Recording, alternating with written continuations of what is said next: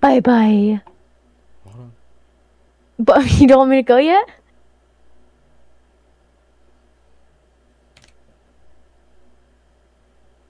There we go. Now scram. Okay, I love you. Love you too. Bye bye. Bye bye.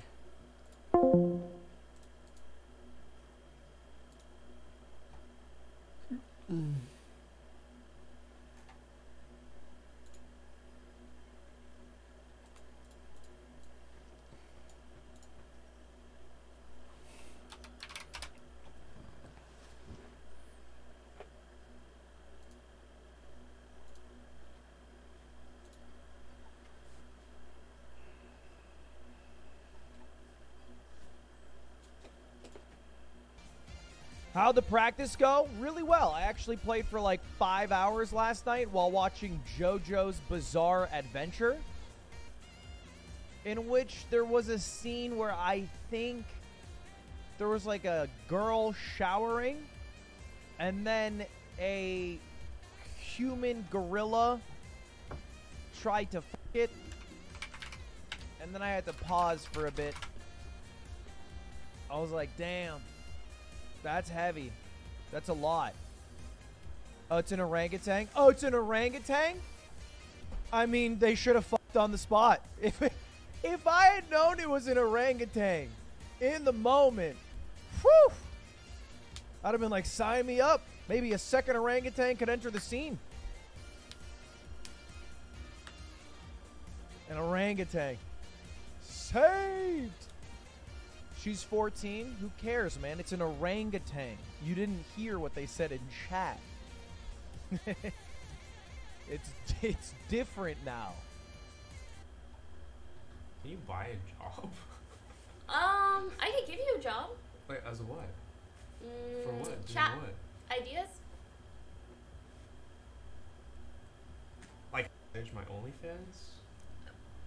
Yeah. So you're giving me a job. Well, like you would do it because like you. Clone you name know donated that, $2. You know, social.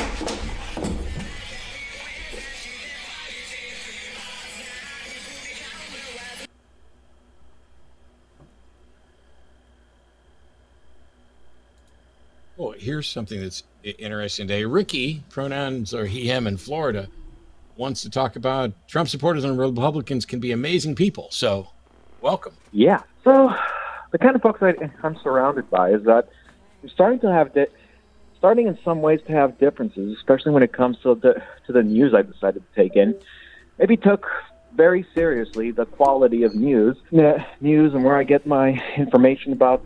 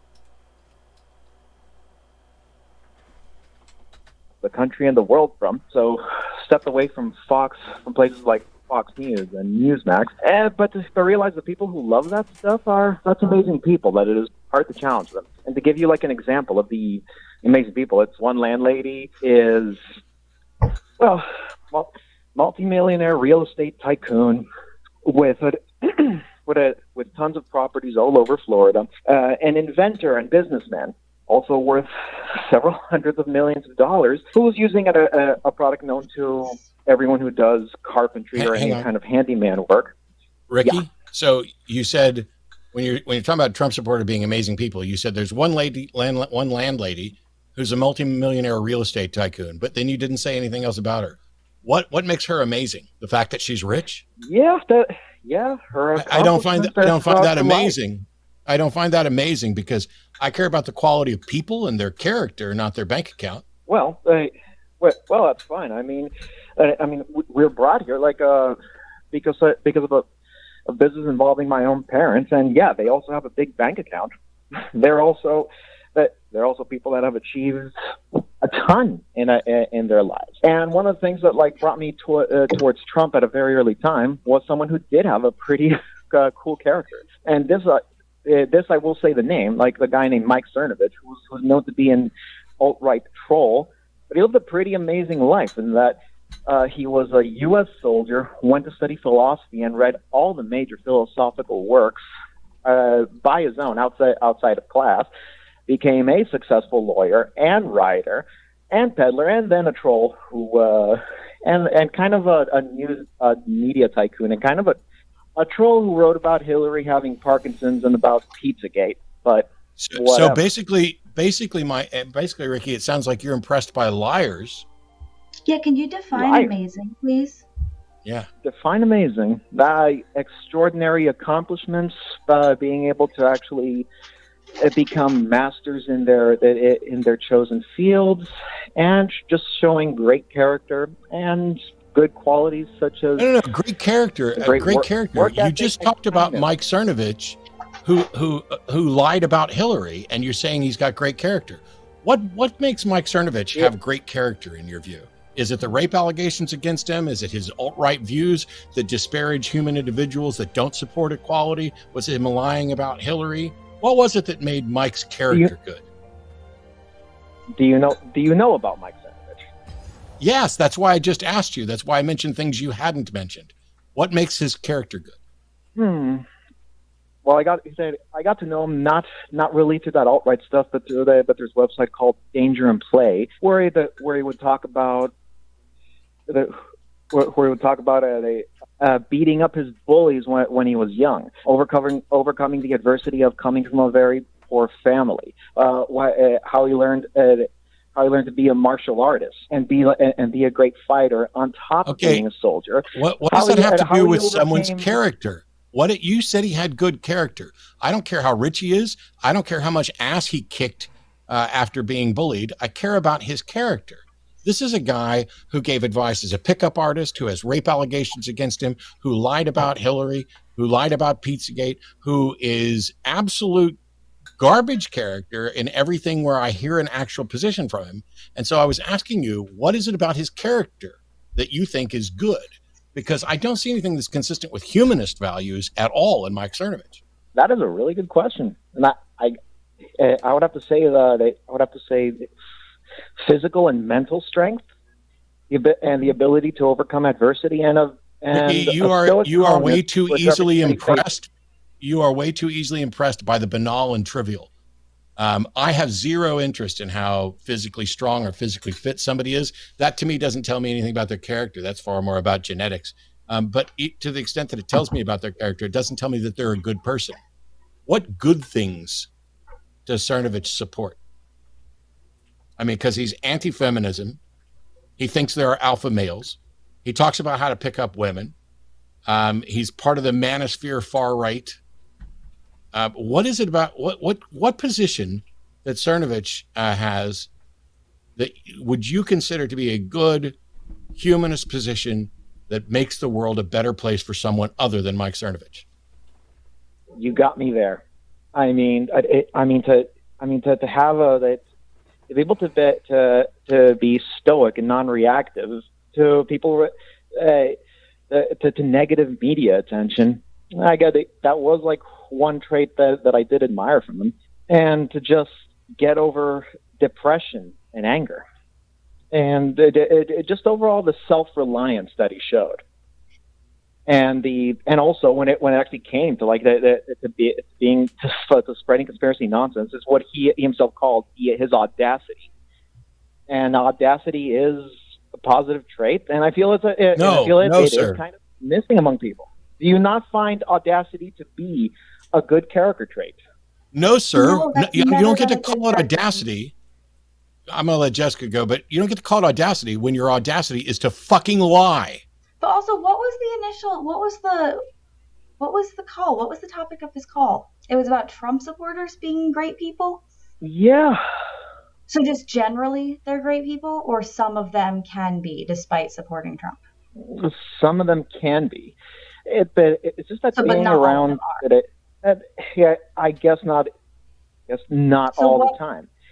What makes a person not great?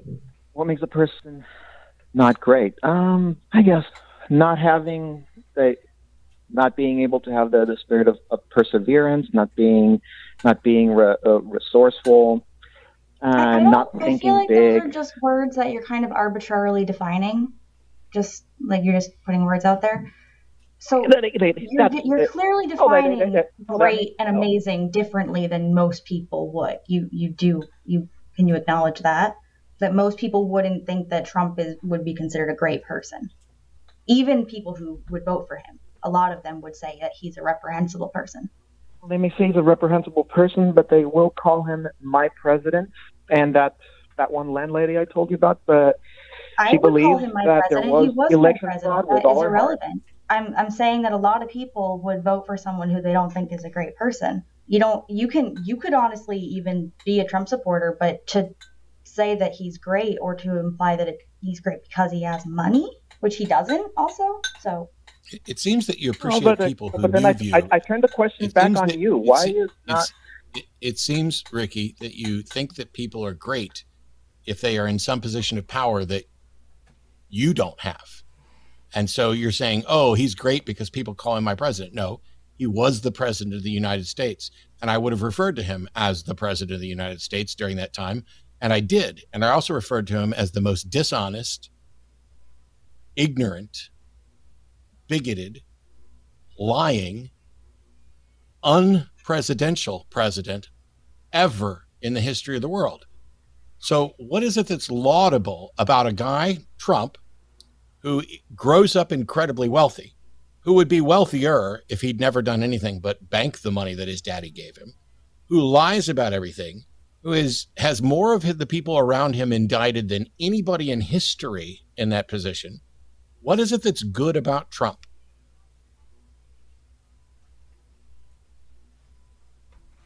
Well,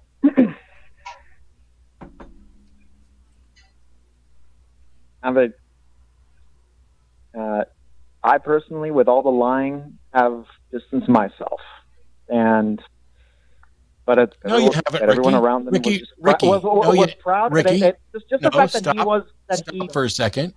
You haven't distanced yourself. You literally called in to my show today to talk about how Trump supporters and Republicans are amazing people. That's not distancing yourself. That's not saying I've concluded he's a liar, so I'm going to distance myself. That's you calling in to try to defend your garbage views again, which you've done before. Tell me what's good about Trump. That he gets under people's skin, and that he's a master of persuasion. I think it's incredibly sad that you would think that someone is good for getting under people's skin. You basically tried to laud Mike Senovich as a troll and his audacity. Well, earlier today, we talked about Peter Palumbo. He had the audacity to steal from his campaign. He had the audacity to call my guest today an evil little thing and a pawn star. Audacity just means temerity. It means the ability to do something, but it doesn't mean that what you're doing is good. And you, Ricky, seem far more impressed by people doing stuff than whether or not the quality of what they're doing is good. And the fact that you keep going down that path is incredibly sad, that when asked what's good about somebody is that you say they get under people's skin.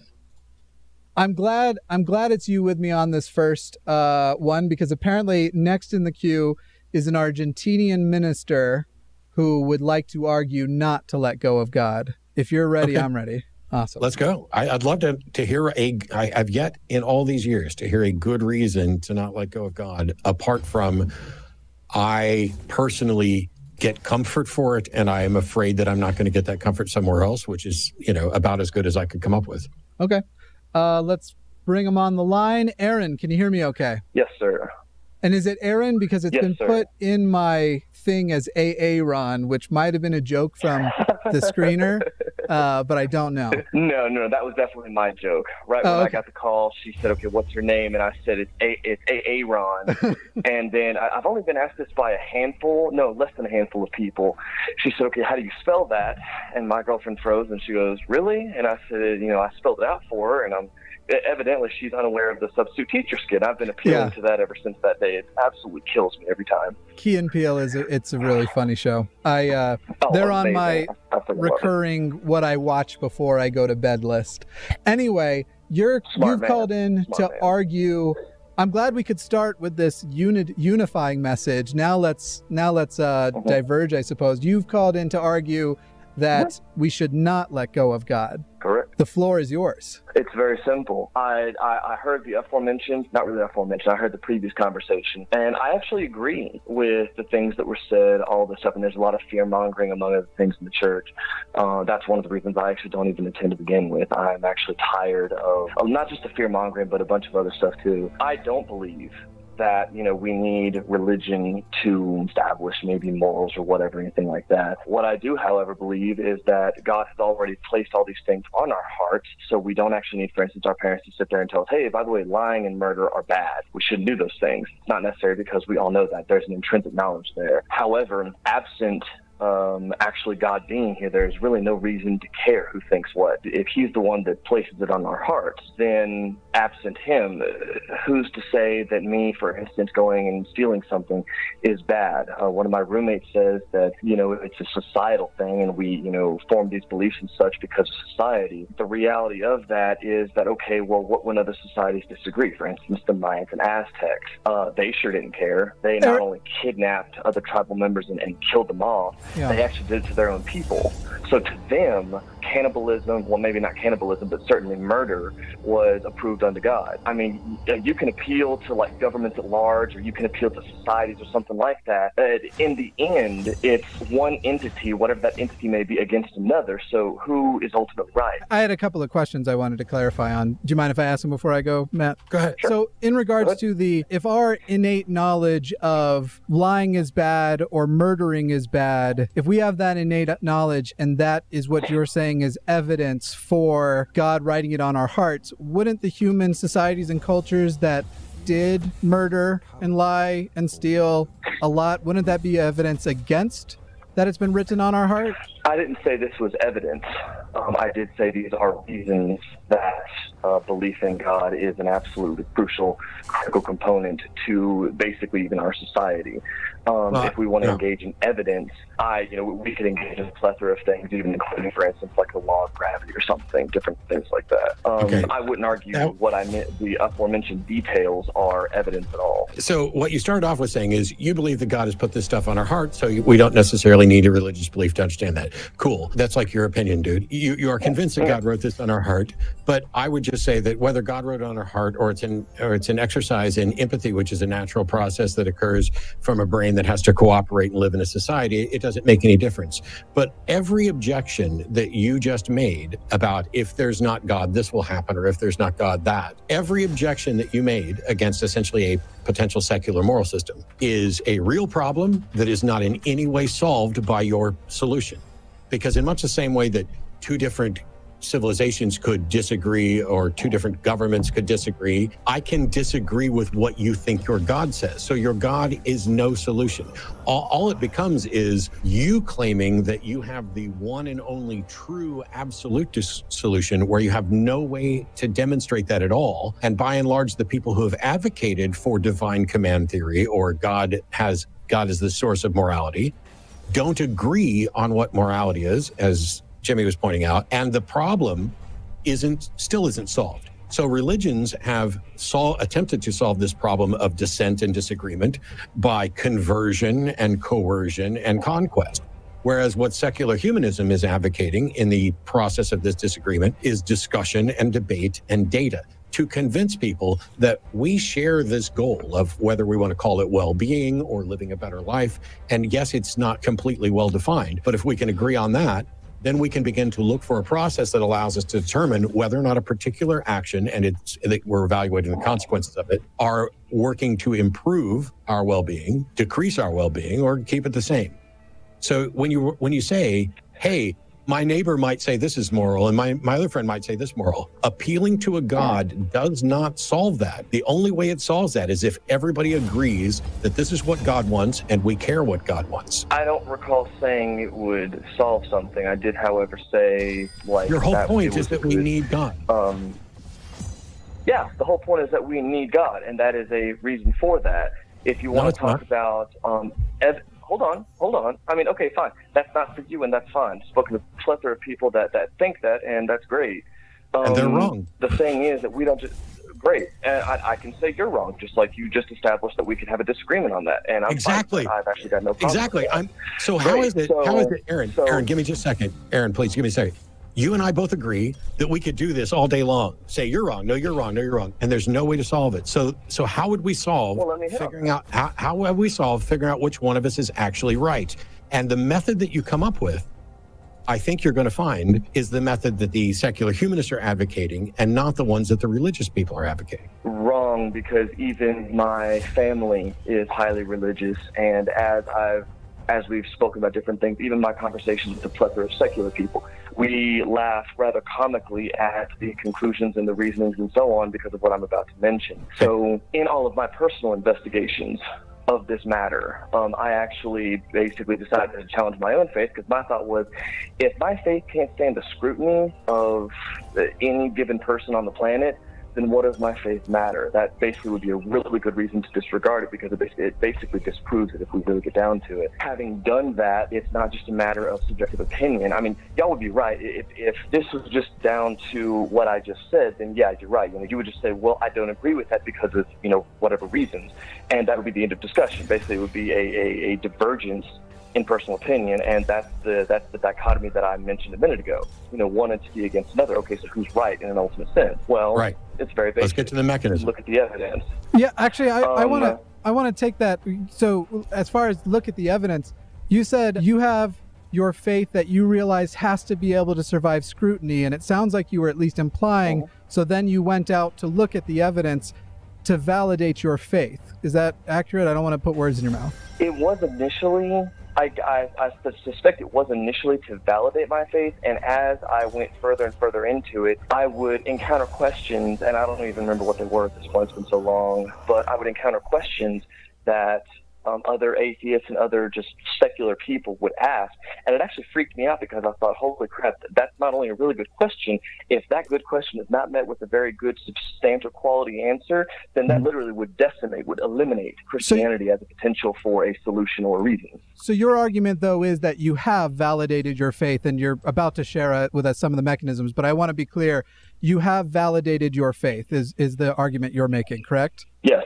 Then would you admit you don't have faith? Because what is faith when it's validated? It's not faith anymore. Are you using a different definition of faith? If it's validated, I would never call my acceptance of evolution that I have faith in it, but my acceptance of evolution is entirely validated by science and by all the mechanisms that I think both of us would agree, I hope both of us would agree, that you go about validating a belief. So if your faith is validated, are you still advocating on behalf of faith, or you're saying you no longer need faith because you've gotten past it? You validated all of your faith beliefs. I need faith because my faith in the hope that the resurrection of Christ gives us is the only thing that will actually save us. If I at that point lack faith just because of the evidence, then what is it that I'm hoping for? It wouldn't make sense to continue having faith that Jesus is one day going to return and rebalance everything that it was unbalanced following the entrance and acceptance of sin. So I still have faith. I have faith in Christ. I have faith in that salvation. But I look at the evidence for that faith that establishes that it's true and it's fact and so on. and said, okay, this means that the faith is substantial. It stands the test of time and scrutiny and all these things. But it does lack the state of still being active faith, correct? Or are you saying that your faith that Jesus was resurrected is currently invalidated? Or at least you failed to validate it? Not necessarily invalidated, but you haven't validated that. No, I have definitely validated it. Then you don't have faith, correct? Am I wrong here? Do you get what I'm saying, right? I greatly There's more than. I guess not, because I do not agree. What is your definition of faith? Because I will use when talking to a Christian person, I assume that they are talking about Hebrews 11, right? So once you no longer have to hope for those things unseen and you've actually validated them as true, why is it still faith on the other side of it? How is it that I'm no longer hoping for things I haven't seen? Right. I mean, the broader context of the Hebrew certainly isn't definition. literally seen as in you have put your eyes on it. We don't see germs, but we don't say that the belief in germs is faith, unless you do. And maybe that's your broad use of faith. You'd have to tell me if so. No, as I said, my faith is in the return of Christ and his equilibrating the world from the unbalance it was put under after the entrance and acceptance of sin. I still have faith in his words and for the hope that he brings the world through the gospel. And when his second return comes, that I will be reunited with him in heaven and everything that's bad is gone. I still have faith in that. Okay. But I now have seen evidence that his work on Earth and his work in history and literature and other fields has now proven his 66-book love letter to us. Okay. I think maybe you don't... Matt, you can correct me if I'm wrong, because I can't seem to get him to see what I'm talking about. Do you want to take it from there? Because am I incorrect that if it's validated, you don't need faith? That's... Well, there's more than one usage for faith. I'm with you in that, to me, faith is the word people use to justify having a belief that they don't have good reason for. He's using two different things. He's basically saying he's validated the resurrection and has a confident, justified belief that God exists, but he has faith and confidence in what God will do in the future. So nailed it. 100%. And all of this is completely irrelevant to both the question I asked, which is how do we tell which one of us is right, and the issue about morals. Because I could say, hang on. I sat here and waited, and I'm getting ready to blow you out of the water. Because I could agree that you are right and that there is a God, and I could even agree that what you think God thinks is moral is absolutely correct, and I can say, and I don't give a crap, because the solution...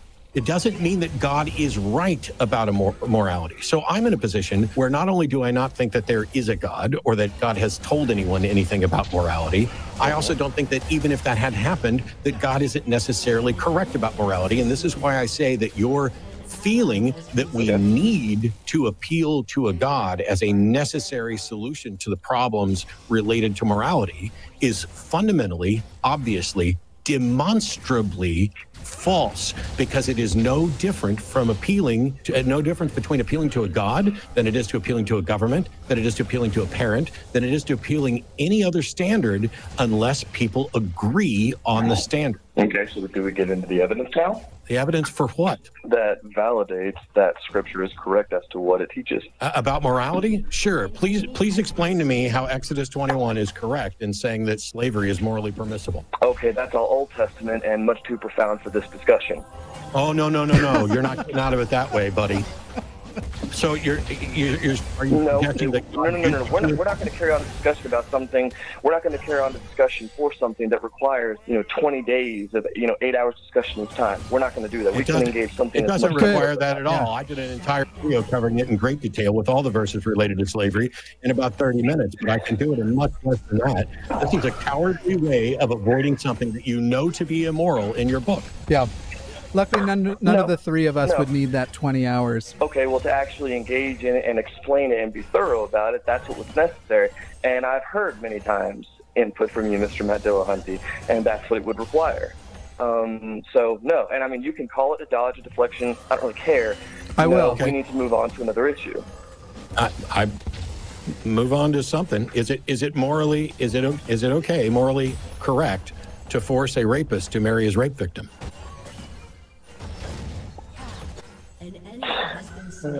I put it like this. I'm not going to engage in things that, again, require 20 days of discussion. I know that's not necessarily required for you. I'm done. But it's much too dense. Hey, anybody who thinks it requires 20 days to answer a simple question that exposes, see, your position here is that God is necessary for morality when I've already demonstrated that even if God was real and stood right in front of me and said, hey, I think it's morally permissible to force a rapist to marry his rape victim, I can look God in the eye and say, you're wrong. And instead of having any discussion about how we determine... saying he doesn't exist for, centuries, that doesn't change anything, man. It also doesn't mean he's real. I think my suggestion comes down to this, Ron. Go ahead and make that 20-day series on YouTube. Collect your Nobel Prize for proving something that people have never been able to prove. And then let's do the debate again. And hopefully in that process, you'll become less of an intellectually condescending person. In what way have I been intellectually condescending? We'll see in 3 weeks.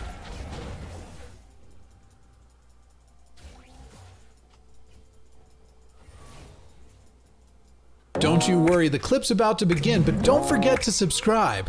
Or else. Don't make me turn this website around. Josh from Florida, you're on with Johnny and Matt. Welcome to the Hangout. Hey, Josh. Yes, I'm one of the species of the Florida men. Yes. I've seen news articles about you. Yeah. It's very crazy when it gets, it's like cold one day and then like the middle of the day it's like sunny, hot. Crazy down here in Florida. My question is, as an atheist... Huh? Sorry, I was just going to jump in, Josh, and say my girlfriend lives in Florida, but I did see a good story that started with Florida Man the other day, where a Florida man rescued a puppy from a gator's mouth. And so there are some good Florida men. We'll hope you're one of them. How can we help? Yep. My question is, since you guys... Okay, so your definition of atheism is like a lack of belief, right? Well, atheism is the position of not believing that a God exists. It's usually divided into weak and strong or soft and hard, where... Yeah, but my question is like specifically to you. I'm answering you. You asked me a question. I'm literally answering you. Slow your roll, and you John. interrupted to tell me. So, when I say atheist, I merely mean anyone not convinced that a God exists. That includes, by the way, people who are convinced that gods don't exist. So anyone who's not convinced that a God exists, I include as an atheist in the non-theist or lack-theist as you do. This isn't just for you, Josh. I'm trying to give information to people who may not know who are watching. So continue. So as a lack-theist or an atheist, are you predisposed to assume and also accept the general morality around your regional location? If so, why do you still accept it? No, I accept moral positions that I agree with, and I don't accept moral positions I don't agree with. There are plenty of moral positions surrounding me that I absolutely despise. I don't accept stereotypical Christian positions on LGBTQ or abortion or countless other things. So I don't just accept the morality around me. I have lectured extensively on secular morality, secular moral systems, and spent more time thinking about it, about what I actually believe and what my positions are and why, than probably anybody who's sat in a church for the last 50 years. Okay.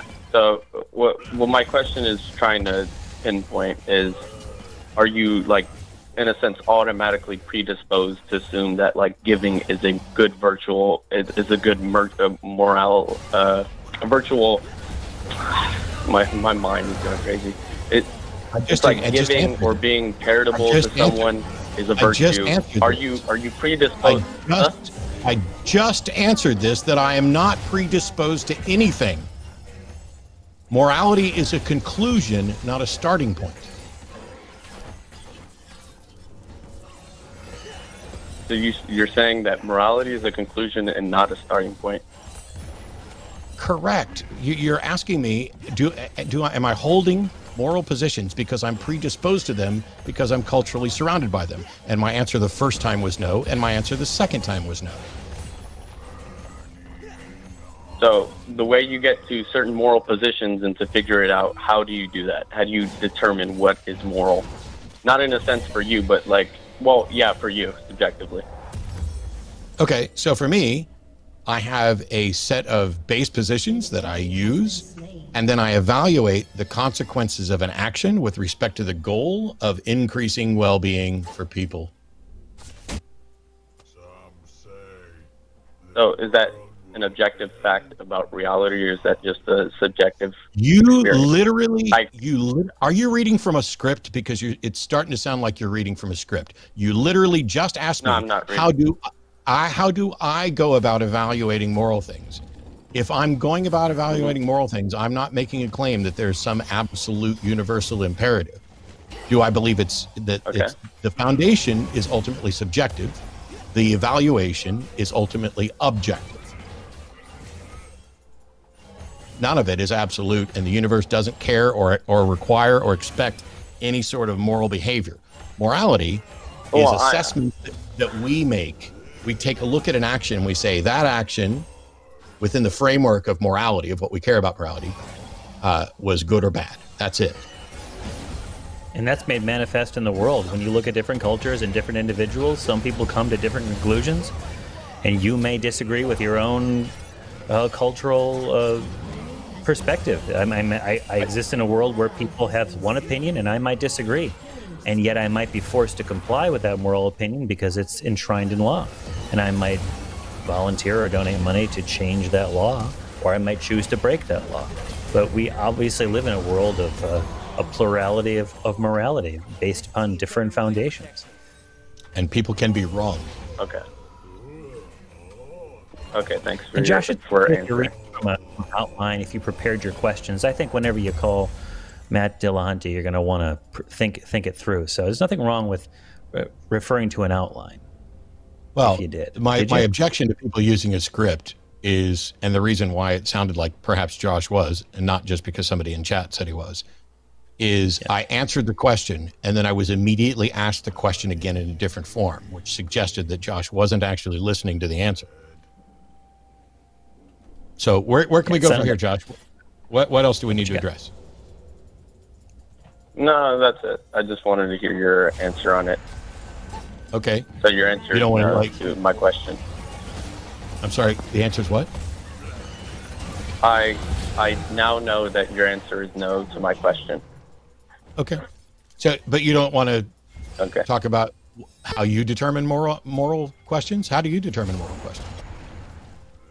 How I determine moral questions are based on my own set of standards, and they're not necessarily inclined on necessarily well-being, because well-being can have a very subjective definition to it. So one definition of well-being could be actually... Huh? So it might be well-being. I'm asking, hang on. I want to know how you solve that problem, Josh, because for years, I've been lecturing about secular morality and its superiority over every other option for years. And I keep asking the same questions. And to date, not one person who's advocated for some other moral system has been able to solve the problem that they complain about. So you just said that your position is more objective. How so? How so? Because it's not grounded in a sense of a temporal mind. It's more grounded in an eternal mind. Okay, but now that, and I apologize, that sounds really strange to me because we have no evidence of an eternal mind. So why would you ground morality on an eternal mind? Why would you ground morality on a mind at all? Why would I ground morality in a mind at all? Because, as you said before, it makes it objective. Because No, sir. No, Josh, I didn't say that. No, Josh, I'm objecting to basing it on a mind at all. Never heard me say that. What's your objection to it? Well, your claim is that my position is based on a subjective mind, and I want to know what the solution to that is. If we base a morality on an objective mind. Fine. First of all, if you can demonstrate an objective mind that you're going to base it on, that would be cool. Okay. So what's the objective mind that you're going to base it on? I would reject it. I would not object it. I would base it on a mind that is transcendent upon us. So I'm not aware of any such mind, some people. and I don't have any access to what such a mind would have to think or say about morality. So I answered your questions. I'm trying to get you to answer this. What is it that you're appealing to as a foundation for morality, specifically? I said a transcendent mind. That's not specific. A transcendent mind. I'm not aware of any transcendent mind at all, anywhere, ever. I also don't know how a transcendent mind would serve as a good foundation of morality. But when I say, what specifically are you basing it on? And you just say a transcendent mind, you haven't added anything. Your team has destroyed a turret. Nor have you explained how you have access to what this transcendent mind thinks or values. Let's pick an issue. Should two male human beings be allowed to love each other and marry? It would depend in the terms of situation. If we're going and we're evaluating things by law, sure. According to which law is legal right now, yes, it would be okay. Josh. I'm trying to help you. I really am. We're not talking about the law. I'm not interested in this discussion at all with respect to the law. We are talking about morality. Is it morally acceptable under your model for Johnny and I to have sex and get married? This is a T-ball pitch. Well, that would be cheating on your girlfriend, but it would depend on what that transcendent You don't know mind that. You don't know whether or not my girlfriend is fine with it. So let's try and stop dodging and answer the question that was asked. She might be a goer. Nudge, nudge. Under wink, wink. your moral Say no system, is it morally acceptable for Johnny and I to have sex and get married? That would be up to the transcendent mind. That's what I'm saying. Like under that framework, it wouldn't be up to me. Josh, I don't know why I have callers all the time who refuse to answer the question. I said, under your moral system, is it morally acceptable for Johnny and I to have sex and get married? Under my Christian Judeo values? I don't care what you want to call it, Josh. Why are you dodging? Do you think that it is morally allowable for Johnny and I to have sex and get married? Is that moral in your view? I don't care what it's based on. I don't care what label you put on it. Is it moral in your view? No. Good. Why the fuck didn't you just say that right off the bat? Now, please explain to me why you think that is immoral. If a transcendent mind prescribes something over its creation, and it has it whatever way it wants to, then it's in their prerogative that they have the ability and the right to, because they're sovereign over their creation. So they can prescribe laws and things over their creation. Josh, what you're describing is might makes right, and you are not demonstrating that there is any transcendent mind that has that right or that might. So you now, do you know what God thinks about me and Johnny having sex and getting married? What do I know? Do you know? All right, just listen. Do you, Josh, know what the actual God that you think exists thinks about me and Johnny having sex and getting married? Yes. How do you know what God thinks? Because it has been related towards humans. Because it has been, so literally you cannot answer in a sensible sense. It's been revealed to people. How do you, Josh, know what God thinks? I answered it by saying that it's been revealed to humans, so we would know what God would like and dislike if it has been revealed to us. Prove that it has been revealed to human beings what God thinks about morality, and then when you're done, if you're actually able to prove that it was revealed to humans what God thinks, Prove why I should give a fuck what God thinks. Well, I actually explained why you should care, actually previously. So I already answered Actually, that. you did. The first one, if I did, I said if a transcendent mind is sovereign over his creation, then he has legitimate right over the yeah, and he has the prerogative. If Josh, if is doing a lot of work. Hypotheticals here because you don't believe in any God. You actually believe that there's a God. That's not fucking hypothetical. Your if is doing a lot of heavy lifting. Now demonstrate something.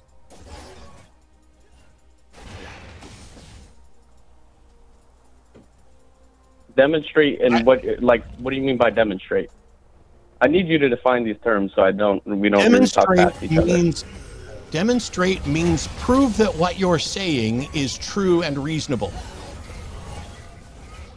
And what would you accept as true and reasonable?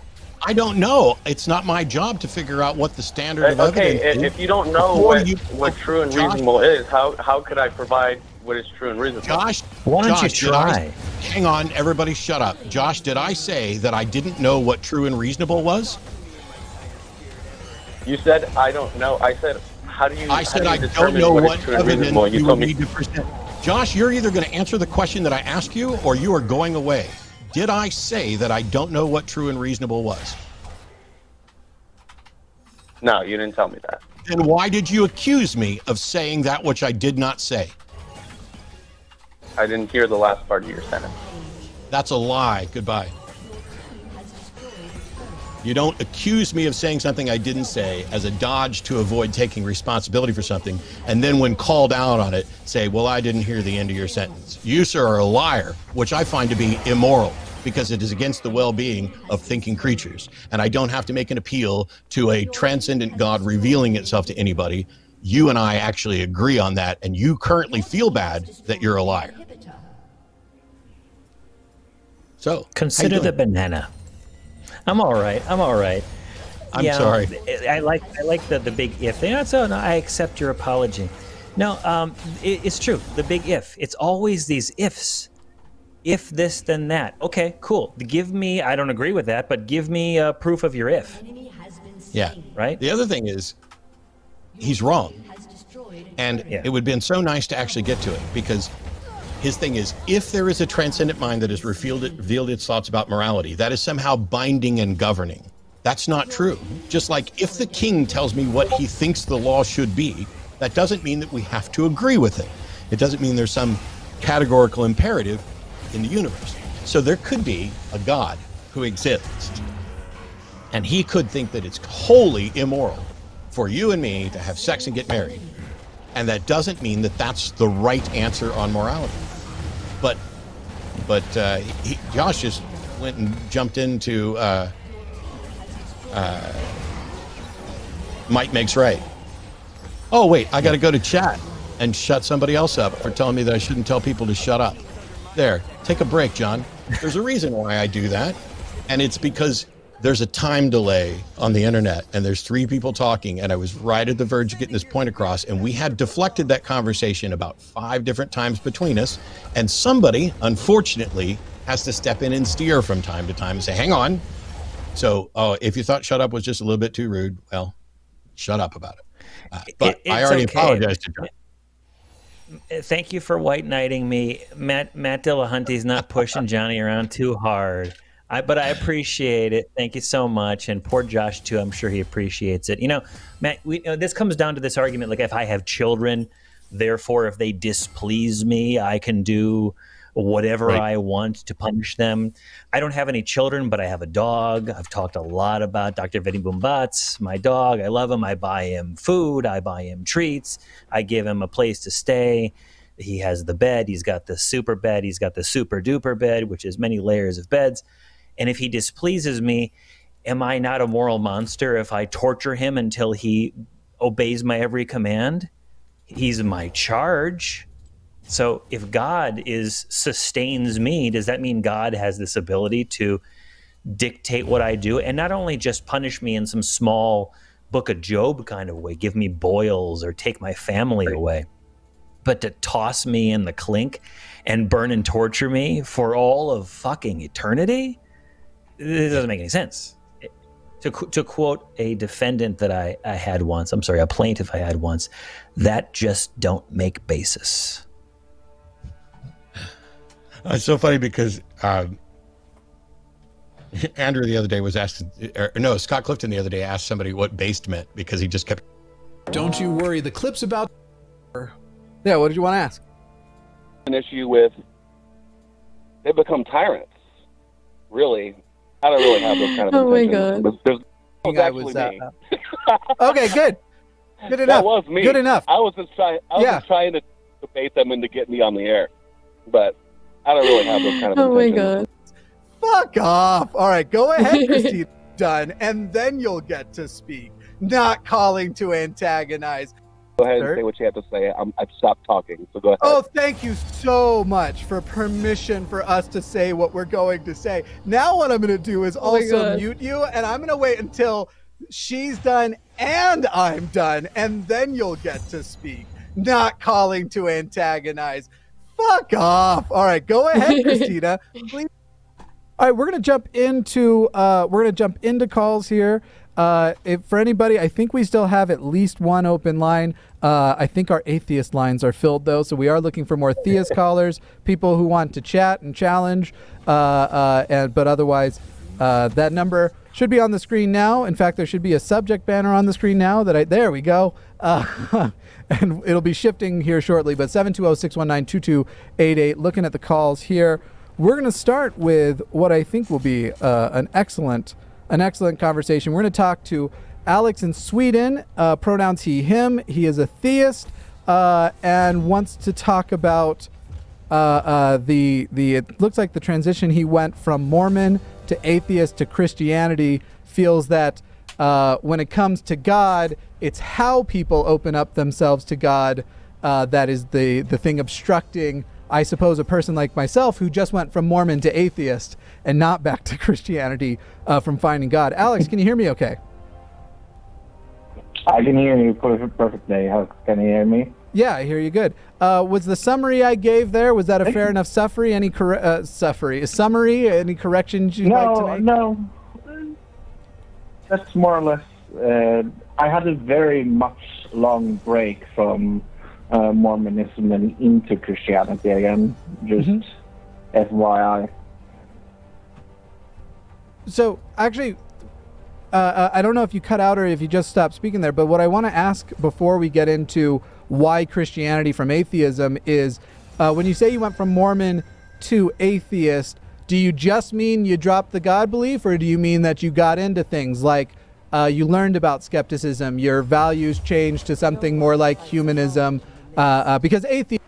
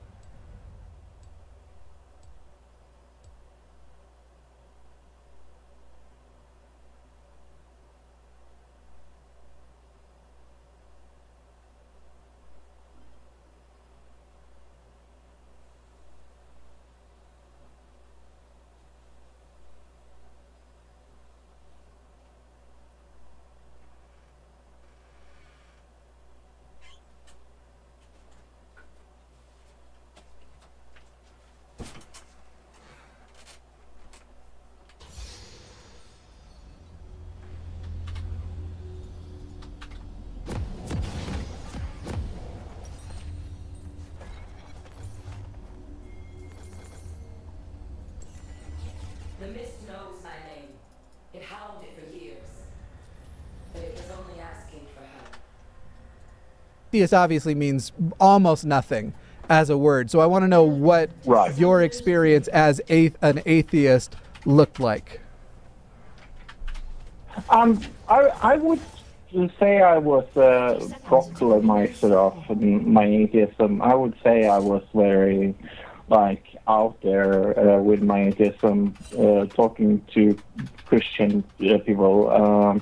I looked into Dawkins. I looked into Harris. I read a lot of books about atheism, and yeah, I would qualify myself as a pretty good atheist, to be honest. Okay, or skeptic or whatever else. So then, what is the thing we're missing? Because both of us have left some level of religion, become atheist, become skeptics. I identify as a secular humanist. I'm not sure. Is that the label you use for yourself too, Hemant? I would use atheist only because that's the one I initially used, but that description would not be wrong either. Okay, great. So what is the thing we're missing?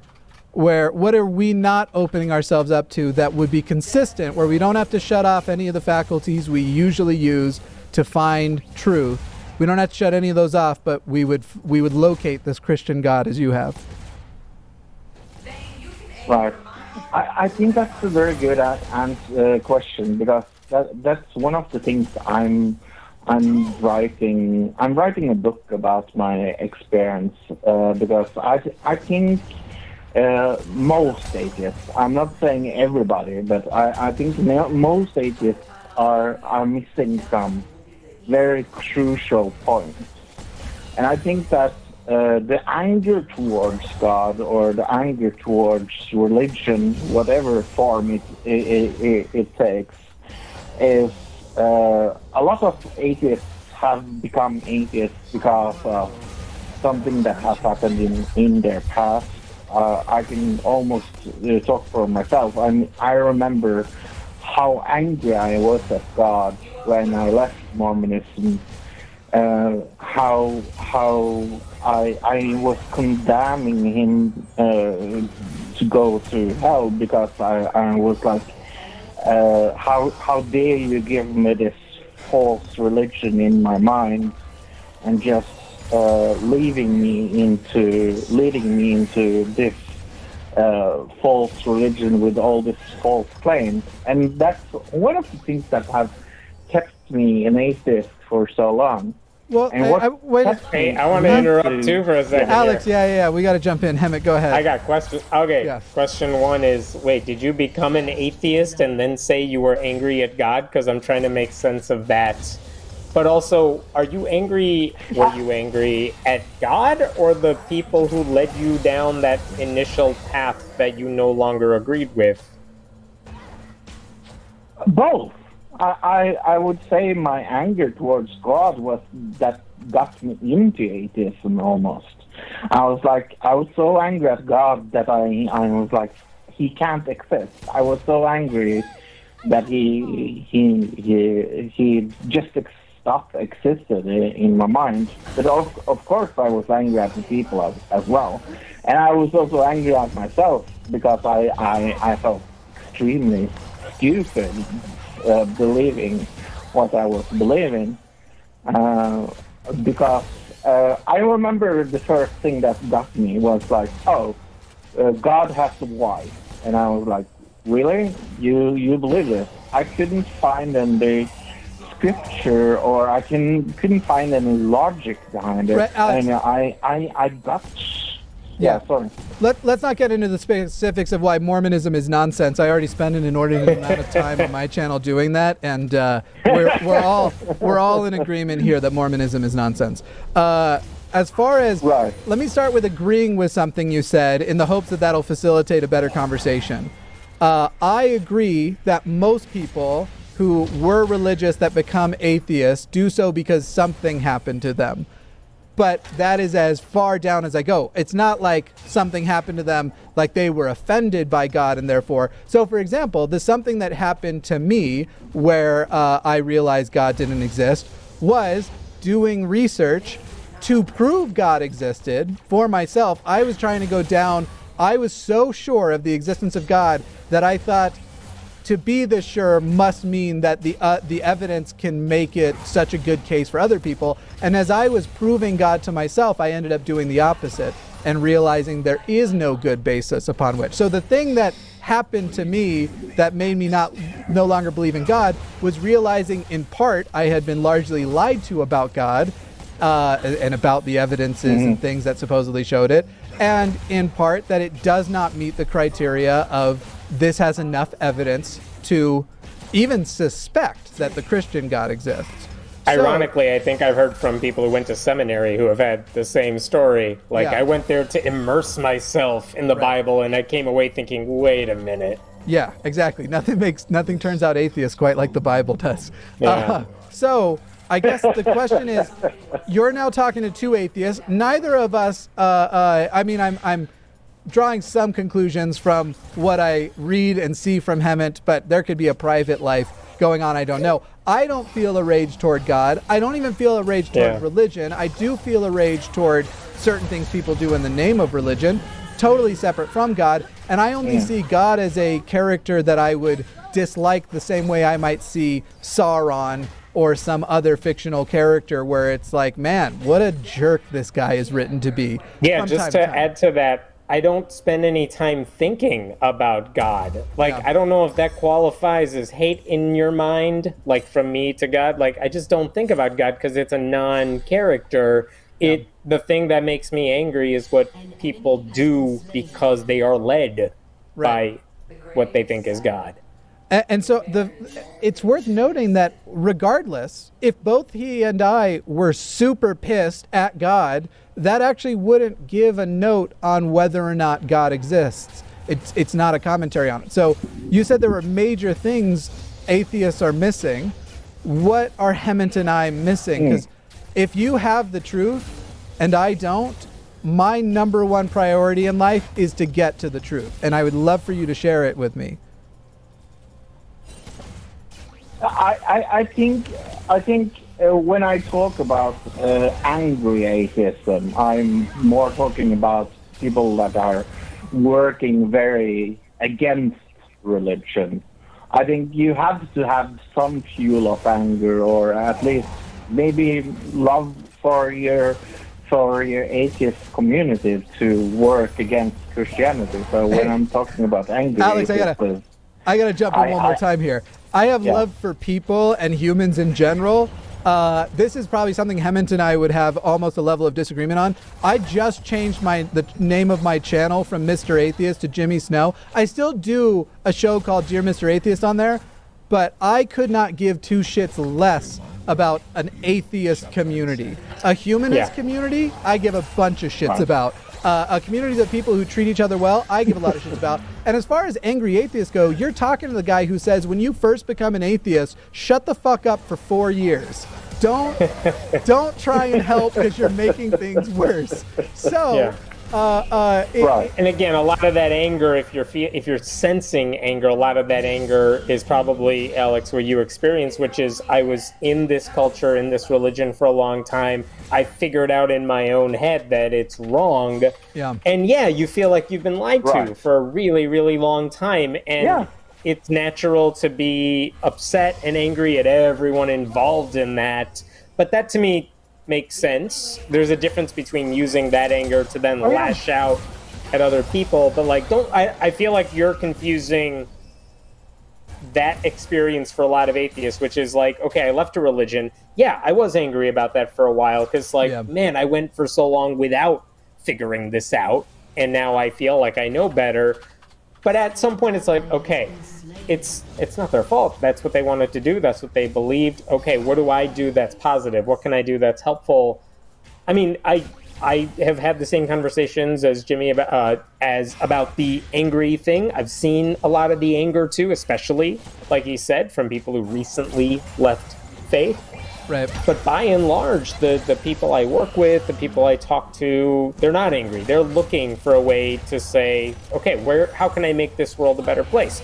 Doesn't strike me as angry, and if they are angry, it's not even. I have seen this with organizations a lot, which is a lot of atheist organizations are happy to set aside their disagreements and work with religious groups to achieve shared goals. Yeah. I don't think that would happen if they were really angry about God and about religion, because it's like, oh, we want to see church-state separation, so does this religious group, or Black Lives Matter, we agree with you. Who's working on that? Let's work together, because maybe that would even make us both stronger, showing, look, we all care about this issue. Let's put it aside because there's a bigger value at stake here. So none of that strikes me as angry, and that's a lot of what I tend to see.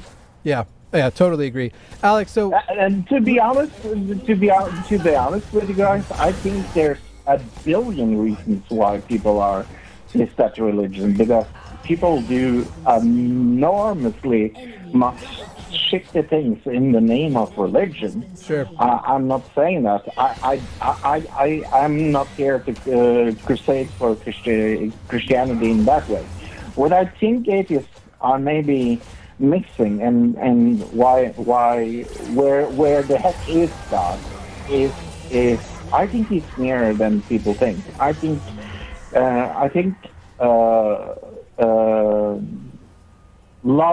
love is God, and I think if I could define God with one word, it would be enormous love. Like, for example, I'll give you a very, very short story. I promise you. I joined this Christian channel some months ago. I was there to prove my atheism, and I wanted to be there because I knew somebody that was in the group. And I was like, okay, I can be invited to this because I'm just here to prove once and for all to everybody here that God does not exist. That was my number one goal in going into those meetings. Alex, and that's good. You did promise a Yeah. short story, so let's get a little more succinct with the details here, because I already have questions I want to go over from the thing before. And also then, when I was at that meeting, I just started feeling this enormous love when we were studying scripture, when we were talking about Jesus Christ, when we were going deep into Christianity subjects about things like I was asking, like, what is the Holy Spirit? What is Jesus Christ? Right. Like, it's such a very, far cry very, from very ordinary, easy question. It's a far cry from I felt this love, I felt this sense of whatever you want to call it, to the very specifics of a very specific religion and everything that goes with that. That is such a leap for me. And also, like, I know people who have experienced love. It's great. Yeah. They're still atheists. So, like, what is it that what I don't get is what you experienced that other people are somehow missing, even though they have experienced bliss, ecstasy, love, whatever we call it. Yeah. Some other people are not making that same leap. So I don't get what made it special for you that ought to be convincing to anybody else. Right. And Alex, the note I want to give you here is, so you're talking about love, and I just believe God is love. Okay, but you don't literally believe God is the emotion love, and it's isolated to that because you're a Christian. So you also believe that God is some form of Jesus Christ, that the literal individual came. Right, all those specifics. Right, was resurrected, all of those things. Right. And then your description of what seems to have been the evidence for you that God exists, I promise you, I could... In fact, one of them has probably tried to call in and get a busy signal. A Mormon would tell me the exact same experience happened to them. A Muslim would tell me the exact same experience happened to them. A Hindu, all the different versions of Christianity that are totally contradictory to yours. In fact, Mormonism and the way they proselytize is built on the, as soon as they get the yes, that they can talk to you, they feel it is more likely you are going to convert than not, because you are going to watch their movies that are built to make you swell with feelings of love. You're going to listen to their lessons. I remember... I totally agree. Tanner from Zelf on the Shelf told the story of the time he, as a missionary, was giving the story of the first vision because the movie they would have used was broken or something. And his companion literally started humming this song that plays during the movie while he's like, a scene that you would consider just absurd in any other situation. So right now, when you say the evidence for you seems to be, I went to this, I went to these types of meetings that are built and fashioned in a way to make you feel this way, and we could do the exact same thing with a society that is just a bunch of people who are fans of dreamsicles, which I would join, and you would experience the same level of excitement, elation, and let me tell you, you'll feel even more than all of those things if you ever do mushrooms. I'm not saying do mushrooms, I'm just saying I'm aware of this from personal experience. So why should I It's always fascinating. It's always fascinating to me when people who want to tell you the proof of their belief, they rely on a thing that only happened to them, that only they feel as if that would be convincing. Like you said, coming from a person of another faith, it would never be convincing. But I mean, if that's the book, I don't get the conclusion here. Right. So Alex, I think the question is, if that is the method by which you got to your truth, obviously we have to throw that out for ours.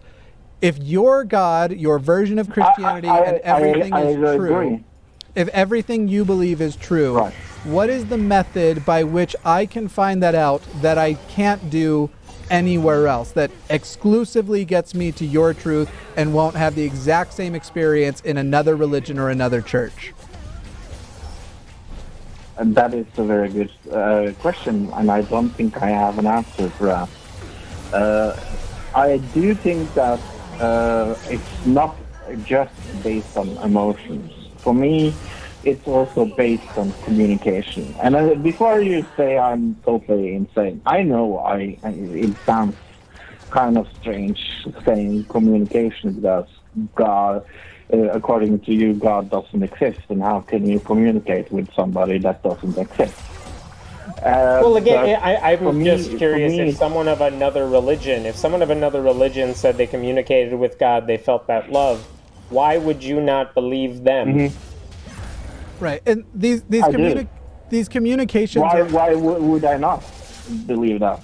Because they're Muslim. They're another religion. They're Scientologists. But here's the thing: why can't there be multiple truths? Why I don't believe because that goes. But that's kind of the rules I don't believe that there's one way to God. I don't think there's it's in million different religions I was going to say the same thing, Alex. The problem is that your God. The problem is that your God issued as his first commandment a contradictory statement to your belief, and that thou shalt have no other gods before me. God in the Bible designates himself as the only God, and believing in anybody besides John him. 3:16 is kind of that whole rule that there is only one path. You don't get to have. It's not just have your cake and eat it too. You want everyone to have their cakes and eat it too, and it doesn't work that way. And I just want to chime in. Like I actually think what you're saying. What you're saying is really beautiful. Like I kind of like the idea that everyone could have this path. It's just not what the religion says. Right. Well, I think one of the solutions I have for your question is the abstract concept of heaven. I don't believe there is a hell. If you look into, we could go into scriptures why I don't believe in a literal burning hell. I do believe that everybody will wake up and be reborn in a perfect world in heaven. I believe everybody will do it. Yeah, which again sounds great. That's just not the rules of the game you're playing. Not only does it sound great, it sounds like you're actually cherry picking things that you liked from Mormonism and you're bringing it over, because that's essentially just the one step under. I don't believe in more than one heaven. Right. You just picked the telestial kingdom, and you're saying the terrestrial kingdom and the celestial kingdom are obviously nonsense, but this is the one that makes sense. You're getting the advantage of talking to another ex-Mormon here, and so I'm familiar with the doctrine.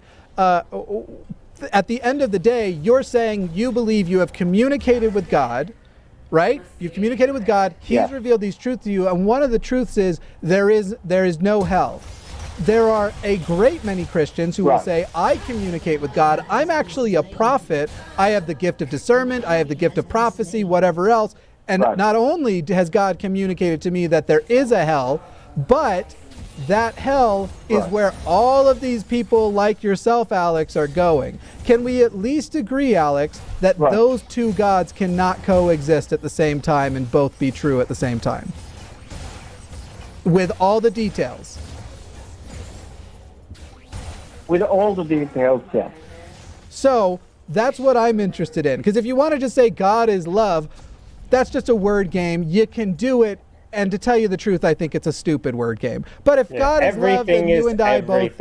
Right, exactly, yeah. They do this with the word faith, where faith means what Hebrews 11 says it means when you're talking about religion. But the moment that they're talking to atheists, suddenly they're saying, no, faith is confidence. It's the colloquial use, which is absolutely absurd and wrong. We don't want to do word switchings. We want to go, we all seem to share a reality. And I'm very interested in what all of the components of that reality are. And your hell god and your Mormonism light god can't exist at the same time. So what is the method by which, because many of those hell god people got there the same way you did, Bible study, Jesus, listen, when I hear the song Come Thou Fount, I fill up with love. I fill up with that feeling that I used to associate with the Spirit. Now I associate it with elation or sometimes horniness. It's not the same. It's not a special feeling, and not to mention we always have these communication. It's always so culturally specific what these communication things happen. The communication with God happens with the Christian God in the United States. In the Middle East, it's Islam. Even with people who believe in ghosts, it's people who go, yeah, I was communicating with my dead grandpa, my dead great grandpa. But once you go back to great, suddenly all these other ghosts have just shut up because nobody remembers. They all their retired. names. Yeah, they're just done with it. So, Alex, what I want to know is... Can I ask you a question? How do I get... You can ask, absolutely, but how do I get to what the truth is with all the details, not a God is love, because we both agree love exists, and that's fine. Right. Let's say I have Coca-Cola in my fridge, okay? Yep.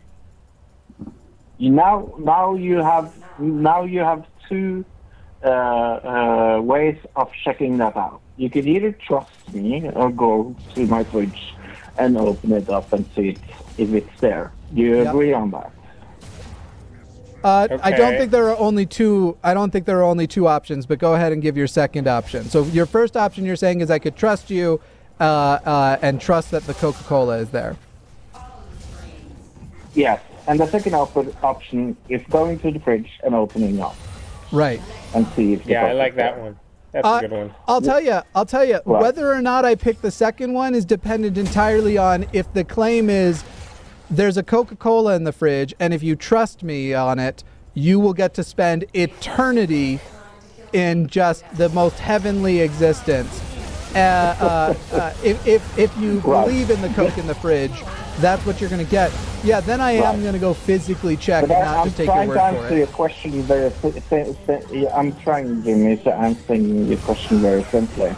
So let's go with the metaphor. Trust me, I will get complicated. That's fine. I think I'm smarter than you think I am because I don't think I need this metaphor. But go ahead with the metaphor anyway. I'm not talking down to you, Jimmy. I love your content, and I appreciate know that. you much. I appreciate Trust that. Me,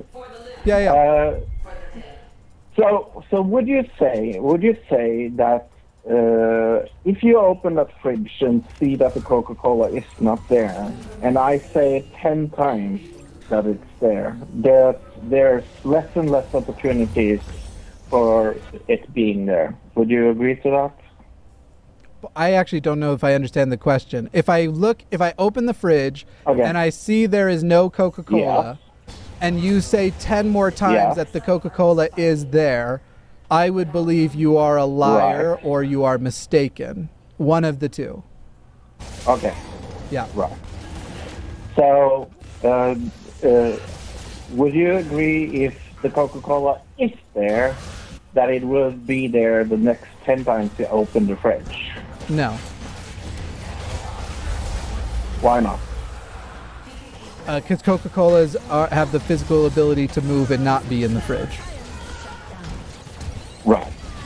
And for me, God is a little like that, or Jesus Christ is a little more apt is maybe Jesus Christ, because do you know? For me, real quick, Alex, Jesus do you know who Christ, disagrees with you? Yes. Yes. Do you know who disagrees with you on that? God. James, is it James 5:3 or James 3:5? If any of ye lack wisdom, let him ask of God, who giveth to all men liberally and withholdeth not. I'm afraid God does not agree with your Coke analogy. Once again, you gotta. I suggest you call an atheist show that's never been a Mormon and never read the Bible if you want these arguments to work in the future. Because God, 1,000% of the as far as biblical New Testament God, thinks you are completely wrong and promises that if you seek him, he will give you that information. He doesn't say, if you look for me 10 times, the Coke will be in the fridge once. No, but I do think for me there's a difference between believing the Coke is there the 10 times because I opened the fridge and see it. The thing is that I do think that most people are not willing to at least entertain the option there is the Coke in the first place. I'm not concerned with what most people are willing to do, though, because I don't think most people are skeptics. I don't even think most atheists are skeptics. I don't think most people have the good basis for their belief. I only think some people do. So, as a skeptic, if I'm investigating the Coke in the fridge, not only am I going to look, I'm going to look behind the other products in the fridge. I'm going to ask you for clear direction on where in the fridge it was. I'm going to ask you clarifying questions. Right. And in this metaphor, the response is that 2,000 years after the Coke was in the fridge, I get to ask clarifying questions of people who supposedly have your phone number, but we don't actually ever see any proof of that. However, they have the authority to assure me of the Coke's existence, despite the Coke never being present. This is why I say, I don't think we don't need to take, metaphors are great when they help you comprehend a complex situation. Christianity, unfortunately, it didn't need it. It's a metaphor that falls apart completely when we're talking about the Coke in the fridge. Don't you think that Christianity is complex? Yes, I do. Is what? Complex. Complex. Yes, I think Christianity has some complexities to it. However, I also think... my Swedish accent is a little weird. No, you're fine. It's okay.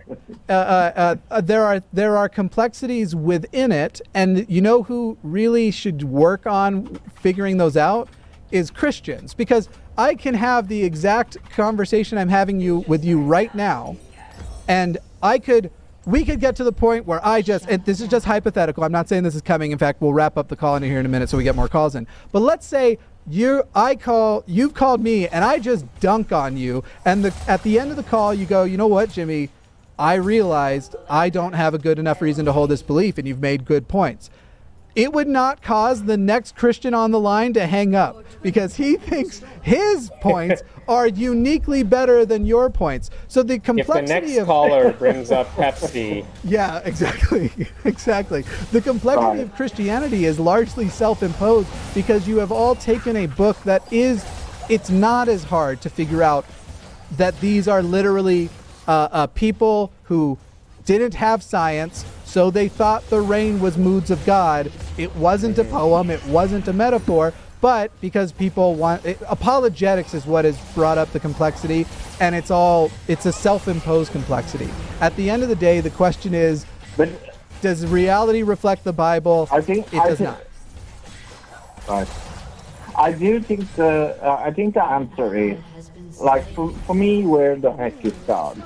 The answer is, I feel God, and I can communicate with God in a way through Jesus Christ that I have never experienced before, or I have never experienced in my life. I'm 40 years old, and I went into the last meetings of Christianity to disprove it. Like for me, I was there to disprove it, and then for him to use someone like me to give what he have given me in the gifts he have given me in my life, I feel extremely blessed for that.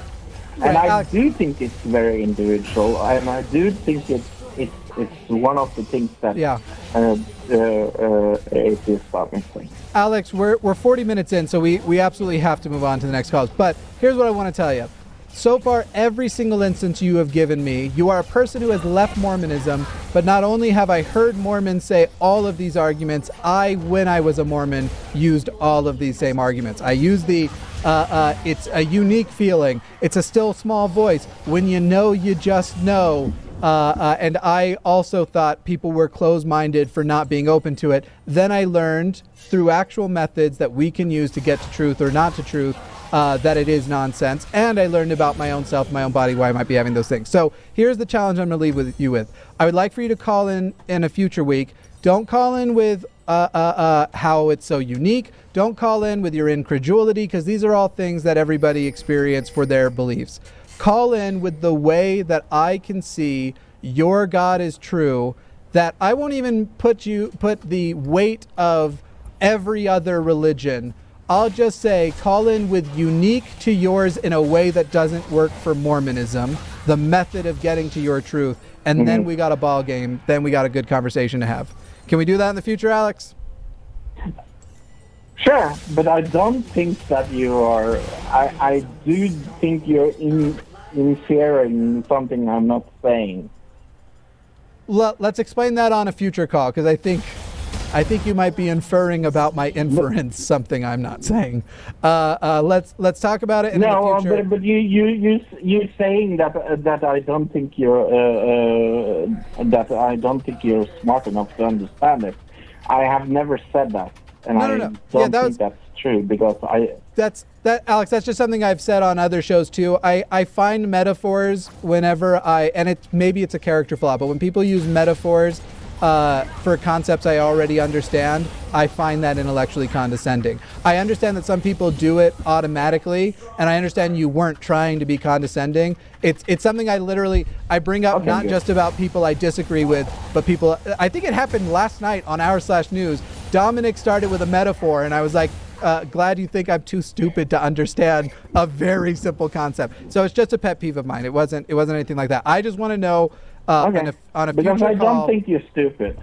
Yes, thank you, and I appreciate that. On a future call, and you're wrong. I definitely am stupid. But on a future call, I'd love to talk about why your religion, why your understanding of God is true, and how we get to there with a methodology that one cannot use for Mormonism too. Sound good? Yeah. Okay. I love you all. Yeah. Love you too, Alex. Bye. Yeah, this is one of the reasons whenever people will email or write or whatever, and they're like, I have the proof you're looking for. I'm good. I either don't respond or I don't have that conversation. Right. Mostly because I feel like I have heard the metaphors, I know those arguments, and I don't want that back and forth unless, for whatever reason, I know you and I've sought out that conversation. Right. But I don't know if you have the same experiences. I like having the back and forth. So as far as I get hundreds of emails a week at this point, and it's kind of like, first of all, because of who my audience is, a lot of it's emotionally draining because of the sort of content we cover, and so I just can't hit that many emails. People who come in right out of the gate with some sort of negativity, or sometimes I'll skim the emails, but I'm kind of, this will sound so self-serving, but I also am not interested in having those conversations unless it's for an audience. For an audience, I will do it. I think that's a fair point, because I know how this conversation goes because I've had them a million times. I know how this is going to end. Right. So the value in it is, and same thing in an email exchange, like, unless you're giving me permission in advance to publish this and show why you're wrong, I don't want to waste my time there because I know how this is going to end for me. I don't think that is the same as shut.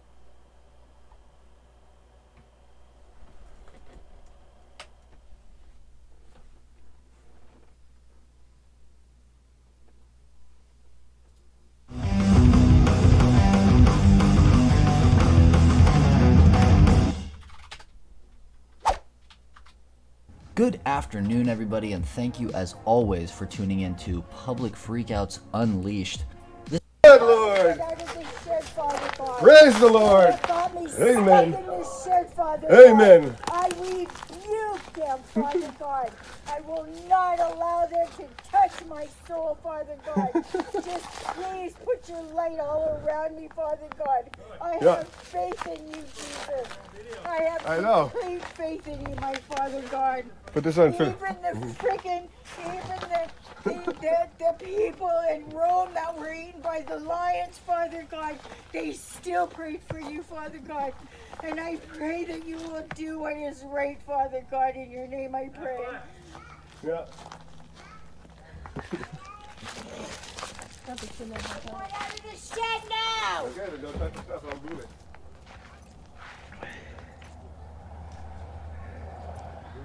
No!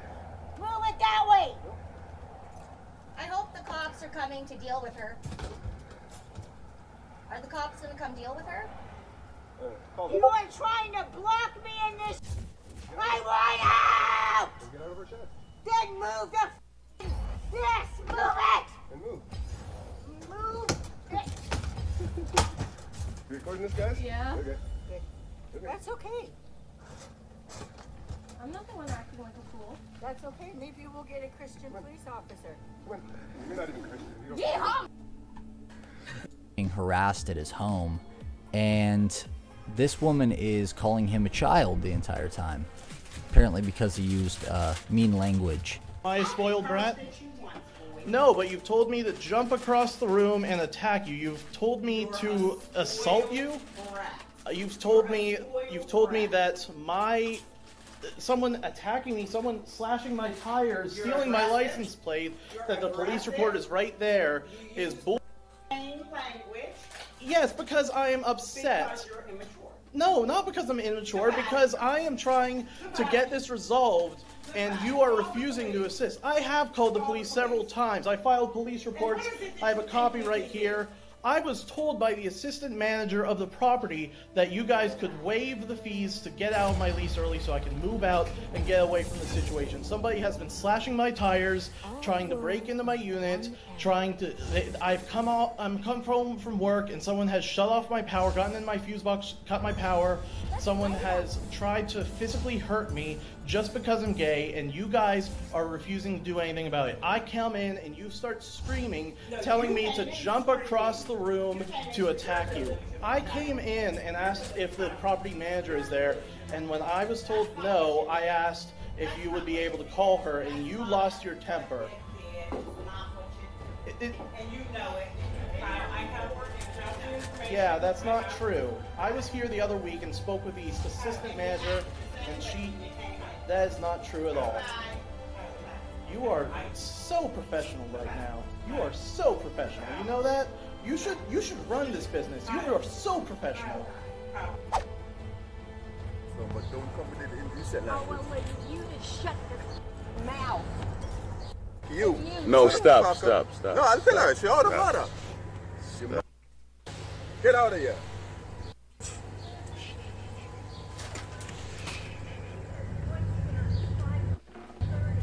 You don't ruin the street. Get out of here.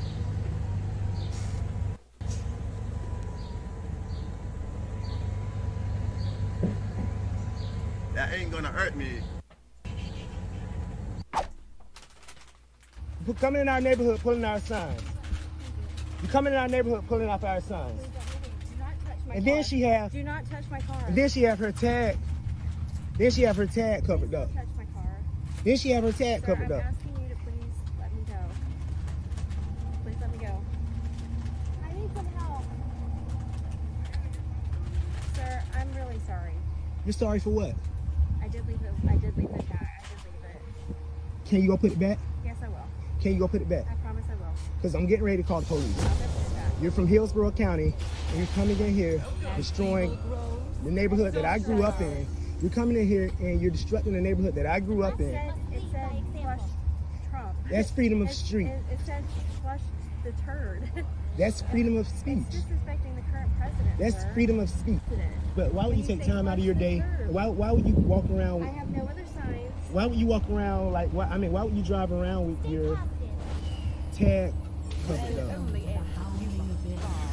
You come from Hillsborough County. Where do you live at? Please let me out. Where you live at? Will you please let me out? Disrespectful. It is on public property. It's not on private property. So, and it does impede my. I do have a unit at the storage unit here. It does impede my. It has been impeding my ability to swim. So I did pick it up, and as soon as I did, he stopped in the road, and he walked in and he said, "What are you doing? Are you stealing that?" And I said, "No." And I dropped it. And I said, "I'll just leave it right here." I wasn't arguing with him. Were you involved? I'm talking to you. This is a recording of a pretty hilarious property dispute, which of course ends in both parties threatening to sue the other. I was in the backyard. That's why you're recording. Go ahead, record it. Get your time, get your date. My name is Ron Romine. Make sure you record this part. Right here, where you dig it into my property. He didn't dig into your property. Where do you think this bridge came from? He has not been on your property. What do you call this? It's Deny water. It. Deny it. Water. Deny it. I just watched him do it.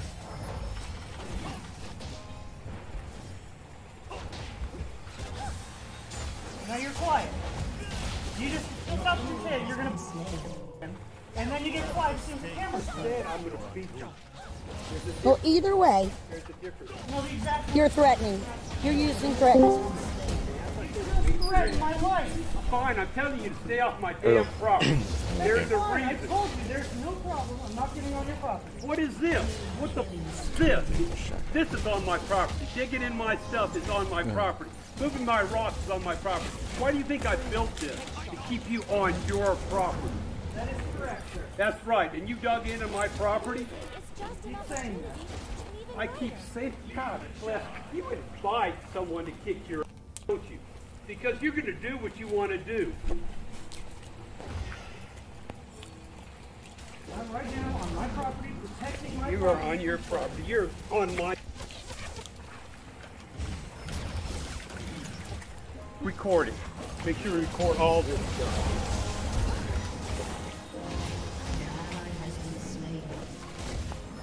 You'd installed your pipes properly the first time, you wouldn't be on my property. I told you that long ago, but you only hear what you want to hear. Actually, I do have a fill stand. I was digging out of my yard, my drain pipe, and throwing it into my yard. That is recorded. Fine, I want to see that recorded. Because we want to go legal, I think to go legal. You know? Let's do it. That's why we're recording. That's fine. A recording is a threat in my life. I thread the beat here. Obviously, you didn't get enough of that if you grew up on what you doing with that. These two customers are called out by staff for apparently taking too long. I guess she thought they were loitering because they were there for 20 minutes. Hold this on her. Hold this on her. Please do. I'm calling the police as soon as we're done. Please do. This is ridiculous. You cannot rush anyone.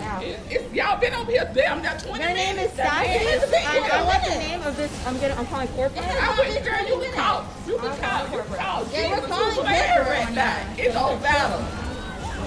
Ridiculous. And I'm calling the police. Yeah, call the police because she was a 6 Please feet apart. do You're so way you too can get close to us. trespassed. And you don't even have a mask on. Where's your mask? ain't gonna have now. That's a choice. You need a mask. You No. like here. It's not If a they choice. not- It's mandatory. Y'all don't call the police. Where's the Don't mask? call the police. Yeah. They come right here. They told me come right here. Don't hit my car. I will destroy your food when it comes out. Move your ass. This is not my food. This is my order. No, they told me come right here. They told me come right here. What's hell down? I'm about to take a picture of license plate. What's their license plate? Can you please step out if you're gonna smoke? It's not legal to smoke in a playground. Who's my? Do you know what my child is? Yes, she pointed you out to me actually. Who? Because Show both me. of the little girls came over that she's being very nasty. Who? Show me. I can talk about this. What happened? that kept No, running that's over why I'm here? asking you what happened. I'll The tell my child daughter. was being mean. Okay, and can So we I talk wasn't- about it like adults and address it? And I am an adult, and I told her Okay. to stay out of it. I said if she keeps following you, let us know. It's a playground. It's not your house. Really? But I'm asking you what my daughter did wrong. What did I do? Can you please turn that off? Like, you're seriously causing a problem right now, and I'm videotaping you. It's illegal to smoke here. I'm taking you right now. It's illegal to smoke here.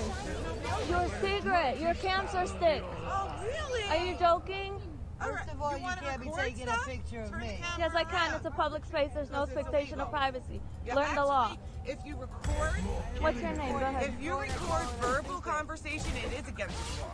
Yeah? Look yes, it up. you can do photos. Look it up, lady. I know what no, I'm talking you don't, about. though, because if you knew. Dude, can you call it? Somebody call the police. You can't do it. And on camera, it's against the law. No, it's not. Oh, but it is. I'm a law student. Look it up. Look it up. Take your kid. Dude, are you really gonna say this is okay? You think it's okay to smoke in here? Do you think it's okay to smoke in here? It's not your concern. She's no It is. You're exposing everybody in here. Everybody over there's upset. 100 feet away? Yes. Yeah? So go 100 feet away to the next. You're talking about, right? Just go. Dude, I'm about to grab the cigarette off your hand and put it down. Take it. Oh, can you clean it up, Bella, please? Can you just make sure she's okay? You want to teach your daughter manners and not have them call children Listen, stupid. the one thing I will say, so what did my daughter do? We can She address called that. my daughter and She doesn't say bad words. not gonna come. They called her stupid. Okay, Both and of them. you know how we deal with And that? they came over We and tell you them. You don't deal with it because I you were will over deal there with with it. 5 other I will parents deal with ignoring it. the situation until we approached you. So back the. You know what? I know Spanish. Yes, Don't I worry told her about you it. were smoking a My cigarette, my daughter and you're is upset Spanish. because a 4-year-old said the word stupid. That's sitting there calling other children stupid. And what did I say? I Obviously, said, you let me don't address sit it. there and know how to teach your child manners. Okay, I They don't came need over to to answer address to it, you. to Just sit stay away there from us. and say, why did she keep Dude, just stop smoking cigarettes in front of us and that's it. Bye. Nobody was sitting there smoking cigarettes in front of you. You were over in a corner. Are you smoking in a playground? Not paying attention. Dude, how are you defending this? Stop yelling. Let's have a conversation if you want to It is a have it. conversation. Why are you smoking in a Why playground? is your phone still on? I already recorded you. Because I don't want you to attack me and then I don't have it recorded. Because I don't want you. Because you're following me. I took myself away from her and you're But you following approached me. Because you're smoking. You approached me. Dude, I smoked for Came 3 out from years and I behind quit me. smoking so my And daughter you wouldn't be sat exposed there to it. and you approached Okay? me. It's illegal to smoke in the playground. As far away as I was. It's a playground. Go outside. Stop justifying it. Stop justifying Now, it. why does this child keep in there pushing me She's a with 2-year-old hitting me? child. I She's a understand. 2-year-old That's child. the third time she hit me with a carrot. That's the baby. It's a baby. What's wrong with you guys? She hit me 4 times with a carriage and I What? said nothing. She's a baby. As she's walking. But you know what? Go ahead. Stop. Let's calm the kids here. There are kids here. Situation. You There are would never kids have here. approached us if your child didn't And what start did I it. say? I said, Right? what happened? Right? Let's address it. And I we will did, call. until you put your camera on. You started screaming. Yes, because you guys are smoking cigarettes. Dude, it's disgusting. No, your Let's child talk. started this situation. Why? She You might have couldn't been 4 rectify or it. she might have been 5, whatever she is, but Okay. they came over 4 No, you're right. Kids, times. 4 different families came over to us. Okay. 4 We kids. What only have happened? 2 kids. We 2 only other have kids two came kids. over. Okay, and what happened? said I asked that you your that. daughter kept calling them stupid, kept coming and following You them. let them and play, saying they're but shut stupid. your camera off. Okay, and Shut your camera off. I already said I haven't that laid that's hands wrong, on her, right? but I will take the phone. I'm not good. Come, just step away from me, okay? You don't have to be around me. keep We're to having a us. You conversation. keep to us. You work for You're the one that's coming after me right now. I'm talking to you. Yes, you did. You didn't put your hand on me. I cannot touch you. And the parents have to say do nothing about it. All because she wanted to smoke a cigarette in the Number one, playground. I'm not crazy. Let's I just go. pay I'm gonna attention go. to my kids. I don't teach my kids to sit there. Yeah, call them. I'm gonna go to my kid right now. Redneck, you're upset because a 4-year-old said stupid? Really, lady? What you did is assault, number 1. There's no expectation of privacy in a public place, lady. Learn it. It is illegal to smoke cigarettes in a playground. Disgusting. Disgusting. Educate yourself. We can do this. Dude, this is... You know how hard it was for me not to hit this woman? Stop following us. Stop following us. Stop following us. Stop following me. I am telling you to get away from my child. Stop following me. Like you said. Fine. Keep your distance. 6 feet. Keep your distance. Oh my God, a 4-year-old said stupid. A 4-year-old said stupid. And call somebody stupid for no reason. Obviously, you have no manners. Dude, stay away. Right here. Stay away. Stay away. Hi. She wanted to smoke a cancer stick and expose all the children in the playground. She almost hit me because I asked her to stop smoking a cigarette and exposing our children to cancer. Yes, we should. She grabbed my phone, grabbed my hand. I told her the only reason I don't defend myself. Number one, I didn't even touch you. You're That's offended. number one. So don't try to say I touched you. Being recorded. I never touched you. You didn't. I said you're offended. No, you just said I touched you, and I never. Correction. Stop cussing. Why are you guys doing this in front of the kids? Just go. Stay away from us. You're the one. Stay away. Because you're smoking a cancer stick. Get it through your thick head, lady. You're smoking a cigarette in a playground. It's coming to us. All the way in another thing, and there's no way it's coming anywhere. I'm done. I'm done. I'm not doing this in front of the kids. Grow up. Well, obviously, me grow up. Grow up, dude. Who has the 4 different? Take my picture. This is the lady right here.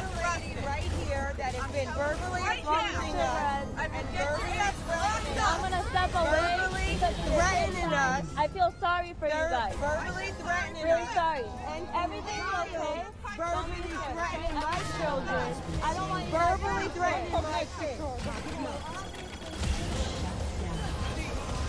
She's mad because all the parents asked her to stop smoking. I'm sorry, sir. And you could sit there and scream the other way.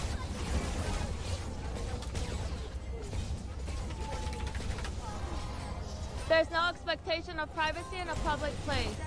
There's no expectation of privacy in a public place. I don't want my face on the camera. My children are I'm not videotaping your children. on your phone. So back up.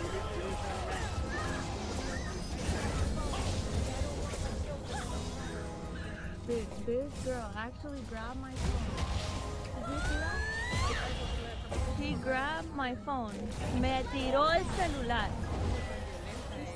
Casi me pega en la cara. She scratched my arm. Look, she grabbed, threw my phone. And you know I do martial arts.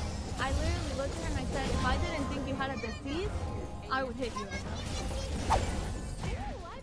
So this gentleman right here in the full Duke outfit is freaking out and screaming at the dude recording because he was going 5 miles over the speed limit.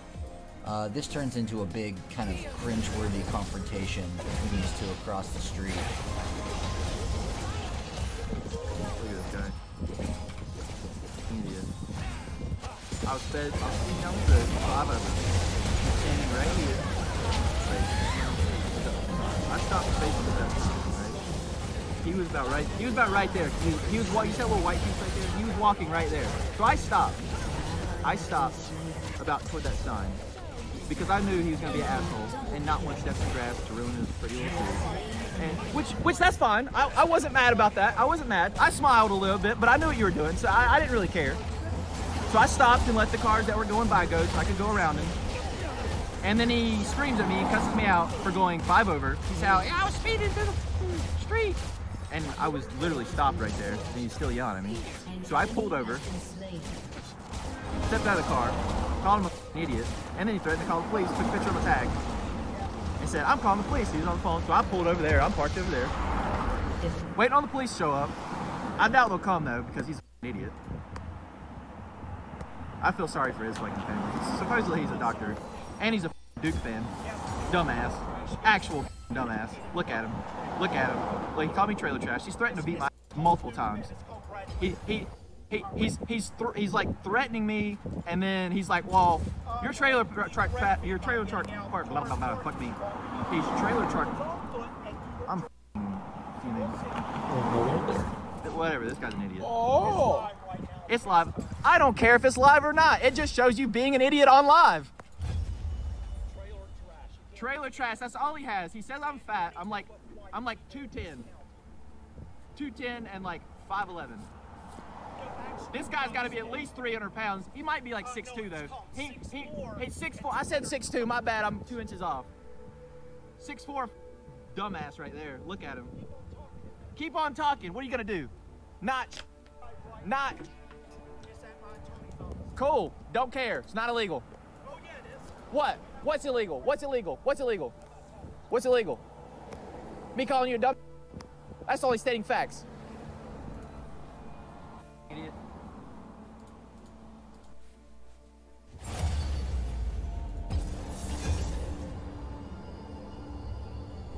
Oh. Back to jungle I go.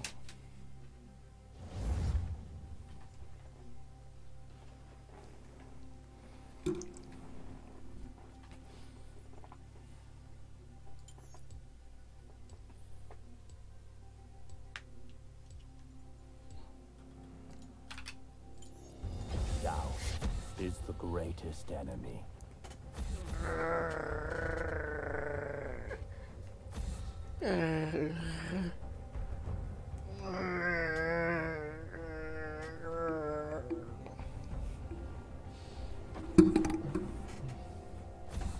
Jay Van Team, I was thinking doing Teemo Jungle. Yeah, but the band said I was gonna do set jungle.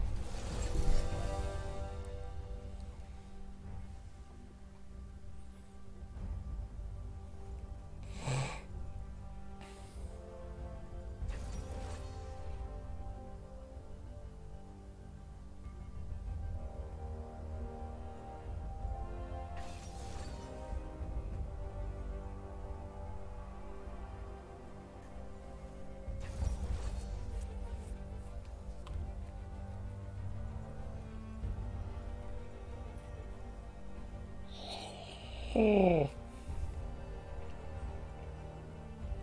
Huh? Sexy. Sexy. I was in a uter and Nocturne, I was about to say. I was in uter in quite some time.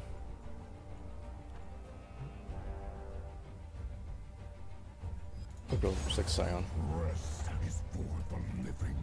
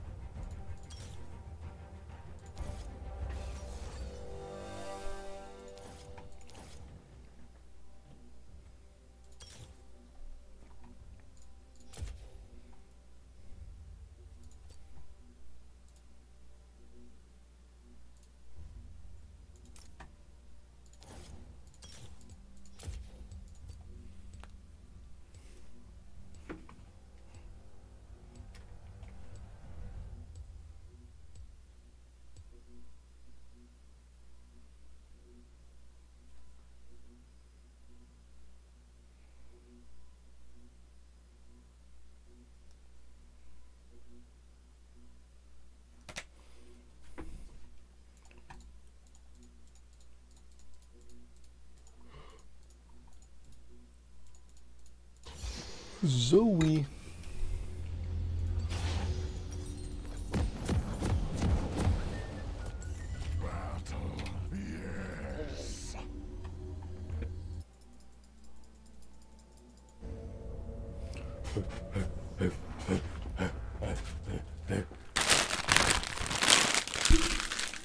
That's what I imagine Scion sounds like. Welcome to Summoner's Rift.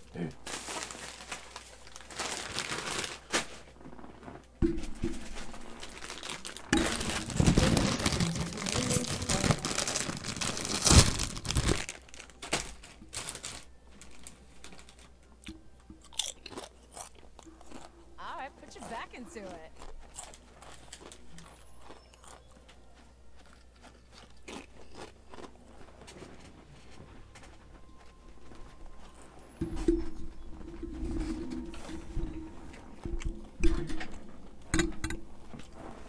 Minions have spawned.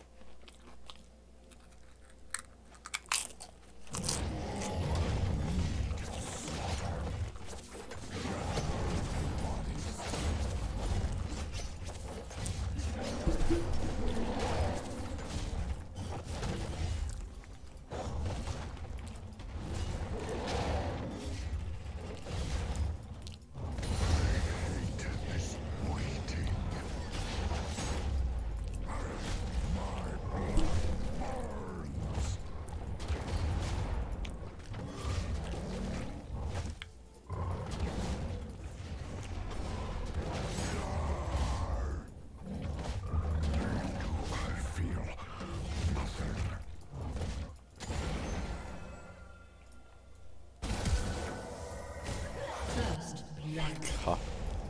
Lucian flash for that.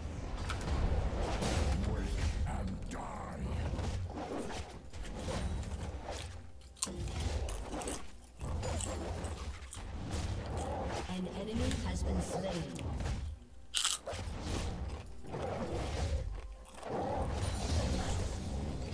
Bring no pain.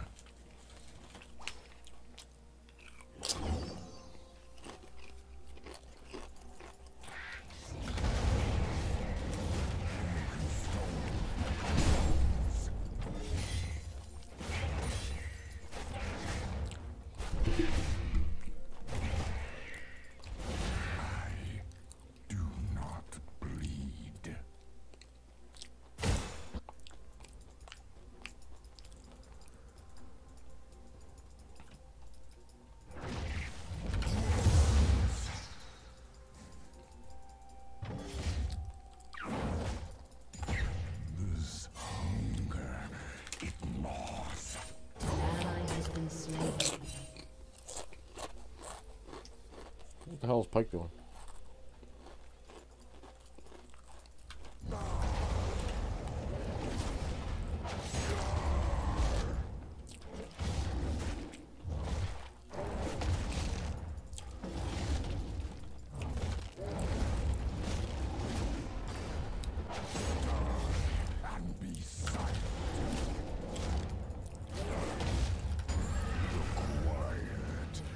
Eats at me.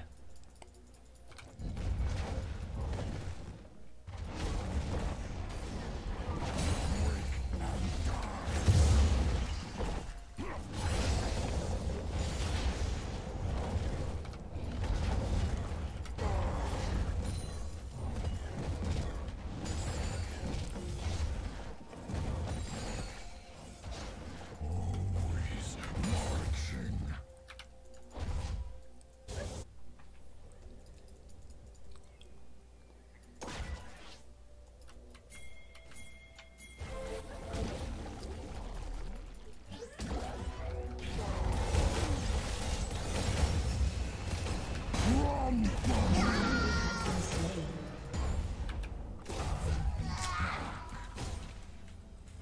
An enemy has been slain. An enemy has been slain.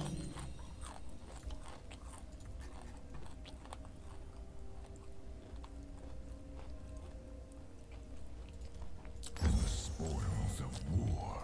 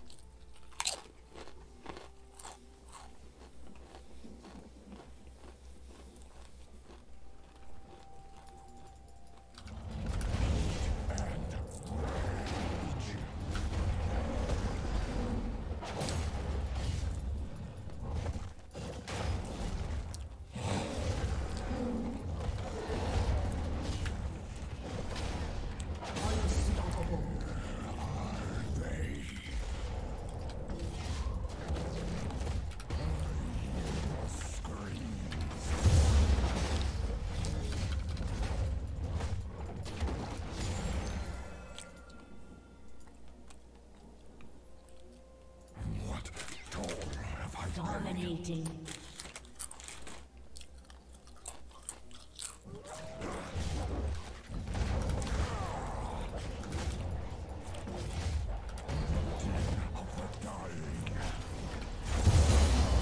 You motherfucker. I'm too damn tired. What'd I do? No, I bought the wrong boots. You didn't buy the wrong boots. All you had was the base boots. I ended up clicking on Berserker's Greaves. No, you so didn't. I sold them. Yeah, I did. I just resold them. Sold them. Oh yeah, text speed Nivea. I'm down for it.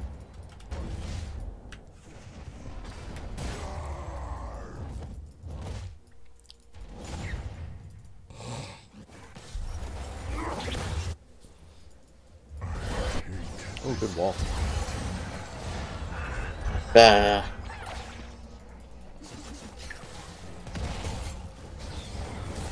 Alright, we're going in.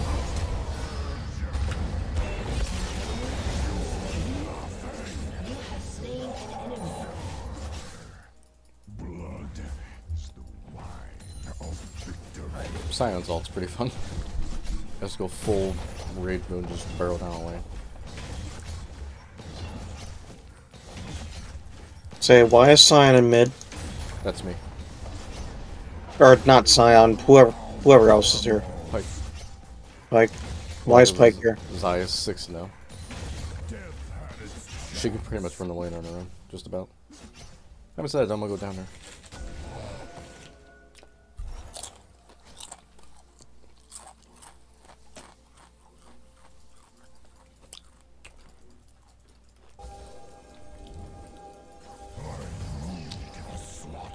An enemy has been slain. Shut down.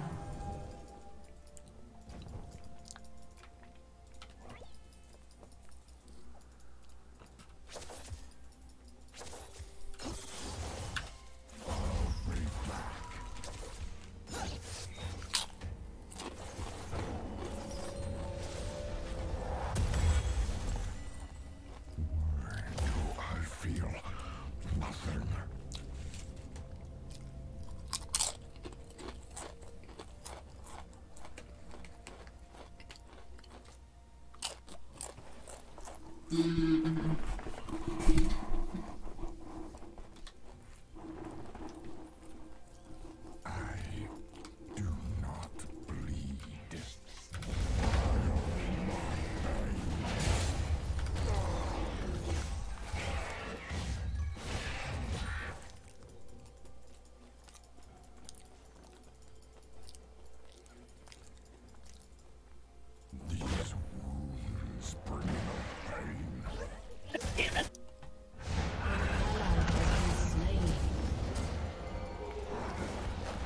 An enemy has been slain.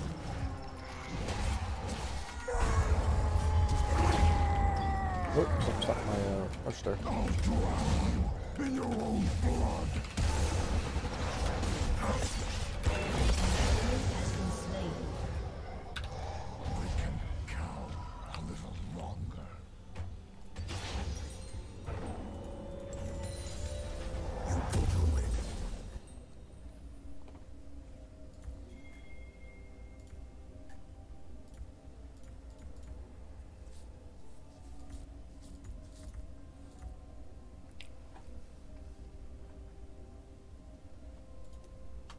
If it breaks, Killing spree.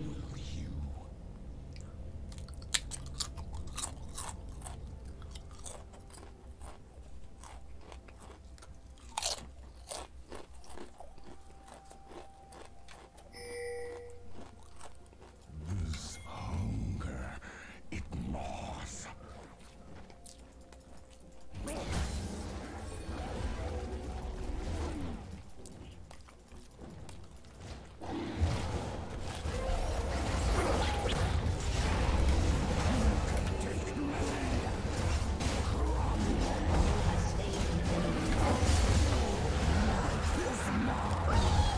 Double kill.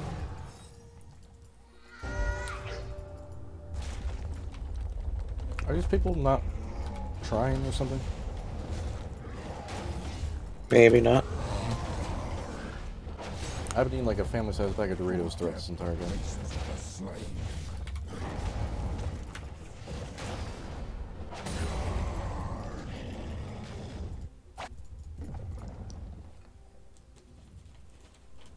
Your team has destroyed a turret. Want to see something? Maybe. Watch this. Oh, I missed. Well, I'm going top now. Turret plate will fall. Drive by. Shut down. An ally has been slain. I missed.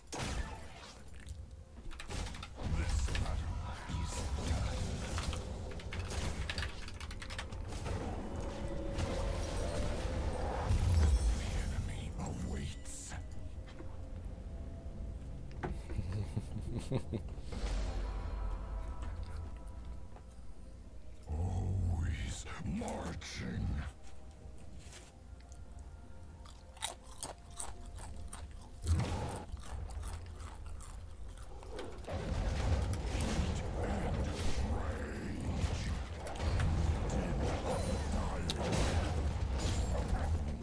Pain, no feeling, but quake and die. I hear the screams. Die and be silent. Your team has destroyed a turret. What am I?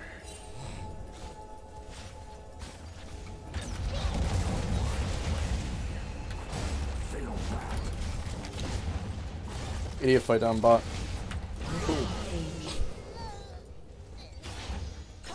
I didn't have to do anything, I just stood there. Stood there and let her beat me up. An enemy has been slain.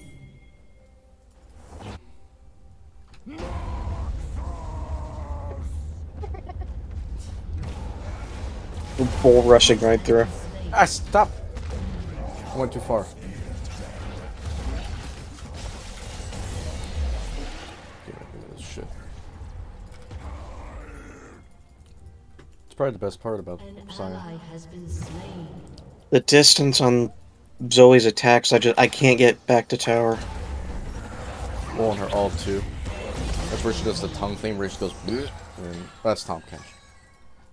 Yeah, that's not her.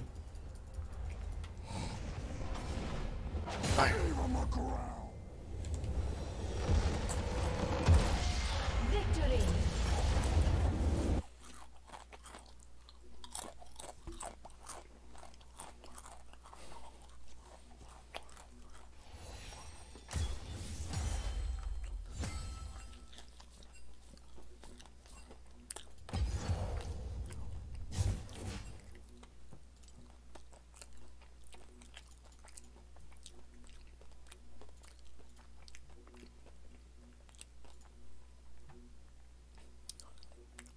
So I'm pretty sure Scion had $5 skins. I'll get a $5 skin for Scion. He's super fun.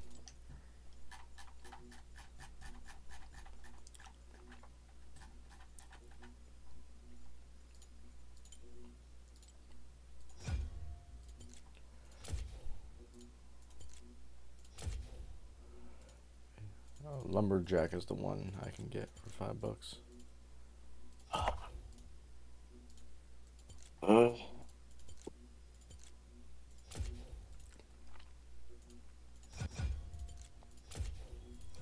Sound like you're in problem.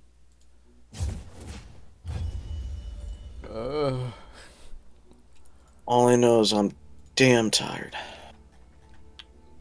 You didn't do nothing. What are we talking about?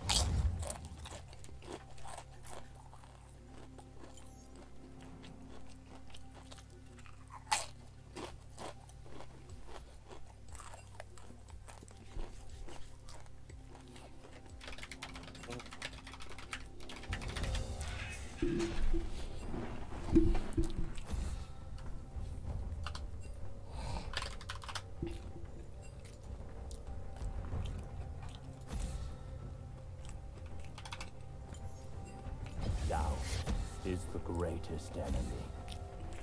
Oh, that's right. I'm supposed to ban someone, right?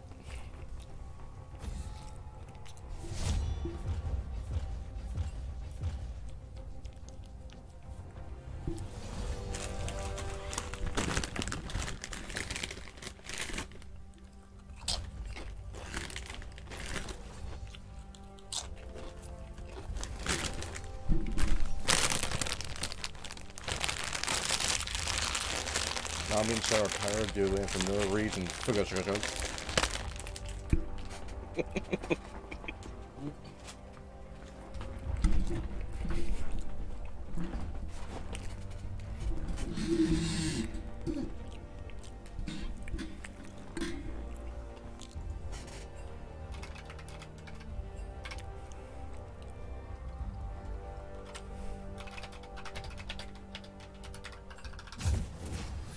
What? No, you should put down drop in this game. His ult can be a wall.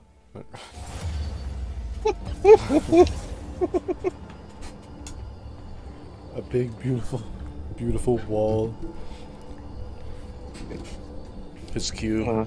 I'm too fucking tired. He eats paper. You declined. I might only play one more. I'm really fucking tired. I didn't even click. So you declined. Oh, you said you declined. I didn't even accept. I don't know what the hell I did. So his Q can be he eats paper.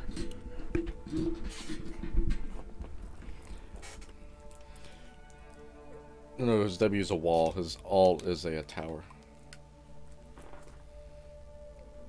And his E is just calls people things.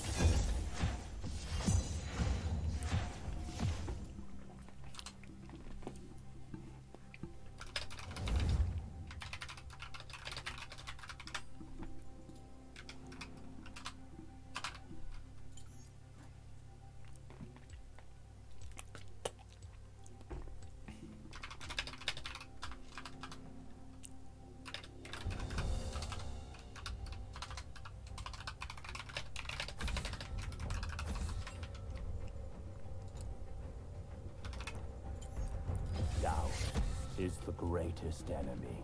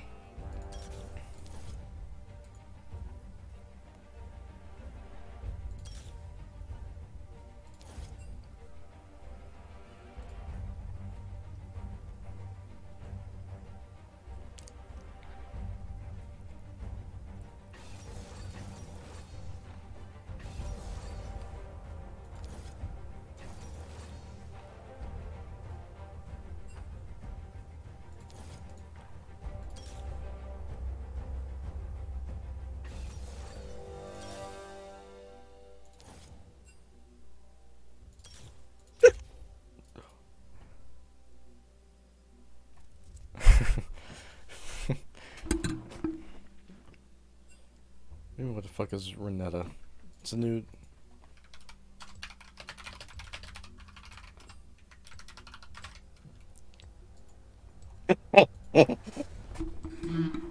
Oh.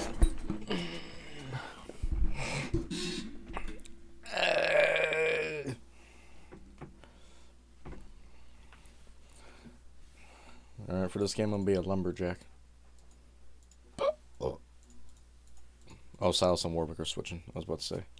I'll say they gotta be switching. They ain't gotta be doing. Fuck.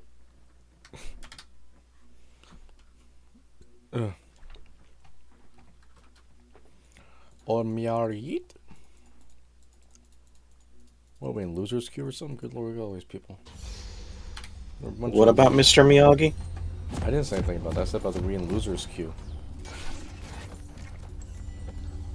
Holy man, the lumberjack.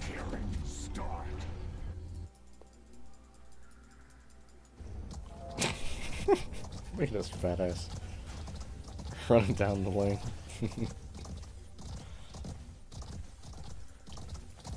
Welcome to Summoner's Rift.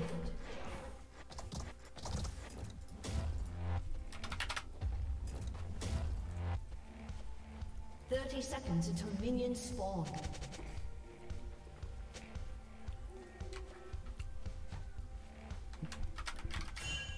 My heart just ain't in this fight. Oh, wait. Yeah, it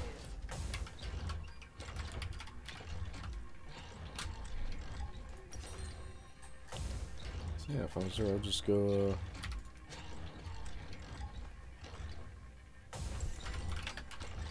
Minions have spawned.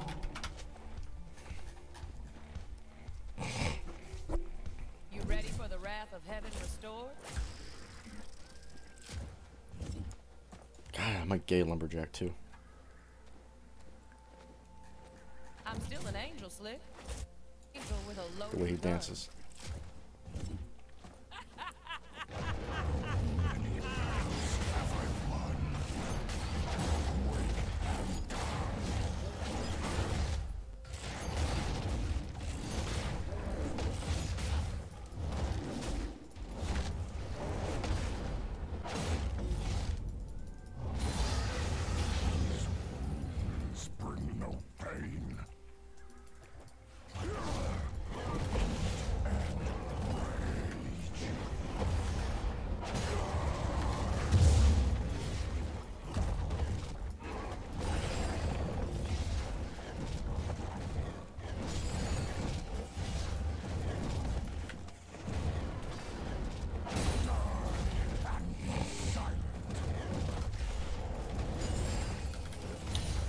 Jigger. Jigger.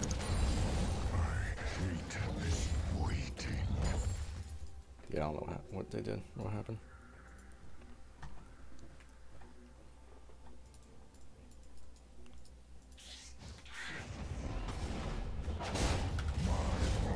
Whoa, Scooby. Whoa, Shaggy, there's a rigger.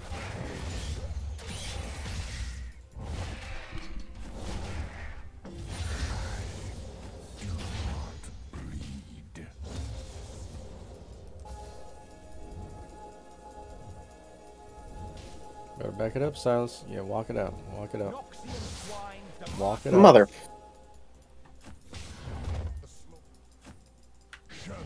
Make it lucky. I don't know if I did or not. Oh well. God damn it, he was right behind me. How did he get behind you? That I'm actually kind of confused by how he got behind you. How did he get behind you? He had to have flashed. He had to. He must have flashed over the wall. Because he shouldn't have been behind you. The quiet eats at me.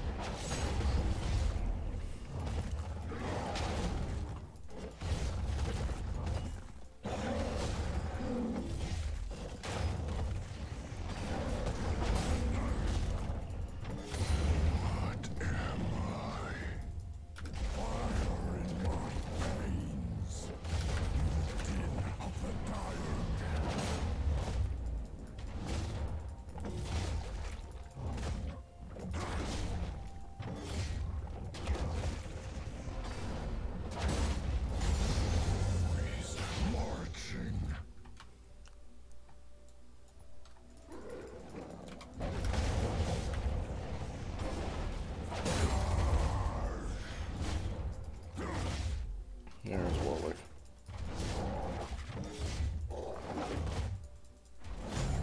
Die too quickly. Could go turbo chem tank. Turbo chem tank. Nah. I'll probably get some fire, I guess, again. It's not even what they recommend. I'm just being a nuisance. Dicking around. Just running tank Scion in the jungle.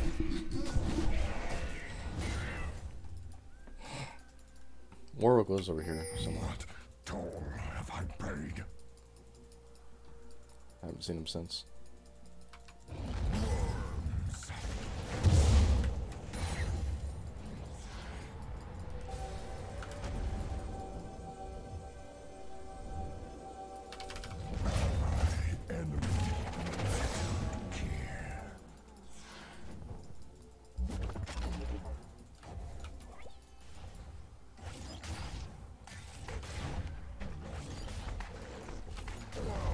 I got him. This dog, he was really about to run me down.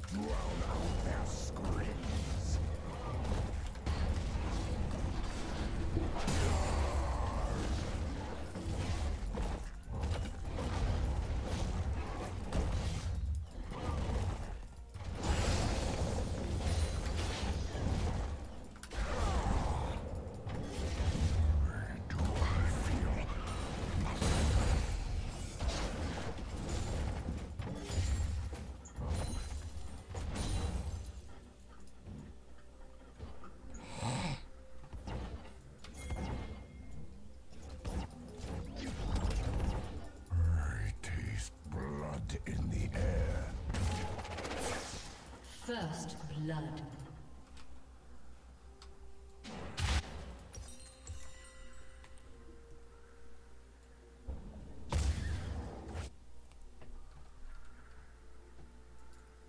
This hunger, it was.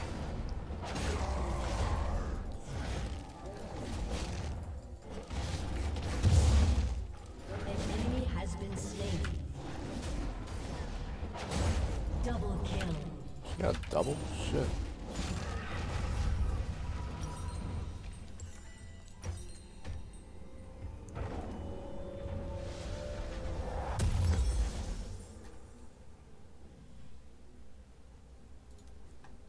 Every step will crack the earth. Where is the thrill of carnage?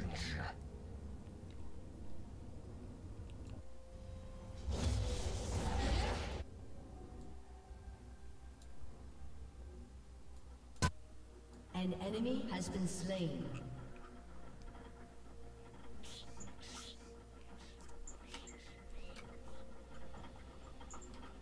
Where are they?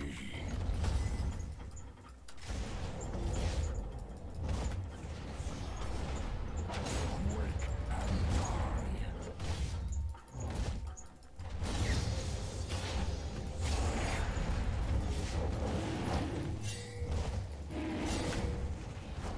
Yeah, no Silas is there. He's just putting a ward down. Oh, he's coming to me.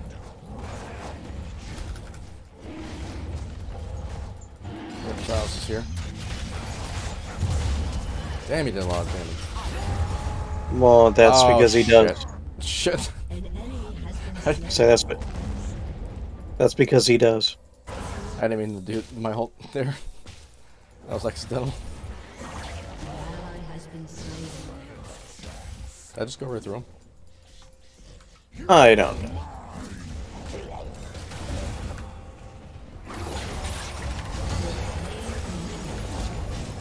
Yeah, I die here, but I got. Oh, that's right, I forgot. I got his passive.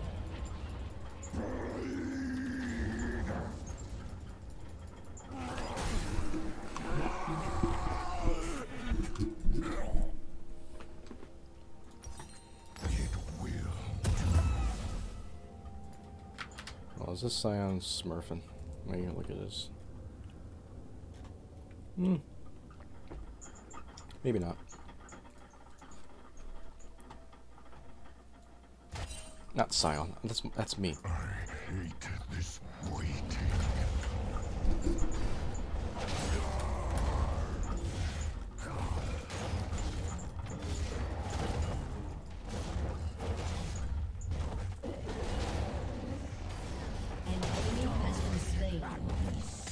Ah, damn, they're gonna get dragged.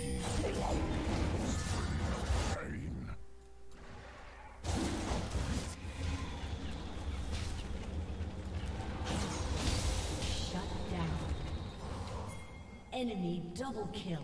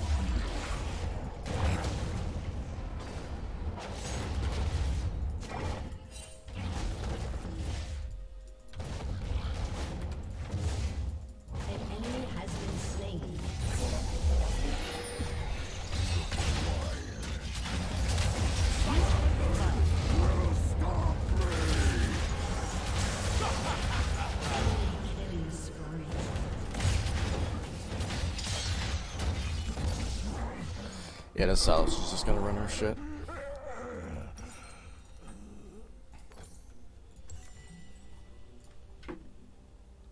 Shut down. Always marching.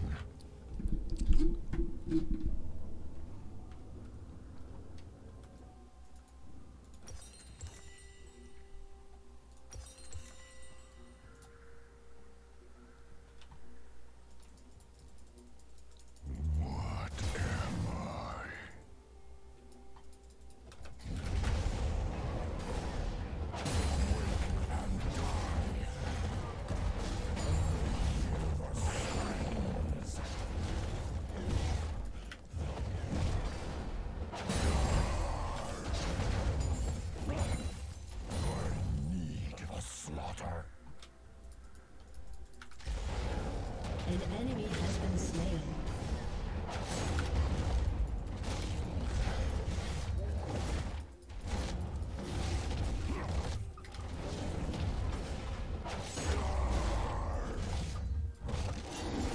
Shut down. I feel nothing.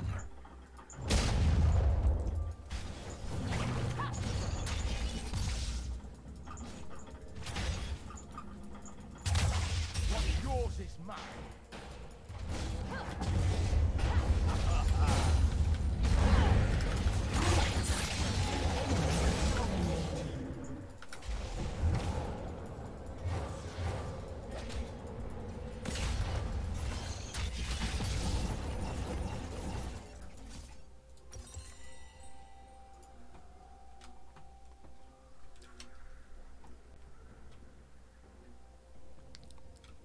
Blood is the wine. Turret plating will fall soon.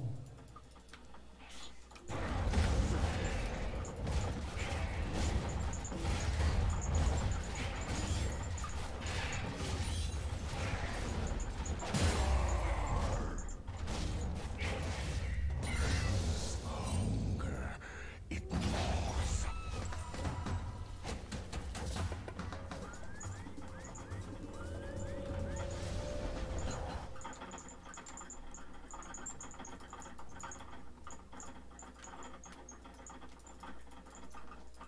What toll have I paid?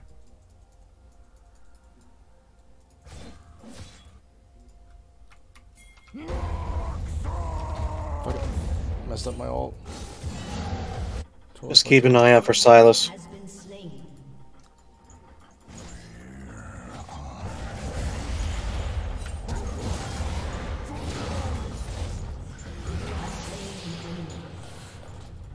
An enemy is godlike. He's just playing bot. Yeah, he's stopped bothering even playing mid.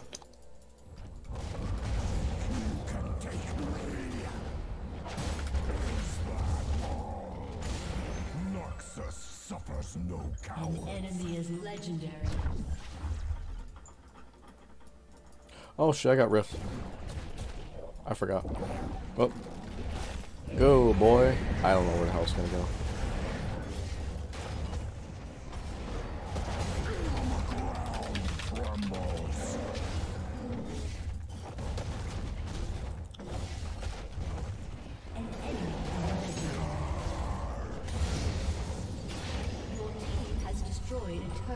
Got a turret out of it. It did its job. Where is the thrill of carnage? An enemy has been slain.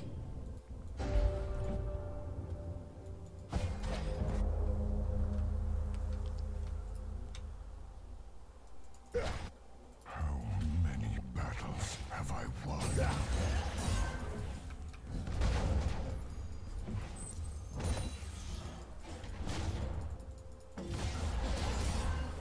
An enemy has been slain.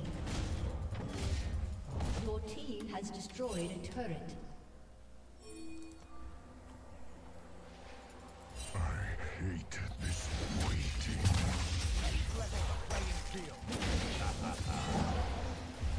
Oh, you An did. ally has been slain.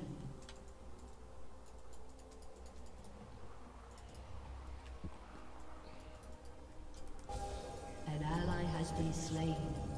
Spring no pain.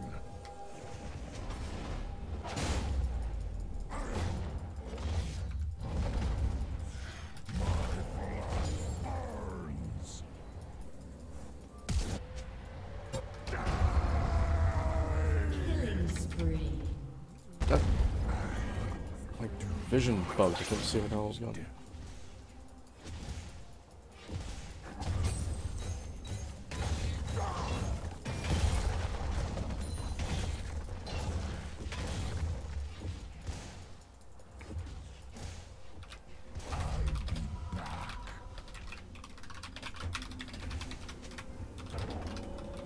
Your turret has been destroyed.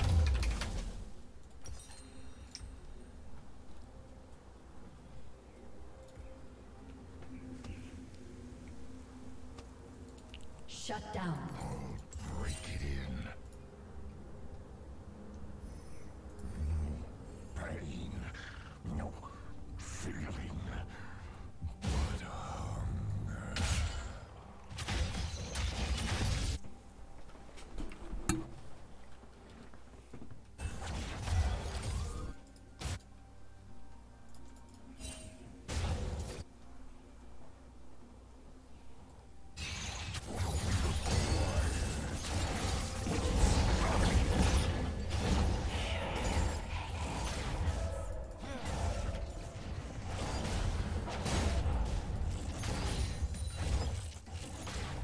An enemy is legendary.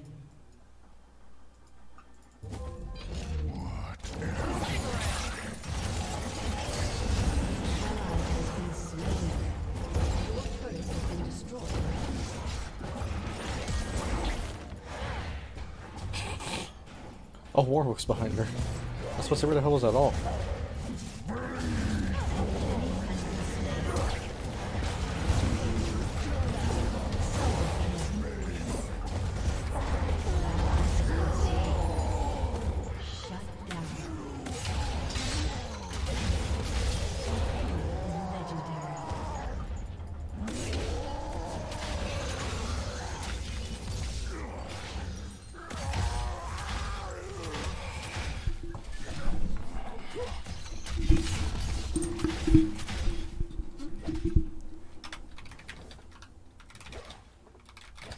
Your turret has been destroyed.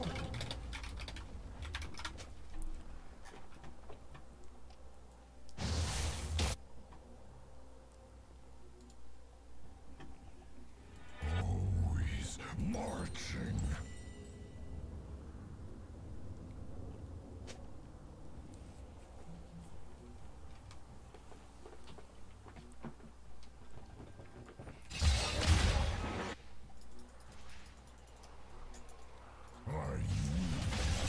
Enemy is legendary.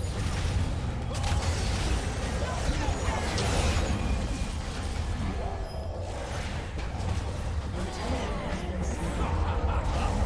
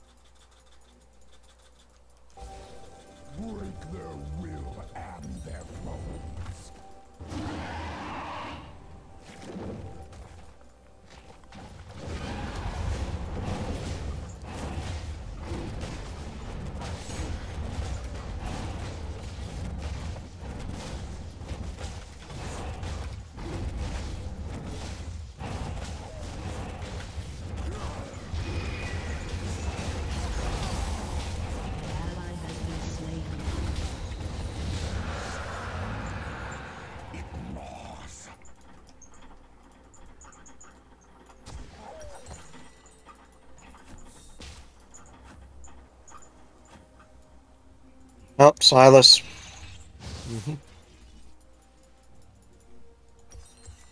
What toll have I paid?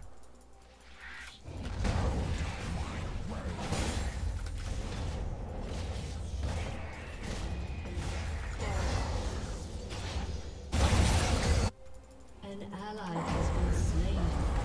An enemy has been slain. An ally has been slain. He's just running from lane to lane, just killing everything. Yeah, that's all he's doing.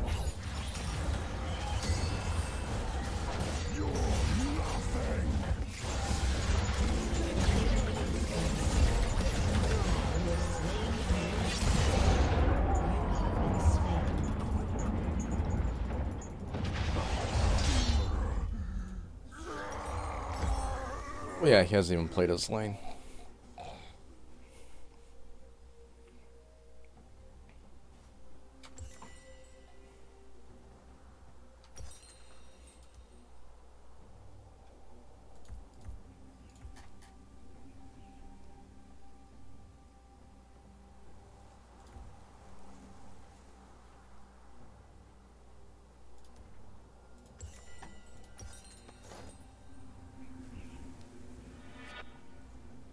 Another trinket to be shattered. It's kind of sad because it's just him too. The other ones really aren't a problem. Not too much. Where is the thrill of carnage?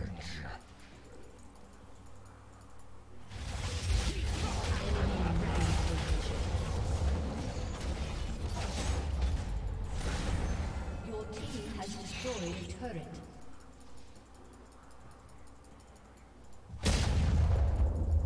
Do I feel nothing? The enemy is unstoppable.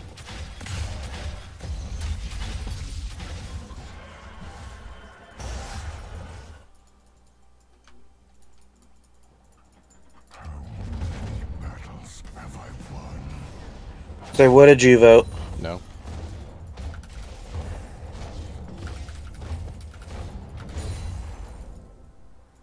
I'm just sticking around.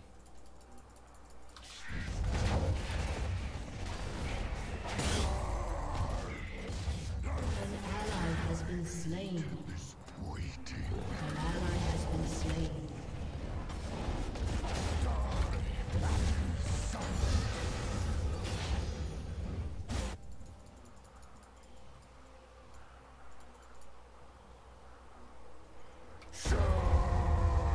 Ah. Bring it on, boys.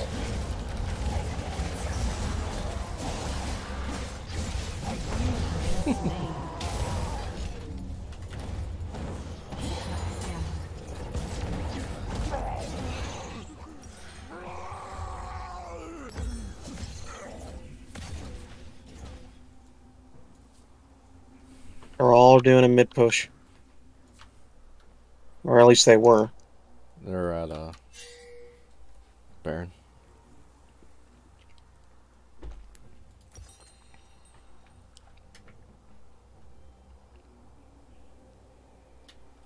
We'll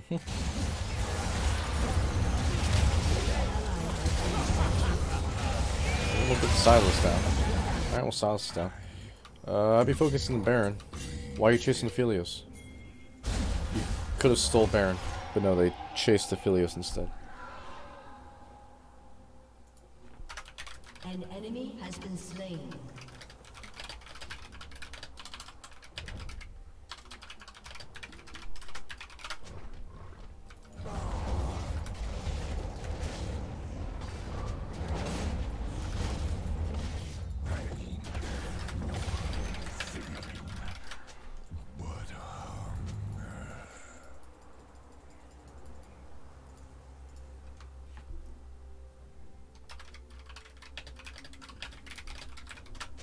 An ally has been slain.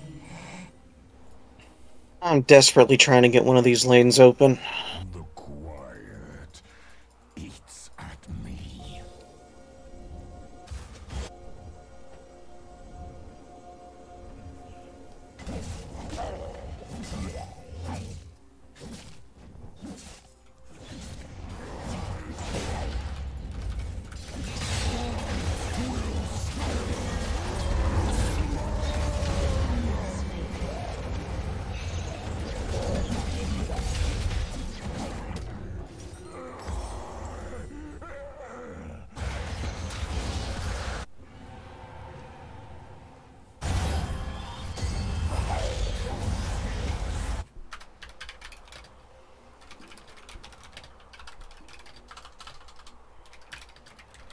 An ally has been slain.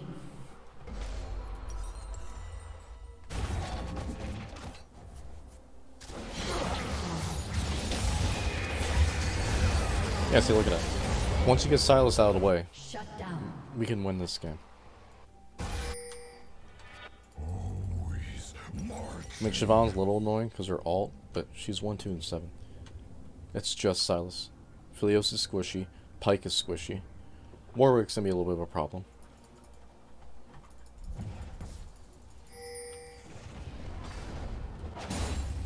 But this is honestly a winnable game still. We just gotta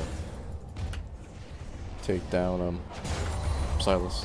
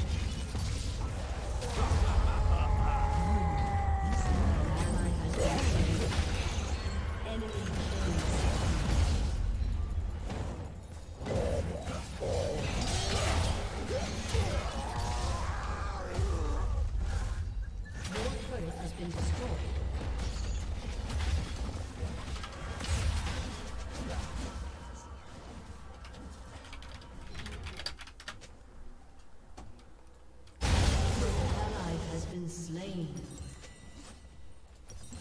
Your turret has been destroyed. Your inhibitor has been destroyed.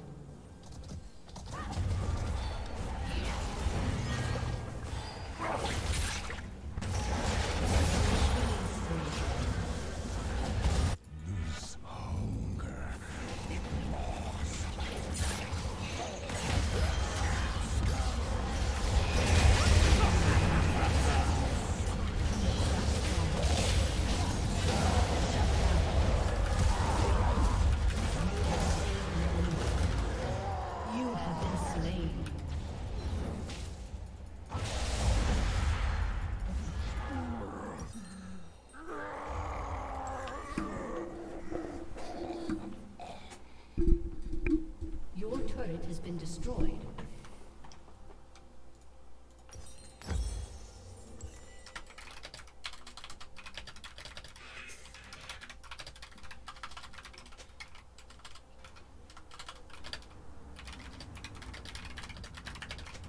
We just need to get it. We just need to get a good team push. Get these towers down. We just need Silas out of the way. Once Silas is down, we're good.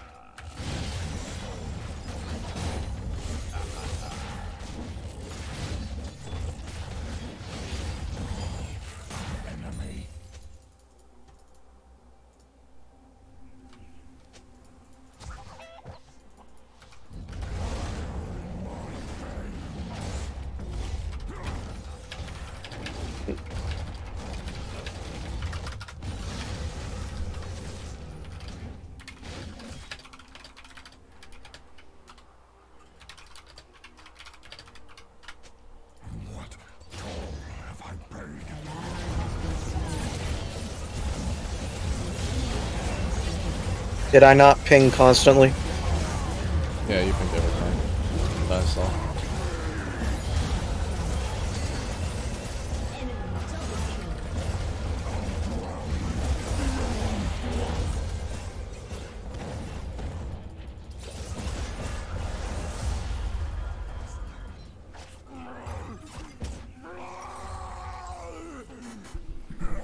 What did you vote? Oh no. I'm not gonna forfeit.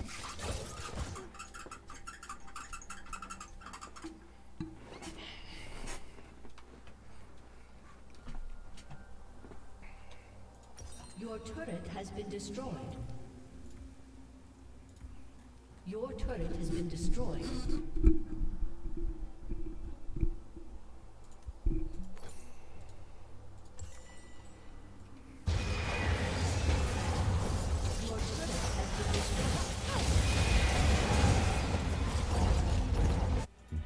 Enemy killing spree. Shut down.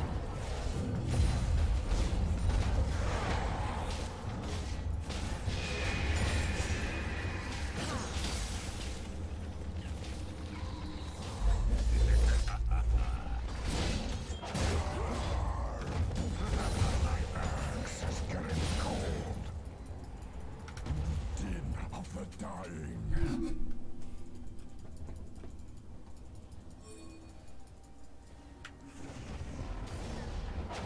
Wake and die. Where is the thrill of carnage?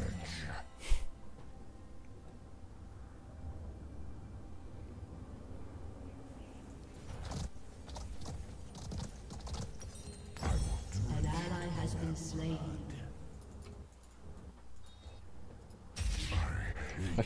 This is why we haven't done anything this game. They've been roaming out single, you know, on Yeah, their because own they the just keep entire game. they keep pushing right in.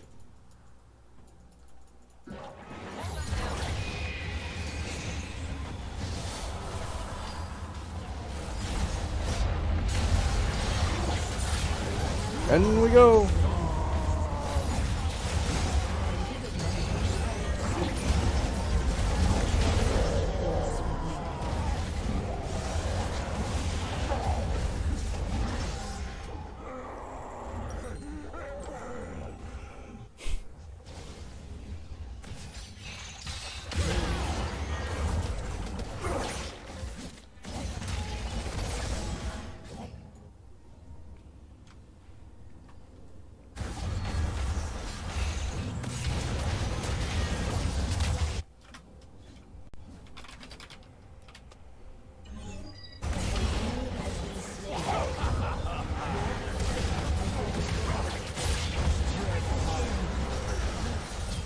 Oh shit, she's going off. Triple.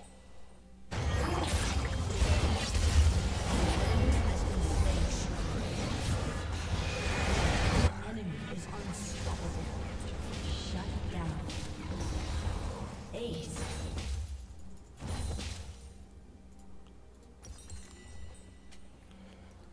Man, I wish I'm out. I'll just run right down mid. Try to get a tower.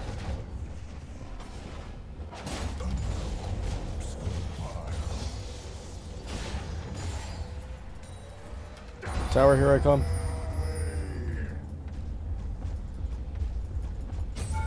Oh, I went past it.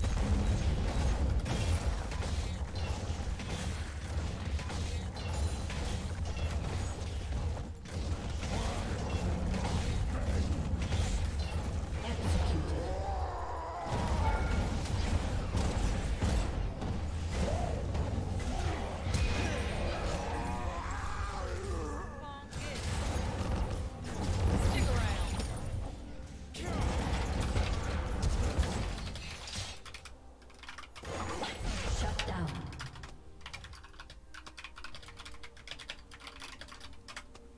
An ally has been My bad. slain. I inted to a tower.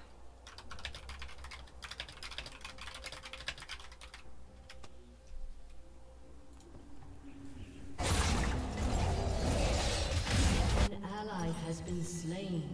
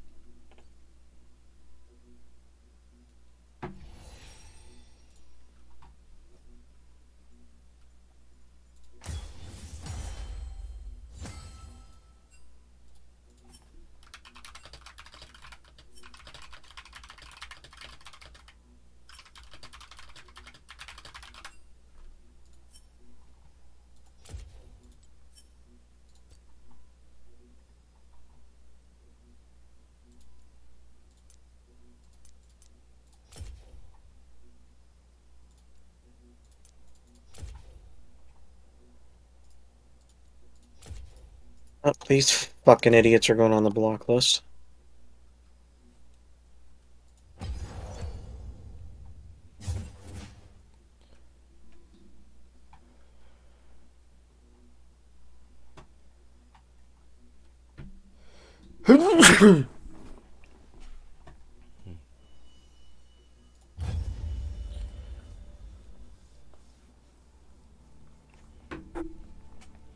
Alright.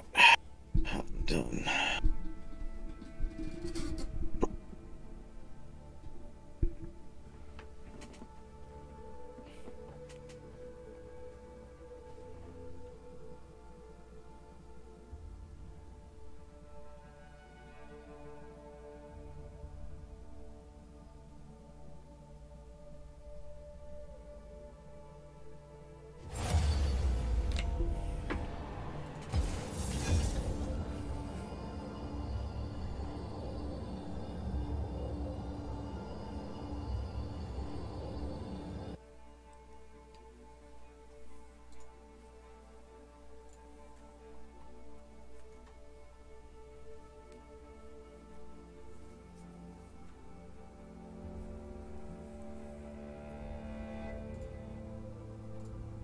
Alt, out, please, now, please, alt, please, alt, please, alt, alt, alt, alt. Alt. Really liking these Shyvana games, actually. They've been good games to go into as well. Just got been nice pick if it's an all-league team. No, I'll tell you right now, you should be maining Shyvana. I'll tell you, in my opinion, I have no idea why aren't you just... Basically, I have no idea why you aren't just insta-locking Shyvana. This is an interesting situation because I don't think I've had a client where I just look at their op.gg and make that kind of claim. But there's it's not just that you've won more with it. That's not irrelevant. Or that's not relevant. Okay. The reason is how well you farm when you're on it. It actually is really good for you, for your caliber of play. I think you actually probably have a decent understanding of how to get big because your numbers demonstrate to me your farm patterns, like the results, just like glancing through them, you will hit big farm numbers. And I suspect what you're doing with Vi is you're getting yourself in skirmish city where you're over skirmishing and getting yourself in trouble, and it becomes less and less repeatable as time goes on. All right, I know you wanted Vi, but I definitely looking on your stats, I think this is going to be a better result for, because your goal is platinum, you said. Right. Yeah, and getting you to platinum right now is the way better way to do it at the moment. Vi's not bad, dude, but Shyvana is way more systematic. I don't know if we want to play this game.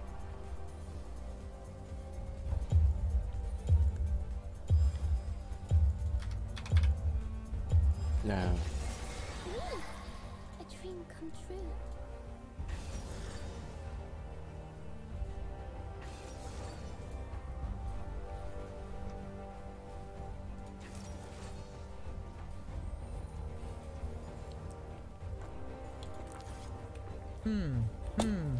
Yeah, just cut it out as best you can. You don't have to flash, I don't think.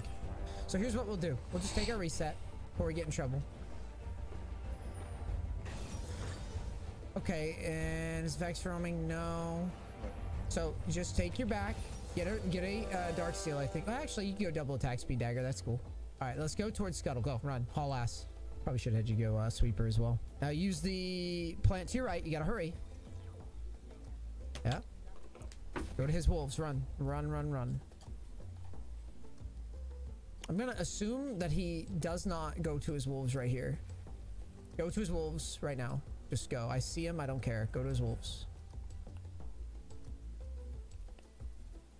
Yep. Go to his wolves. Take that shit, and we're gonna just have to base, I think, because anything more is too dangerous. Go ahead and sweep, or not sweep, smite. Smite. Yeah. All right. Now just back as soon as you clear this. Press B. Yep. Good. Drop a ward as you base. If he shows bottom, you'll think he's Gromp too. Okay. Yeah. See, he's right under you. So. All right. let's go to golems. Did you want me to pick up a sweeper or? I should have. That was my bad. I'm looking at Lee right now. Hey guys, and welcome to today's video. Today, we get to learn why it's never a good idea to give a Karen a bullhorn. Then they're gonna put you on a respirator. So they put you into induced coma. What do you think happens when you're put in induced coma? Poor building. So let's begin. I really hate having to do this, but due to YouTube's terms of service guidelines, I must say that this video is in complete accordance with the WHO and CDC regarding mask and vaccine guidelines. Consult a medical professional for any concerns you may have regarding COVID-19 treatment and prevention. I'm going back to this place because they're still perpetuating their lie here. This is where they do some PCR tests. I want to see how much they're amplifying these tests. Hey there. How much are you guys amplifying these tests, these PCR tests? What's the amplification of these PCR tests? I think the citizens should know. How much are you guys amplifying your tests? How much are you guys amplifying your tests here? What tests are you guys using? What tests? I don't need to have an appointment. I'm a citizen. I'm a concerned citizen. I'm allowed to ask questions. This is why we have a constitution and we have a freedom of speech. We have First Amendment rights. First Amendment rights are protected. Yeah, you have First Amendment right protection from the government, but see, you're on private property, and your First Amendment rights ended the moment you left that public sidewalk and entered into their private business. So scoot your ass back onto that public sidewalk, and you can scream and film all you want. Oh, look here's the Gestapo cop that he should be a mall cop right here. Yeah. Here's a mall cop wearing his job because he loves tyranny. He loves being part of tyranny. I'm on the sidewalk now, so you can get off of me. Keep your 6 feet distance. Keep your 6 feet distance, yeah. Take your meds, people. Oh, Stay home. You're the one taking the meds. You're the one taking the meds. We don't believe in big pharma. We actually believe in health. As you can see, that belly, he's a fat fuck. And me, this is called health. I've been on the cover of Miss Fitness magazine. How you gonna say that you're healthy and he's fat as fuck when you sound like you smoke a carton of cigarettes a day and you look like one big skin cancer tumor? This guy with no health. Oh, look at how he gets close to me.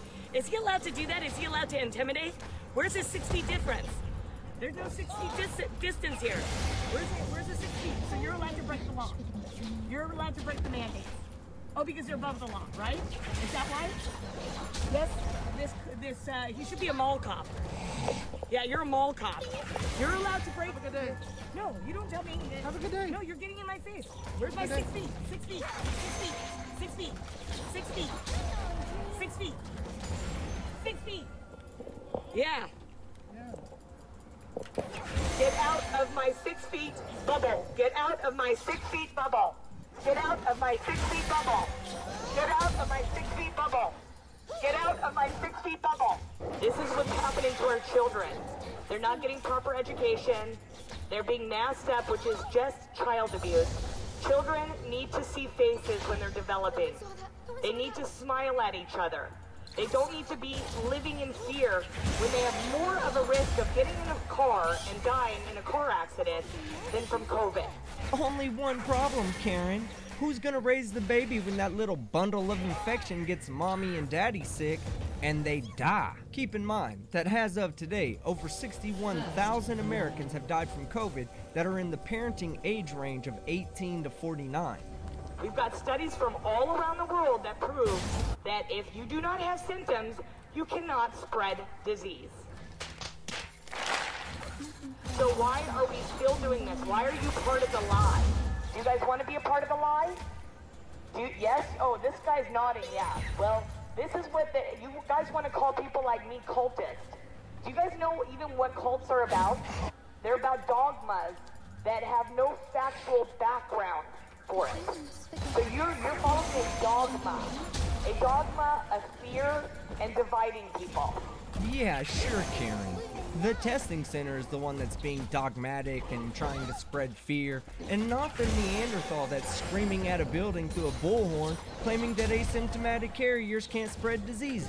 I guess you've just never heard of the most famous example of an aggressively active and asymptomatic vector, Typhoid Mary, who infected at least 53 people, of which at least 3 people died from typhoid fever. You're being a part of that satanic religion.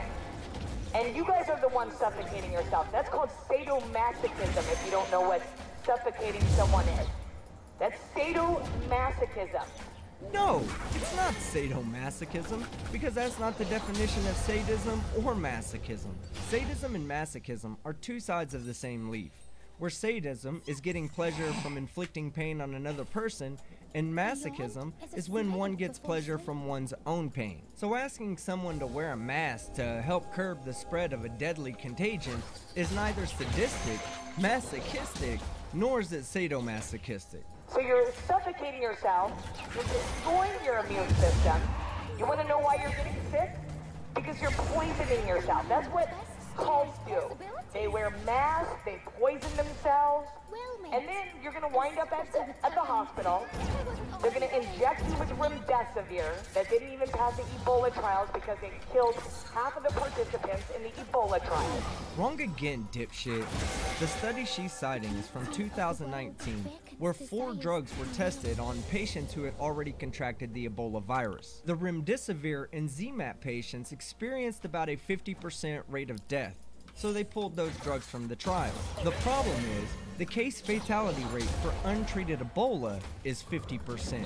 So it wasn't remdesivir that killed those patients, it was fucking Ebola, Karen. Then they're going to put you on a respirator.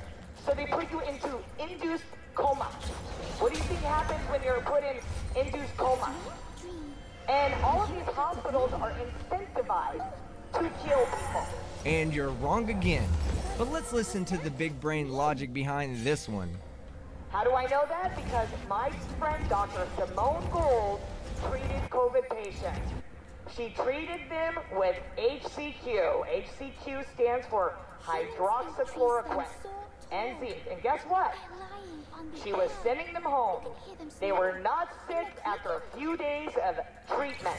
They were sent home.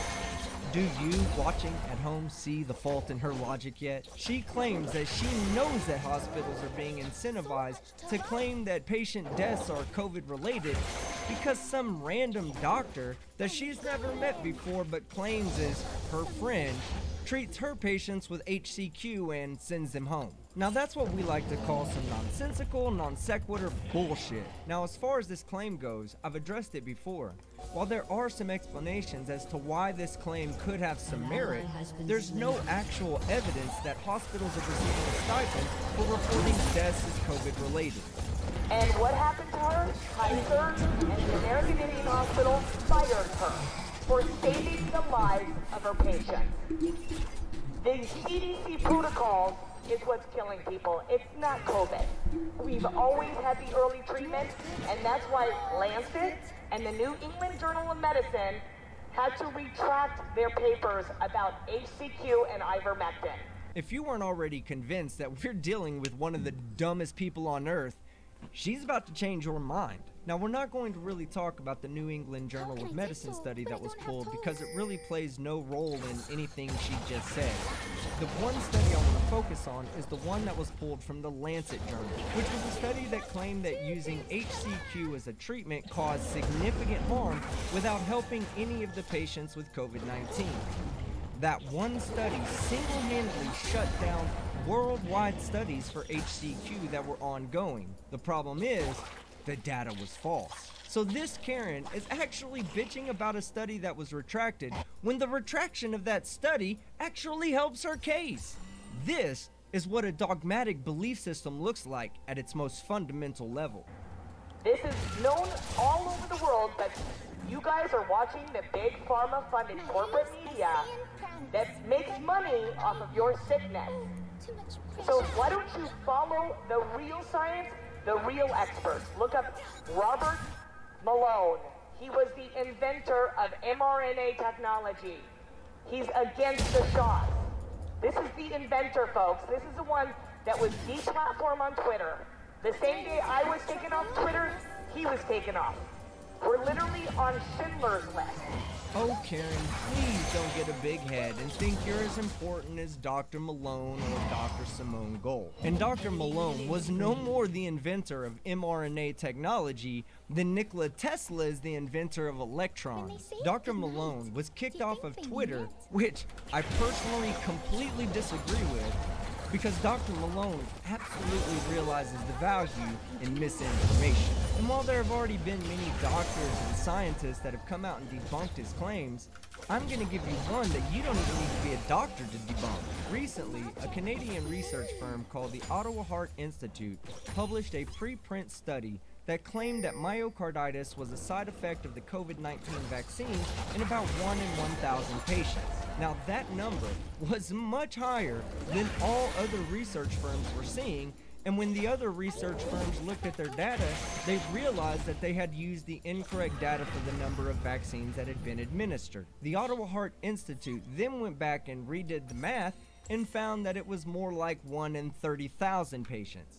But the damage had already been done, as screenshots of the preprint had already been taken, and Dr. Malone, who knows those numbers are wrong, continues to push them as fact. So this is what's going on. And you want to follow real scientists? How about the ex-vice president of Pfizer, scientist, saying that he believes these shots is population control.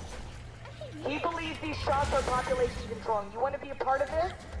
This fraud? This is mass murder, folks. Karen, you're just repeating what the other crayon munchers say.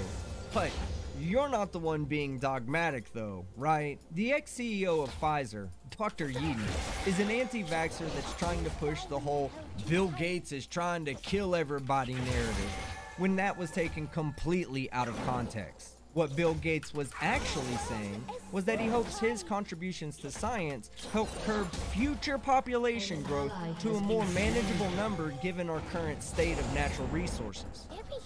VAERS vaccine adverse events reporting system has already reported over 23,000 deaths, has already reported over 1 million adverse events.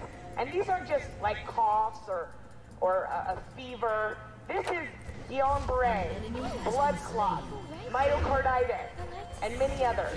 I've said it before, and I'll say it again. The VAERS database is completely anecdotal and unconfirmed. Literally, anyone can report any side effect to any vaccine, and it will be counted whether it happened or not. You want to be a part of this? You want to be a part of the fraud? You have a choice right now. You have a choice to be on the right side of history or the wrong side. You want to be on the right side? You need to quit working at this station. Quit being a part of the problem. And be part of the solution. And stand up for what is right. I've risked my career. I've risked my life to speak with you about freedom. What are you going to do? What part of history are you going to be on? Right side or genocide? It's up to you. So look at these people. Dr. Yeadon, Dr. Robert Malone, Dr. Simone Gold. There's 2 doctors here, Tyson, and I think it's his partner. They've treated 10,000 patients with early treatment and had 100% success rate. 100% means not a single person died. I'm gonna go ahead and say that that's bullshit. Let's break this down. In Dr. Brian Tyson's own book, The Miracle of the Imperial Valley, Dr. Tyson claims that by the end of March and beginning of April 2020, they were seeing about 200 to 400 patients a day. But let's not focus on the ridiculousness of just 2 doctors diagnosing and treating between 100 and 200 COVID patients apiece per day. No, let's focus on the claim that 0 people died under his care and treatment. In his book, he states that by September 2020, he had seen 1,900 patients and 0 had died. Which is only true when you don't count the at least 2 patients that experienced respiratory failure under his care but died at the hospital. I mean, it wasn't his fault that they waited to the hospital to die, and those numbers shouldn't be counted against him. And then, about a year later, he claimed that he had seen 6,000 patients, and 4 had died, but They only died because they arrived too late in their diagnosis to do the pre-treatment.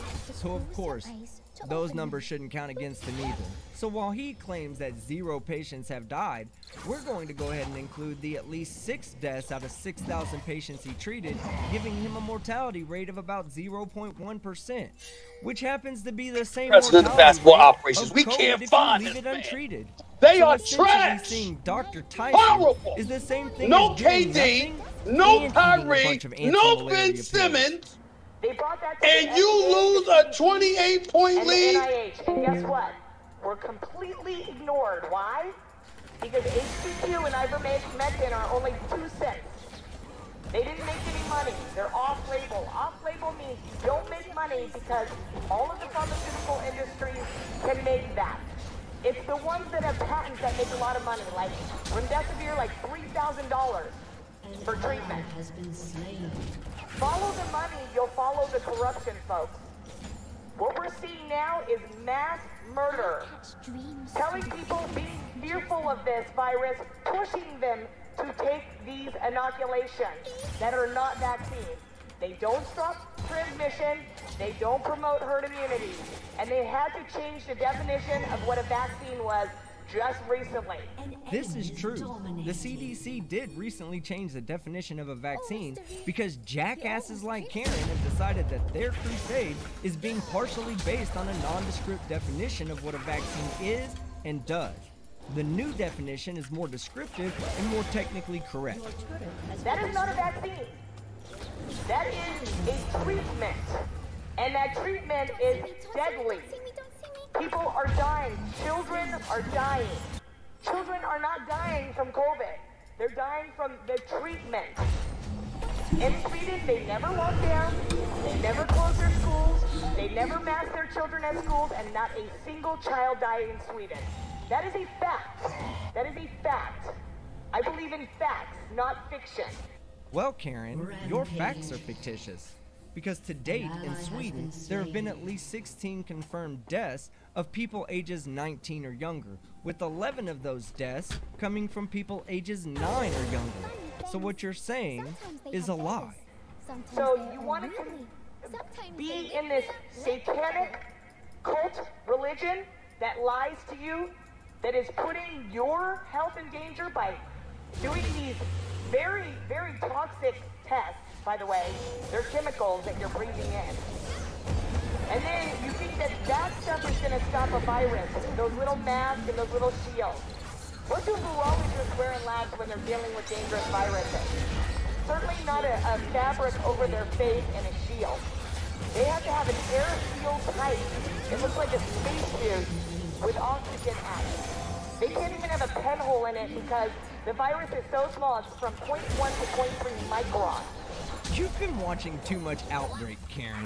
Every virus has different characteristics, and the amount of personal protective equipment needed to work on a virus will differ per lab and contagion being studied. Stop the insanity. Stop being part of the problem. Be part of the solution and stop working for these Luciferians, really. They're Luciferians. This is a lie. Hopefully they'll stop this insanity.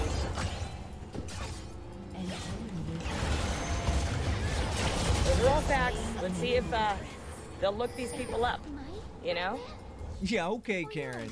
Those people are gonna look up everyone you just named because some weirdo was standing on the sidewalk screaming at them through a bullhorn. Alright guys, that's the end of the video. If you liked it, leave a like. If you disliked it, leave a dislike. Be sure to comment below, and don't forget to subscribe with notifications on so you don't miss any of my content. I'm Team Skeptic, and I'm out.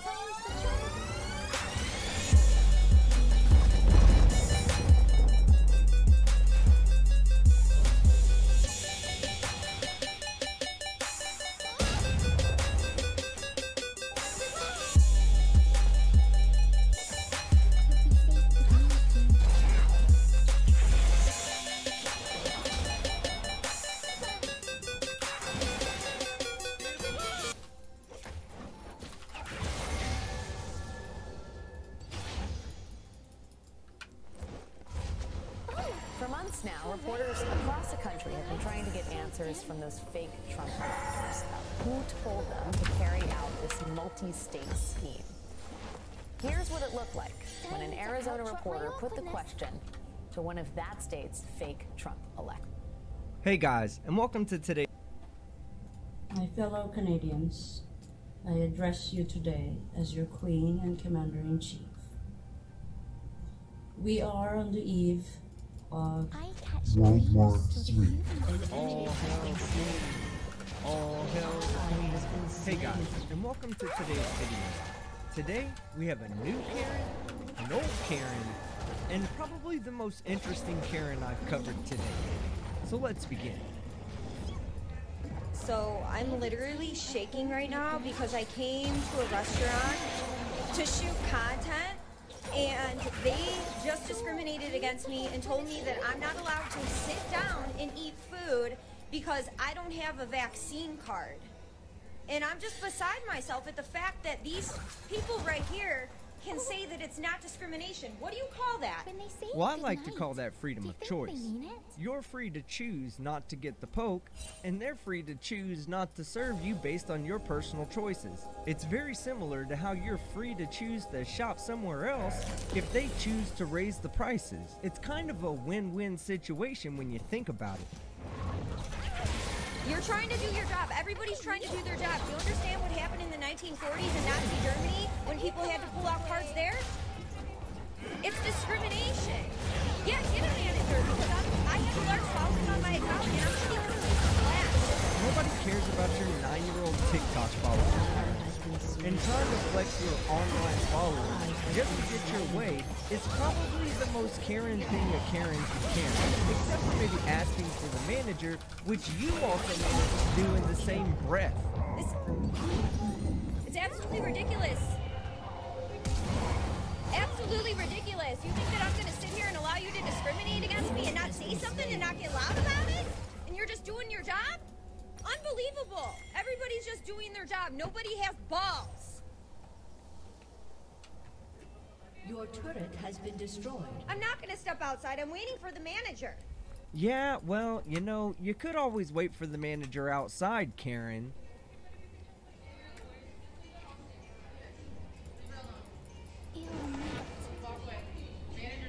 Good. Bring the manager. This is absolutely ridiculous.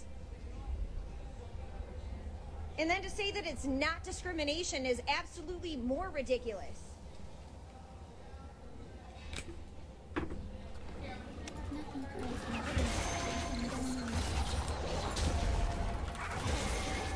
I'm literally shaking right now, so I came out because I wanted to shoot some content for one god, and I came here to have some lunch, and then I was going to shoot some content. I was told that this type of place was open. It is open, Karen, for those people that want to actually eat, and not for princess dipshits like yourself who want to film a dance TikTok for one god, who, thanks to this Karen, I already fucking hate. This is the first time that I've been discriminated against since they started this jab card thing, and I don't go out into public because of it. And I came in here, and they told me that I can't sit down, and I can't have lunch because I don't have a vaccine card. Are you freaking kidding me? Unbelievable. And everybody just sits here and has nothing to say. Bunch of freaking weaklings. No, not a bunch of freaking weaklings. A bunch of people eating, you jackass. You do realize they're standing in the middle of a restaurant, right? And if they're eating there, then that means that they probably see the value in science and medicine and are already poked up. So I doubt they're going to be sympathetic to your bitching and moaning. Nazis, cheap, losers. An ally has been slain. Yeah, don't bring your manager out. That's fine. Screw all of you people. Oh my gosh. I gotta get the F out of here. I cannot live in this state anymore. So pissed. Goodbye. Oh my god, Karen. Are you really about to start crying? Look, if you can't handle being told no in public, then you should probably just stay the fuck home. Okay, so the next two videos we have come from one of this channel's favorite Karens, Christina Kelso. You almost ran me off the road. You almost ran me off the road on I-10. Were you paying any attention? I was in the fast lane. You forced me into the gravel section. You almost killed me. Yeah, you need to leave. You need to leave the desert. Who are you? You almost ran me off the road on I-10. Just now. Just like 10 minutes ago. No, you did not. No, you did not. You almost ran me. That was not a safe. That was safe. What's your driving record? Been in any accidents? Really? Do you live here? Well, you'll be seeing more of me. And I will be reporting you to the CHP and Riverside County Sheriff. I'm not impressed. I don't think she cares whether you're impressed or not, especially since you're one of the most unimpressive people I've ever had the displeasure of covering on this channel. And it makes total sense that Karen would use that as an insult, as it was probably constantly being told to her by her parents as she was growing up. Daddy, I graduated elementary school. Karen, you're 26. I'm not impressed. Yeah, you almost killed me. So, why don't you get out of here? You can't get your food this morning. Yeah. Why don't you just try and run me over? Because you just did. You didn't even see me. I love my life and your life. I love my family, and you almost killed me. And you don't even care. You're not even taking any responsibility. You don't remember. You think I'm the crazy one? Oh, for sure, Karen. You are the crazy one. You once told a black lady that slavery was a choice. You once told an Asian man you were arguing with that you thought that all Asians were smart. And then there was that one time that you told that Jewish girl that her dead ancestors would be ashamed of her. So yeah, you're a fucking nut job, and one of the few people I'd recommend to never wear a mask because society is better off socially distancing from you.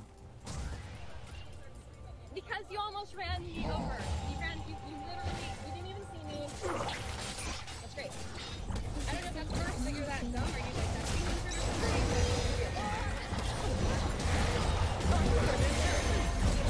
You're a crazy libtard?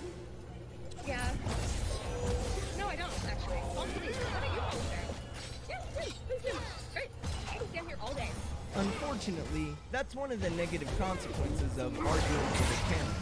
They don't have jobs like the rest of us, so they can literally stand there all day.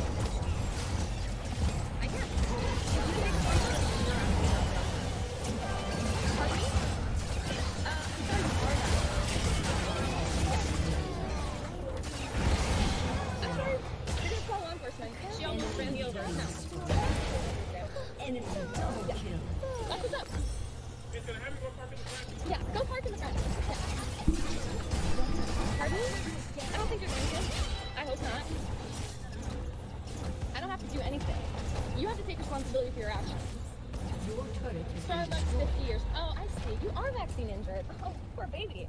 Yeah, she's vaccine injured because you're a piece of shit who approached her car in a drive-thru just to harass her.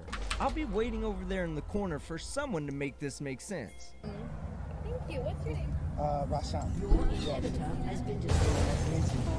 Okay, so. An ally has been slain.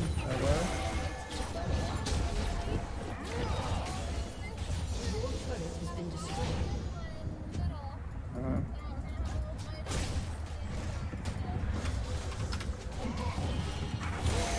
Check out my new sign, she said. The two with the big weed in between them, she said. Speaking of the big weed, you know you can eat this, she said. Nom nom nom nom nom, she said. It tastes so great, she said. I said, why is your face making that weird shape with your mouth? Oh, well, here, let me fix that, she said. There, now how does it look, she said. I said, fantastic. You should also be aware that I just peed on that plant right before you got here. Nom nom nom nom nom, she said. Great speech. Yes, free speech. Thank you, sir. You're welcome. Wait, yeah, I got it. I'm terrible. Have a good day. Keep that mask far away from your face. They're very dangerous. No, I'm serious. They're awful for you. And you're an American, and you have God-given rights that absolutely no one can take away from you.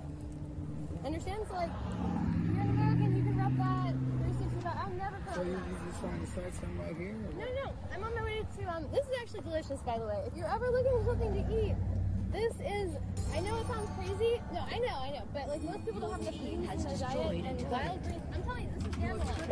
This is like perfect. I told you no.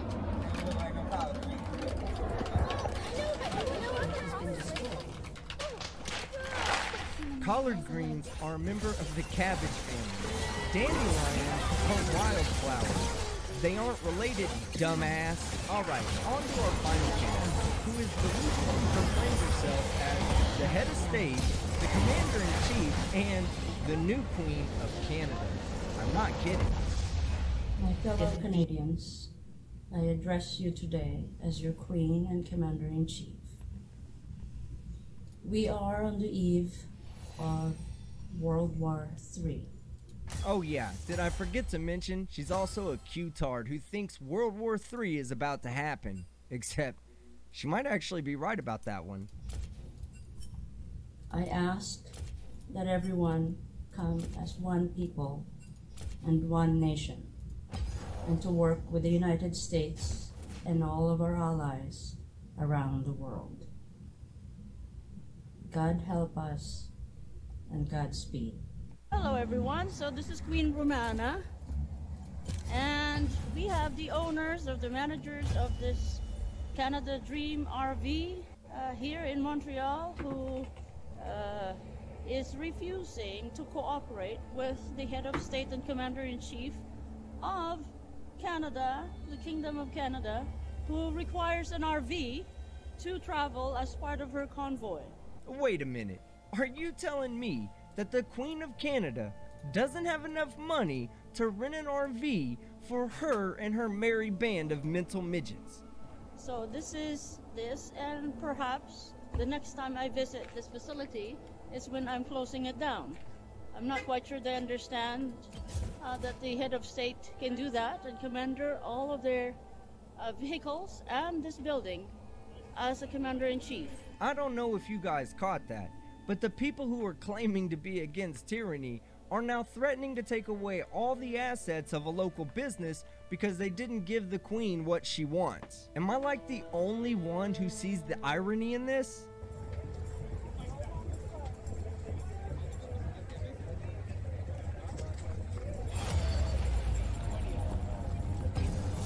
This is where they were, right here. There they are.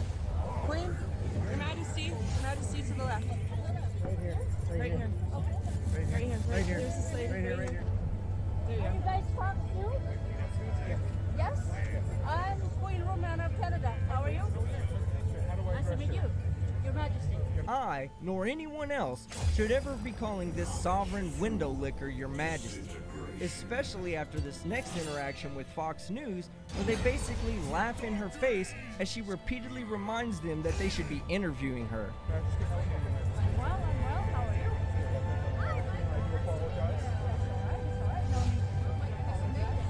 Are you willing to go and interview? I can't. The Queen of Canada. We're Dutch. Another crew that's replacing us right here. And they might use that stuff. How's that? Definitely, yes. And they're Fox too. They're just my replacement. We're just white. We're tired. We haven't eaten. And we're cold. And we're going to get back to the hotel. Can you imagine being the monarch of a first world country like Canada and having a news anchor tell you that he can't interview you because he's too tired, hungry, and needs to get back to his hotel room? That should be the first sign that the kingdom you rule over exists only in your head. All right, provide me your their contact information. He's right here, Michael. And his reporter and producer are around somewhere. So they'll be here shortly. Hi there, sorry to interrupt. Michael, I'm Queen Romana of Canada. How are you? Please. Ready? Nice to meet you. How did you know my name?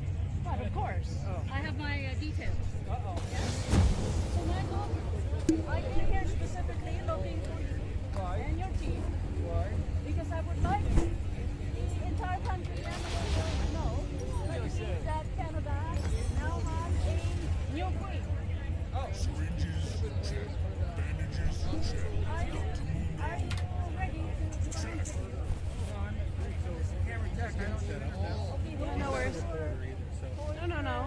good idea to Your wait. producer. Welcome to the Halloween business. Do you have business card? Yeah, Business card, please. he's not a reporter. He's just setting up. The reporter's going to be here a little bit later. All right. Well, Let him that's set fine. up, and then we can get somebody to talk to you. Business card, if you guys have any. Don't tell me Fox News doesn't get a business card.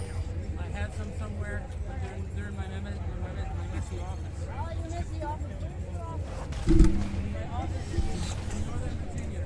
It's the first opportunity you guys have to break the story that Canada has a new history. And you don't need to be interested, yeah?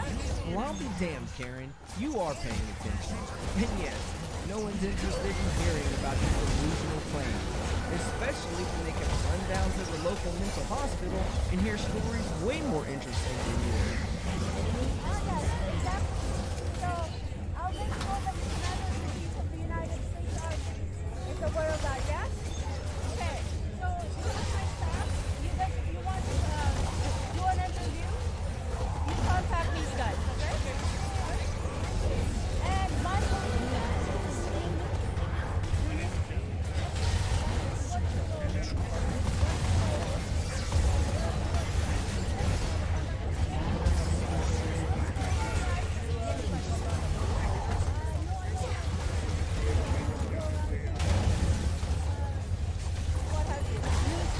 Literally, no one cares, Karen. Alright, that's the end of the video. But I'm sure this won't be the last time that we see Queen Romana of Canada grace our monitors. If you like this video, leave a like. If you disliked it, leave a dislike. But don't forget to comment below and subscribe if you haven't done so already, so you don't miss any of my content. I'm Team Skeptic. And I'm out.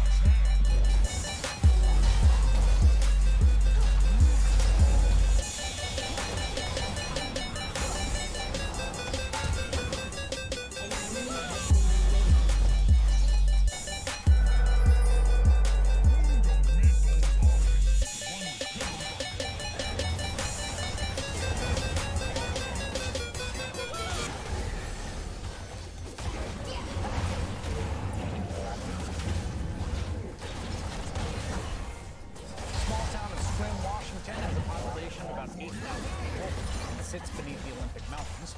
Sequim has traditionally been Republican, at least back to the 1990s, but Joe Biden won the town in 2020. Clallam County. Every general election winner since Ronald Reagan in 1980. For years, Sequim has been tested by the same person that William Armacon, local hairdresser, motorcycle enthusiast, and right-wing demagogue, was first elected to the city council in 2018. He was then appointed mayor by that same council in 2020. His tenure as mayor first made the news when he publicly endorsed the far-right cult conspiracy theory QAnon.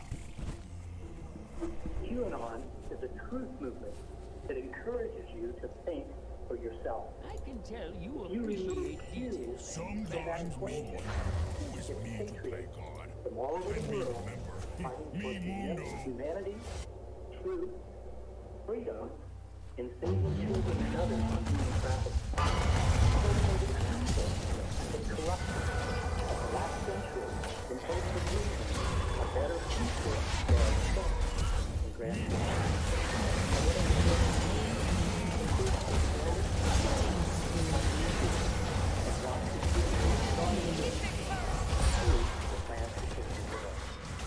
That is a yikes.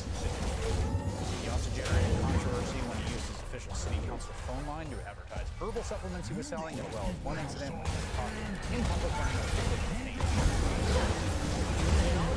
Posted this picture of Sequim Mayor William Armacon on Facebook. The shirt he's wearing reads, "This is the USA. We drink beer. We own guns. We speak English. We love food. We don't like that.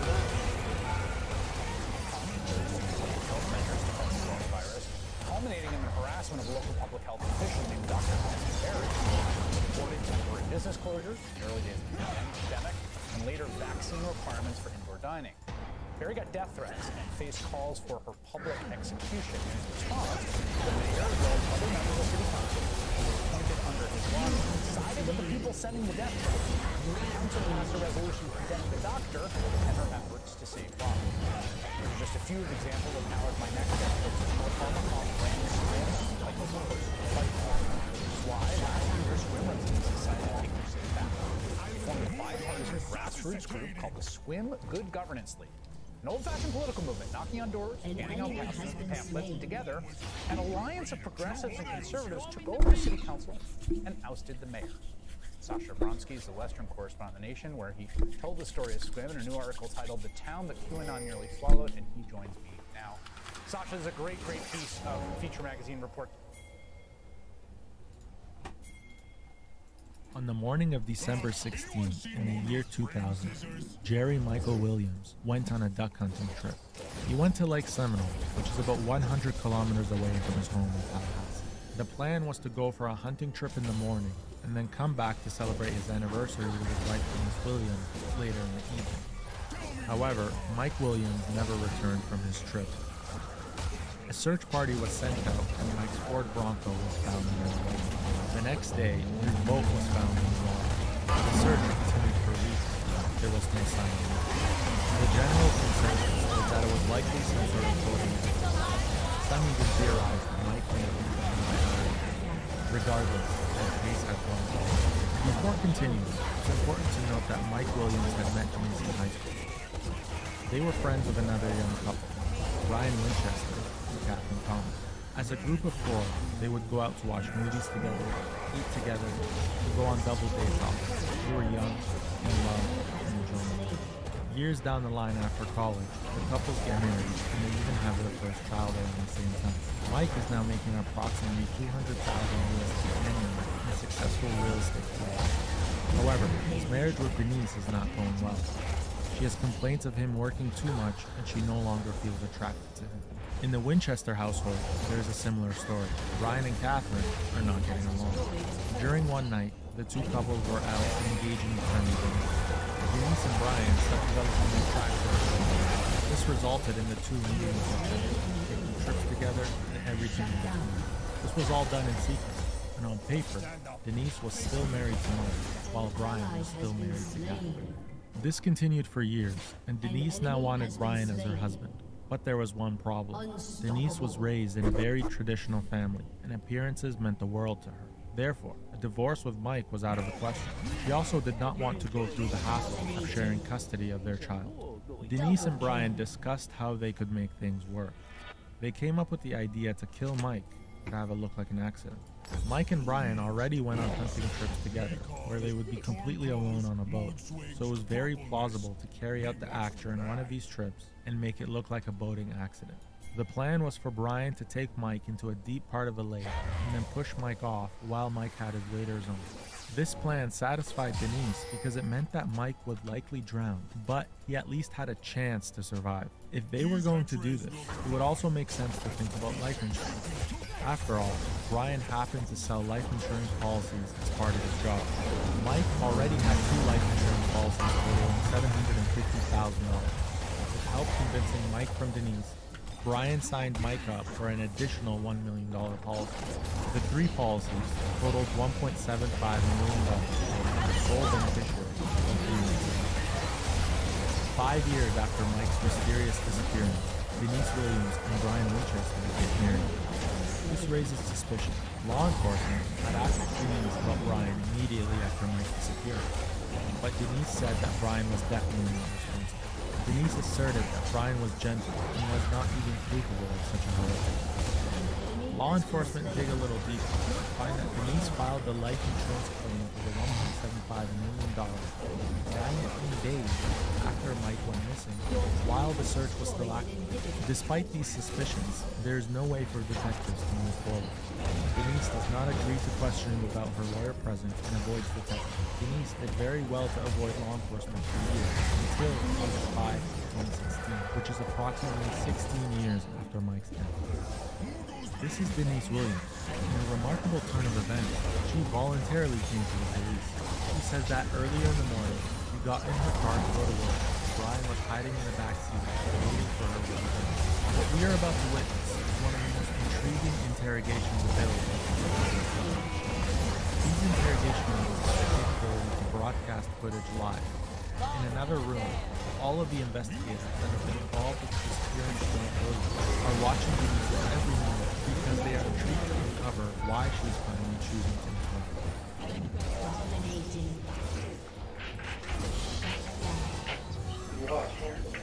Alright. Just get stuff in there. There, now. I know Mike Phillips real well. Mike Phillips led an investigation into the missing Mike Williams 6 years. Denise asks this question: why are she maybe asked about the disappearance of her ex-husband? The officer, while fully aware of who Mike Phillips is and his prior investigation, will act like he has no idea who Denise is talking about. Or is he not sure? I always get like confused. There's a tip. Alright, what's your name? Denise. Or just give me a rundown on what happened today. We're almost in the 4th year of our separation and divorce. I'll just tell you about what happened today. So I go out to my car to go to work. I was calling my sister, and this person starts climbing out of the very back, and I couldn't tell at first who it was, but then immediately I knew who it was, but I was screaming in the phone, help me. I didn't know if she had picked up yet or not. So I was screaming, help me, and then he grabbed the phone, so I don't know if he turned it off. I don't know how, I never saw the phone. But he was up and grabbing me, and he pulled my face pretty hard, and he was cussing, you turn here, you turn here, blah, blah, blah, and I kept going straight. So then he goes, I'm gonna effing hurt you if you don't, you turn here, and I kept going straight again. And I turned around and I go, what do you mean hurt me? And he pulled out a gun, like a gun, not a hunting gun, but like a gun you can kill someone with, and he put it right here in my ribs. He put it right here, and he goes with this, and he pressed it in there. You will turn. Well, I kept, in my head, I was like, I'm making it to CBS, because that's our CBS, and I was just like, I'm making it to CBS. So he put it right there. He was screaming, and so I didn't know if I should go in the ditch, like, I didn't know what to do. And, but I kept driving. So anyway. Where was he when this happened? Where was he? Did he Yeah, he was over, yeah, he climbed out from the back. It's two, and then a back, and then a seat, and then a back. So he was in the back, I guess, hiding. And then when he came out, he came up to right behind me. So like I'm driving, and he's right here. And then the gun's right here, so he's right here. Did you see what the gun looked like? Like what color it was, or? I mean, it was dark. But it was like a handgun, I guess. But it was dark. Dark color? Yeah. But anyway, so then I pulled into CVS, and he was like, turn here, because CVS has like back parking, and he took the wheel and was trying to force it to turn, and I don't know how, but I just like took the wheel back. I mean, the fact that we didn't wreck was unbelievable, and I took it back, and I parked right at the front door in the spot that was right against the grass, so like the camera's right there, like I knew, because I go there all the time, that there are cameras there. So I parked right there at the front. And so we pulled in, and he said, and he kept saying, I just want to talk to you, because he's been emailing me, texting me. I blocked him off everything, trying to get me to stop the divorce. I just want to talk to you, And I turned around and I go, I will talk to you from right here, because he was trying to get me to move the car. I will talk to you from right here, and that's it. So you wanted to get in the back with him? Yeah, so then he wanted me to get in the back, and I said, no, I'll sit in this seat, and I was in the driver's seat the whole time. And so he was mad, but he held on to the seatbelt, because I had already buckled myself in from the beginning. And so he held on to the red buckle right here. So he's like in this seat, but he's leaned forward, holding the seatbelt together so I can't get out, because I had pictured that I was going to just get out and go running, screaming into CVS. That's what I thought in my head. But he held me, and I couldn't. I'm not sure where the gun was at that point, but he was holding it tight. And then he locked the doors. And then I said, I'll talk to you from right here. Well, he held the seatbelt for quite a while as he's screaming, and I'm just like shaking, and he's telling me to stop crying, that people are going to notice, because people were coming in and out the whole time. And one lady, she looked at me, and I was going to say help, but then I was too scared. So he kept holding it. Well, finally, he just kept saying, I just want to talk to you. Talk to me. I just want to talk to you. So then I was just like, what do you want to talk about? I want to talk about the divorce, blah, blah. So as he started talking, and asking me to call the divorce off.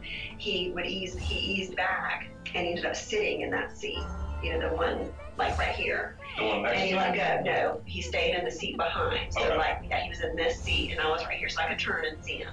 And he held the gun the whole So he was on the passenger side? the back, and he held the gun between his legs the whole time. So that's why I didn't want to yell to the lady or anything, because it was right there. We were probably there, for like, it felt maybe 45 minutes to an hour. So if their cameras do work, they'll see the whole thing. And so he said, I've lost my son, I've lost you, I've nothing to live for. And I was like, well, Brian, you're the only one who can change.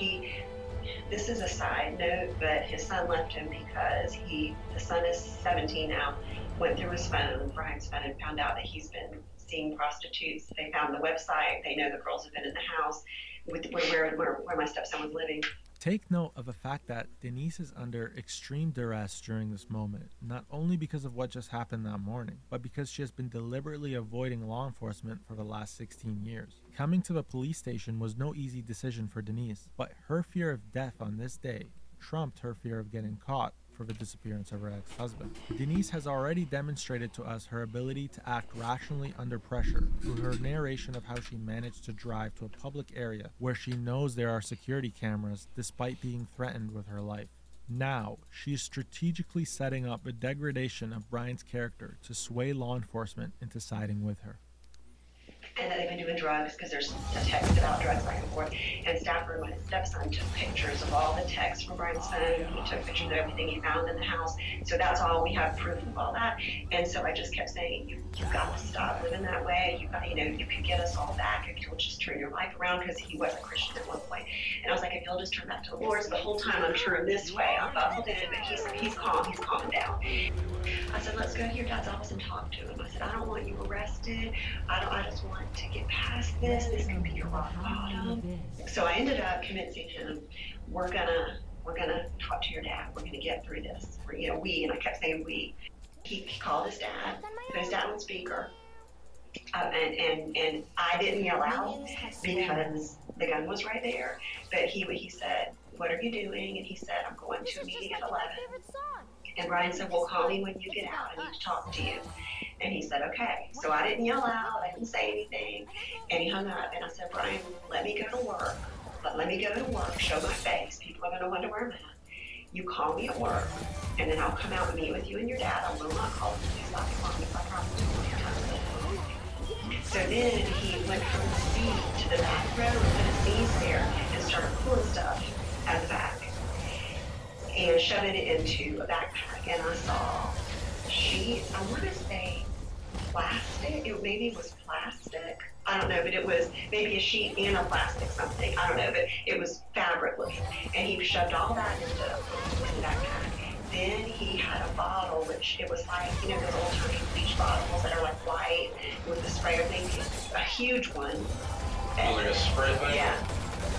He had that, put that in the backpack, and then something else. And when I saw the bleach, I was like, oh, I feel like I just kind of lost, in my head, I kind of lost it. And so it was something else, like a tool or something, not a hammer, but something like that. I don't know. And then he shoved that in the backpack, and I said, Brian, where's the gun? I don't want the gun anywhere near me. Where's the gun? It's right here. And it was on the floor at that point, I guess because he knocked it or something. But he picked it up and he put it in the backpack, and he zipped the backpack up. And then he opened up a little zipper of the front backpack, took his keys out, and then he starts crying. What have I done? What have I done? It's too late for us. And I put on the smile. I'm just let me go to work. I'll see you later. I'm so sorry. I'm so sorry. I'm so sorry. I know. And then he opened the door himself, and I never turned the car off or anything when we read that part. And he got out and he shut the door. And he said, I'm so sorry. I'm so sorry. He was crying. And I said, I know. And he turned right to head north. And then I went on. Denise has just described a fairly simple case of armed kidnapping. The surveillance footage is congruent with her story. It would be a relatively straightforward process to convict Brian of an armed kidnapping felony, of which the minimum term of imprisonment is 10 years in the state of Florida. What's fascinating is the audacity of Denise to voluntarily attempt to imprison Brian. Despite knowing that Brian could retaliate and confess to Denise's involvement in Mike's disappearance 16 years ago. Denise's arrogance is leading her to believe that she could get away with anything because she successfully got away with a marital affair, a murder, life insurance claim fraud, and now she's taking it one step further. And supposedly he was going to his office. Where's his office at? But all he wanted was to talk to me, for me to call the divorce off. And intermittently, like, a lot he said that. Because I was like, are you planning on ending both of our lives? Like, as he got calmer at CBS, I said, are you planning on, ending both of our lives today? Mine. I'm planning on mine. And then he would say, I want to kill myself. He must have said a million times, I want to kill myself. I've lost everything. I reached back a couple times at CBS and would like touch his knee, like when I could tell that he was getting calmer, I was like, I don't know, I feel like, so the video will probably show that. I mean, if there is, trying to think of anything else to say. I was gonna I didn't know if I didn't plan on coming here because I wanted to follow through with what I said. I wanted to talk with Marcus. Brian also promised he would tell us that everything and he would go away from rehab because we being treated for sex addiction. So he said he would go away to rehab. I was going to follow through with that because this is going to make him really mad. And so I called Deborah, my sister made me call her husband, and he said, you have to turn in. But I've already told you everything, but I still don't know what's the right thing to do because it's going to make him so mad. And then you guys, I can't have a 24-hour policeman with me, and he's going to, wherever, if he gets arrested, if he doesn't, he's going to be free at some point. I have a daughter. It's not his fault, but I don't know.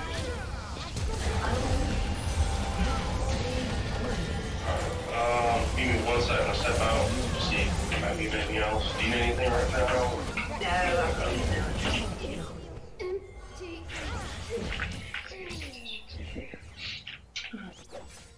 Okay, my first suggestion, one of the things that comes to mind right now is when you finish here, there's some things that have to be done. File for an injunction. I'll accompany you, we'll go to the court, you can file for an injunction, okay? I'm just gonna make this. Absolutely, here, if you want, whichever you prefer. Most people use their phones nowadays, but sometimes it's helpful to write it down and if you want a piece of paper. What does that mean? An injunction is an order of protection, so it's like a restraining order, and it's going to prohibit him from having any contact. The process of filing for an injunction against Brian is described in detail. Things are going well for Denise from her perspective. She's sympathetic.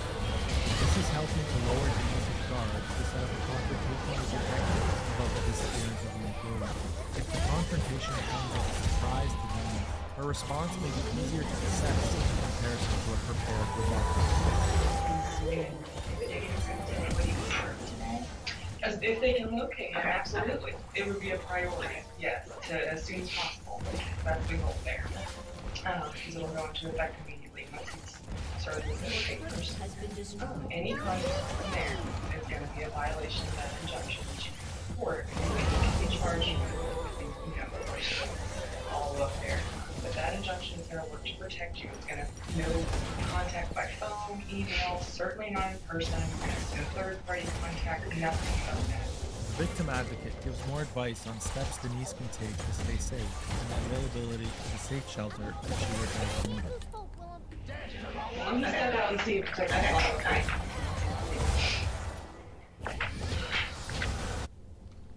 They mentioned anything to you about processing your vehicle where this all occurred?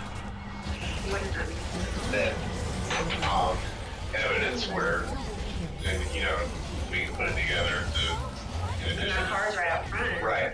What I need from you, I just need your okay to do that. Processing the car is standard procedure. First, we'll collect any relevant evidence from the car, such as DNA evidence that proves that Brian was there. Even though the police are planning to obtain as much information as possible about what happened to Michael, they still must abide by protocol to make sure Denise's allegation is adequately addressed. At this point, the police know everything they need to know about the kidnapping incident. The only reason they are still questioning Denise is because they want to transition the conversation to discussing Michael. Alright. Not to be redundant, but I'm gonna try and go through the story again, and just try and get a little more detail on everything. So, car in general, do you usually lock it at night? Do you keep it unlocked? Yeah. Did you lock it last night? The detective goes through Denise's timeline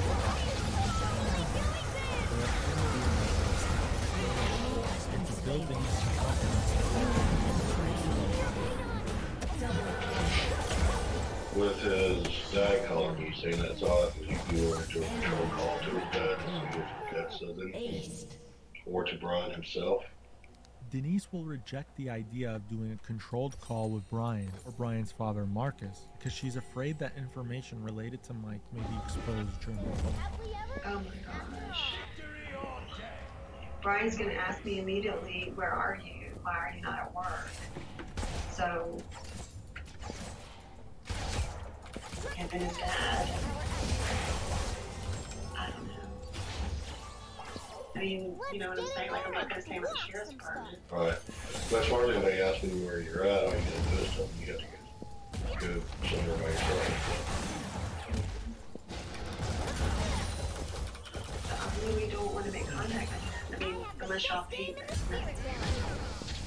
It would be rare to see the victim oppose a reasonable suggestion by law enforcement to further the investigation if the victim had nothing to hide.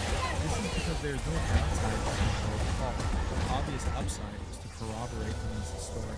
This could be used for Denise's benefit if he's not guilty to Denise's kidnapping accusation. The detectives noticed Denise's unusual reasoning immediately, and this just furthers their suspicion. Well, option, if he told his dad what took place, and his dad was checking on you and expresses he explained it to him or whatever, then we've got that information that he's told somebody else. If he winds up sitting here having a conversation with you about it, that's just more evidence per se that corroborating your story about what took place. I think Marcus is calling me just to set the conversation up because Brian really didn't want to tell his dad the details. He wanted to tell him that he reached rock bottom, stuff like that, but he didn't want to tell him the details because his dad is so upset about the mom, and he kept bringing that up that they are going through that, so he didn't want to tell his dad. So I don't think calling his dad, I'm probably 100% sure he didn't tell him all the details. So it's not like Marcus was repeating them all back to me because it was going to take me going there and me basically making him do it. And the reason he would do that is because he would think I would call the divorce off and we get back together in the end. Him calling me, he's just going to be, where are you? What are you doing? He's going to want to set up that meeting with Marcus. Oh my God, I don't know because I don't want to make him more mad before he even finds out, you know what I'm saying? And the point would be to try to get him to say stuff. Like, And to find out where he is, if he would wind up telling you, want to meet you prior to going there. And we can try to have people in that area whenever you arrive, not somewhere necessarily to be that at that second, but even if you did pull off into the side of the road and set off the Capitol Circle and pull into the CBS, anything like that would give us an idea of the locations, because I guess you already have the information. And we've got the information out. Our thing now is to locate him, check with the welfare. As you say, it would just be beneficial to locate him. do you know, I mean, have y'all checked him at his work? We've got people checking. Because I think it's pretty. So just think about it. I'll think about it. You can take a few minutes, and but one of our biggest goals is to be able to locate. Right. Well, and find out if you can find out from these people if it's checked as well. That's what I'm thinking. I'm really thinking that it's there. The detective's strategy is to bring in Officer David McCraney next. He happens to be Denise's brother-in-law, which makes him able to play the role of good cop detective. His role is very nuanced in that he is there to make Denise feel protected while simultaneously highlighting how substantial a threat Brian is to the safety. This is done in an attempt to get Denise to talk about it. This could have lead to more. But if Denise talked about what he did in his life, Ryan could be imprisoned for life. Alright. I've told this story a million times. Alright, I'll do it a few more times. An enemy has been slain. When did he An pull ally it back? has been slain. I know you told them, and you told me a little bit. When he was leaving, yeah, I didn't know anything was back there. And he got his knees into the that seat and started pulling stuff out. And In the very back. that's where he was hiding. And so he pulled it back. He pulled it loose stuff. You know what? He might have slept there last night. That's why I don't know how he could get there. But he pulled out a sheet that was like this color. And then he pulled out something else because it took him, it was heavy. So that's why I think it was some type of plastic. I'm pretty sure. But he pulled all that out, shoved all that in his backpack. And then pulled something else out. And again, I don't know what it was. It's bigger than a hammer, wider than a hammer, but I don't know what it was. Put that in there, and then there was this bottle, like this big of like industrial bleach, like a bottle. And he pulled that out, put that in there, and then when he turned around and sat down, I said, "Where's the gun?" Because he was about to get out. And he goes, "Right here," and it was on the floor. And he picked it up, put that on top, and then zipped it up. And then unzipped a little tiny pocket that I could see that was right here. That Told you he was there to kill himself as well. he told me that he had nothing else to live for. And that he wanted to kill himself. He told me that many times. He told me he bought the gun to kill himself. Because I said, "Where did you get this gun?" Because I've never seen a gun that you kill people with. You know, he's just got the hunting guns. And he said, "I bought it to kill myself." What do you think he brought all the other stuff for? I have no idea. Because at one point I asked him, I said, "Did you really plan on today being the day that you would both die?" And he said, "Well, me." But then when I saw that other stuff, that doesn't make sense. I don't know. That's what he said. Denise, he was going to kill you for whatever reason he brought that stuff to cover his tracks. I'm sorry, you know that I love you. I would never let anything happen to you. But I'm not going to sit here and sugarcoat stuff. You did the right thing by calling me. But Denise, he was going to kill you. Well, then when he finds out after 4 o'clock that there's a restraining order, he's going to know that I told him he's going to come for me. Hopefully he'll kill himself after your life, okay? He's had control of you for years and years and years. He has ruined your life. You and him are the same age, which I'll sure. It has eaten at you and eaten at you. And I couldn't say anything. I told her one time. I said, "We need to talk to Denise." And he wouldn't do it. He said, "I'm just glad she didn't go crazy." Okay, but you've been living a crazy life forever. And you finally had enough to get out. I know he did it. And you know exactly what I'm talking about. I don't think you had anything ever whatsoever to do. He held that over your head forever. He was going to do it again. He wasn't going to kill himself. He was going to kill you so that you didn't talk about him later. That is the truth. I've been doing this too long. I've talked to everybody I know over the years, 15 years, about how and what we can do.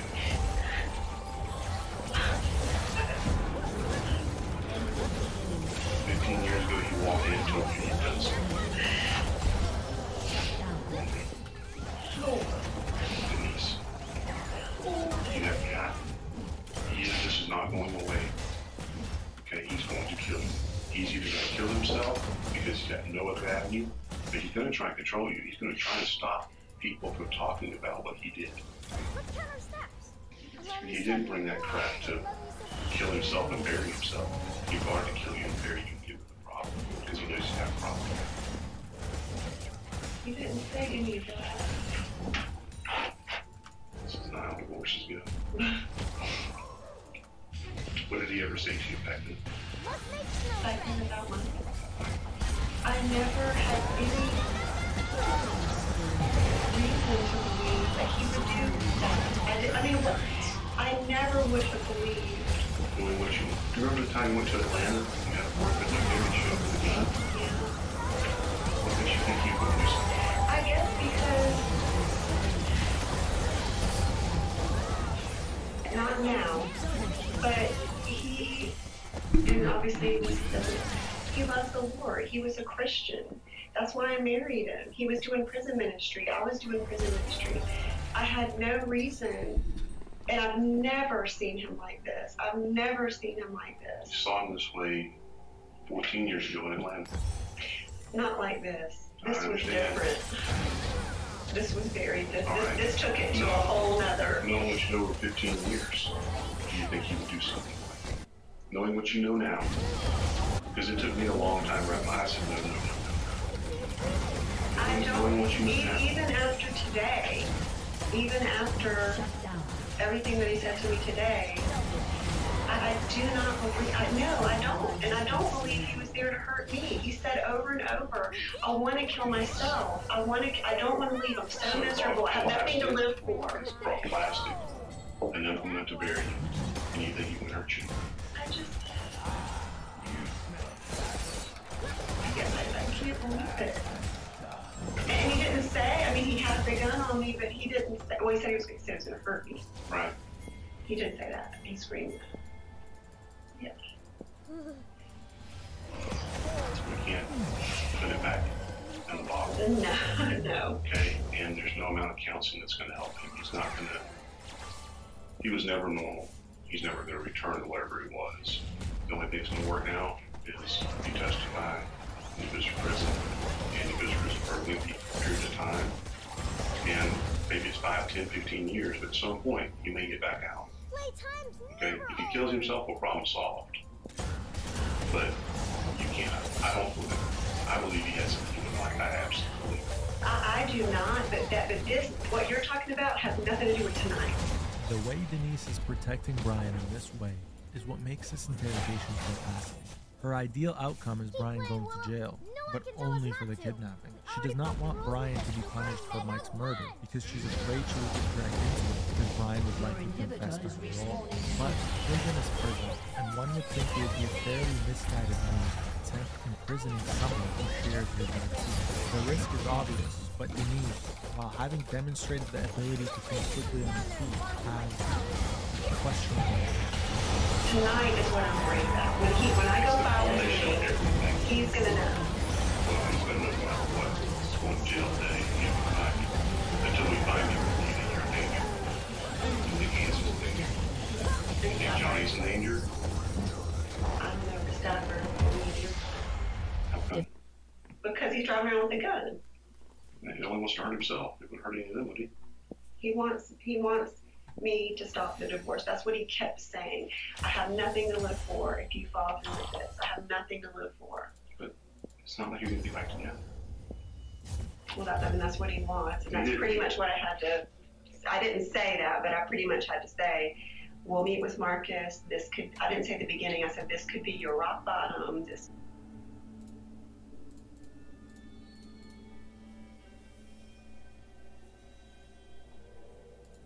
Good afternoon, everybody. The Irish Demon back with another video, and today we take a little trip to visit our neighbors to the east, English land. And this very well-adjusted bunch of gents are going to audit the Rozzers in Bethnal Green, innit? Now, it's easy for me to say as a well-mustachioed gent, but what the hell is this? Hi guys, welcome back to the channel. If it's your first time around here. So we are just at Bethnal Green Police Station. Obviously, you know who I'm here with. I'm here with Bobbard now. Hey! And GB auditor over here. Links are in the description below, so if you're not already subscribed. If you're not already, what? Subscribe. Sort your laptop. Spoken as well. Can't really show much though, because he is in an enclosed space, and at least he's actually done the decent thing and hidden away smoking. Before we continue, everybody, YouTube has been nailing creators at the moment with demonetization, and you basically have to apply to be monetized in every video. It's taken days and days, and really I don't want to slow down my production just for that. So if you'd like to support this channel,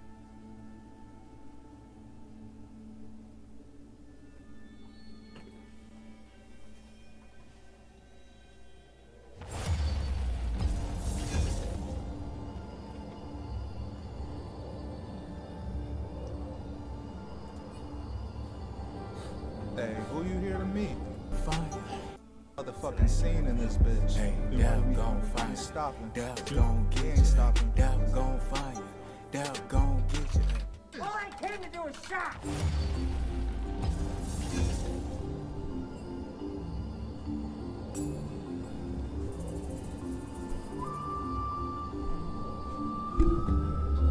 I long for a worthy opponent.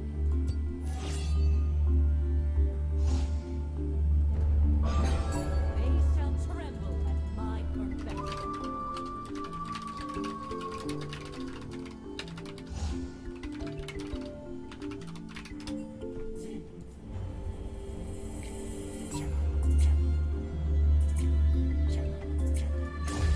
Live and die by the blade. No more cages.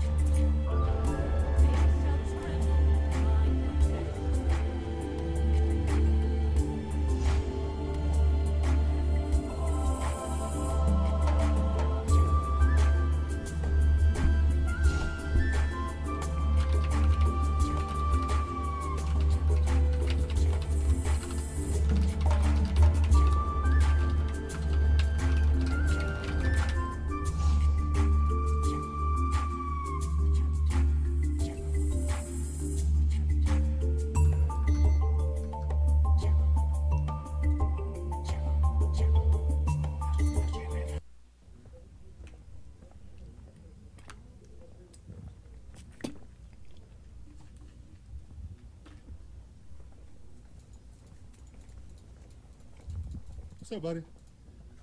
Hey, I'm gonna make a scene in here if you don't want to talk, man. We're gonna have to have a conversation. I'm gonna call the police. Dude, I don't know what the You hell know you're about talking about. Madeline?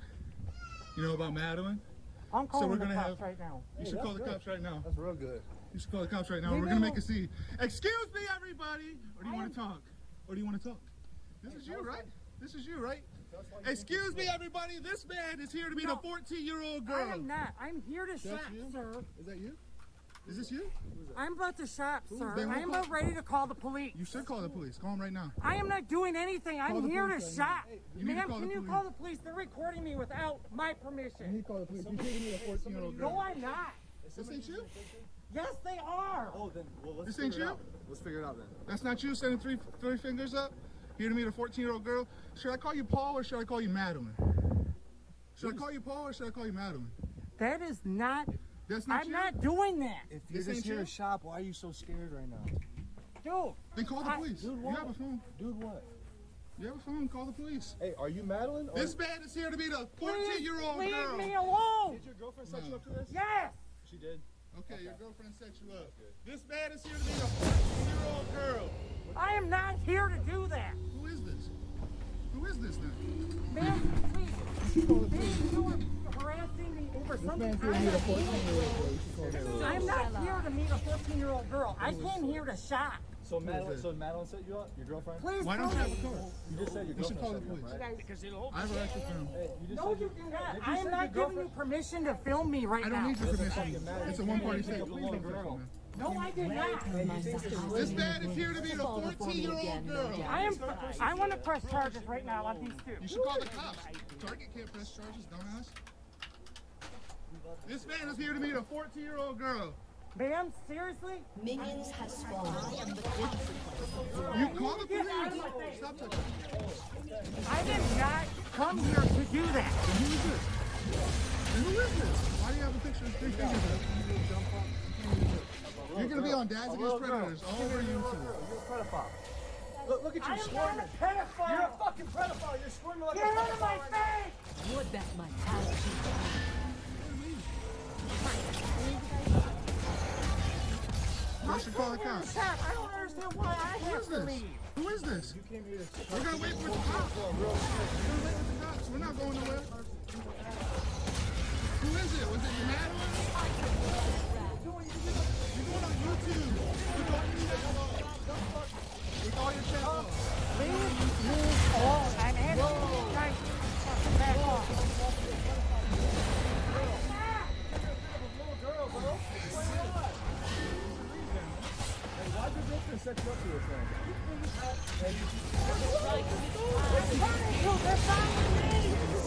It's that way. Entrance is that way, buddy. I'm not going. Watch out for this man, everybody, ladies and gentlemen. He's here to pick up a little girl. He believes a 13-year-old girl. 14. Oh, okay, 14-year-old girl. He believes to pick her up. What was his name? He said his name was Madeline. Oh yeah, you wanted her to take the pink, what is he called? So I must fly. Bikini, right? You wanted a pink bikini. We went in there and got you. We got you for going to the bathroom. Who is Why are you that? seriously recording everything that I'm fucking doing?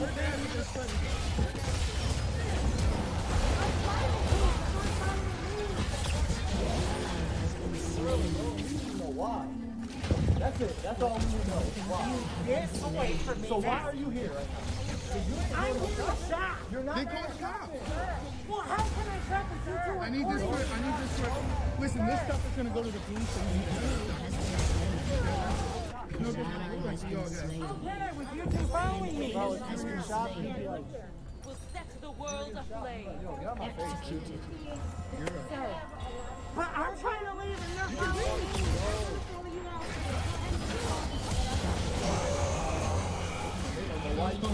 Well, you're gonna tell Madeline set you up. Your girlfriend set you up, right? Does that not sound good? Do you not want to lead to that? Either way, the cops are gonna see all these messages that I got screenshotted. All of them. All of them. They're gonna see all those messages. Get away from me now. I really don't have to. I'm They're serious. kicking I'm us. talking from you. What you gonna do about it?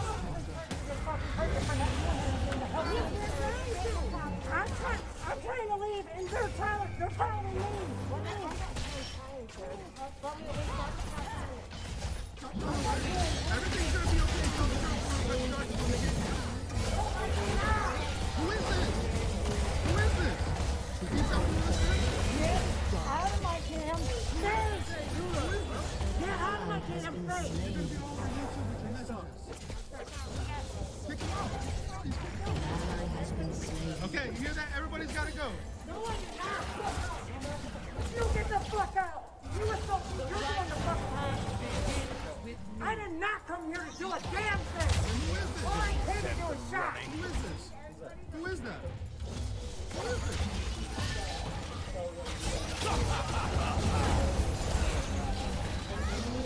How can I get to my car? You parked over there. You parked over there. I've seen you park. Come on. I'm not going to my We're fucking gonna- car with you two following me. We're gonna get your license plate because you're a criminal. So yeah, we want the police. You think you're scared of the police? Please tell the police you want to press charges on us. I dare you. Let's sit here on this bench and wait for him. Ma'am, I'm trying to go to my car. They're not like. What do you think they're gonna do? Have they saved you once? We're not. We're just recording you till you leave. The police are here. Good, because I'm walking away from you. Leave the fuck alone. Everybody in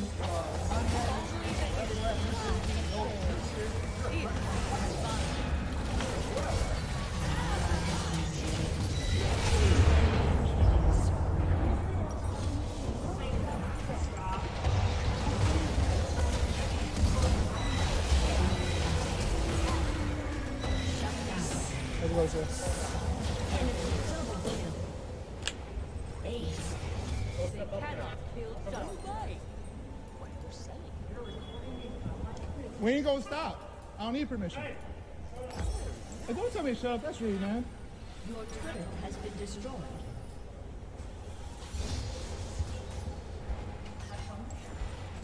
Wings of fire, copacetic.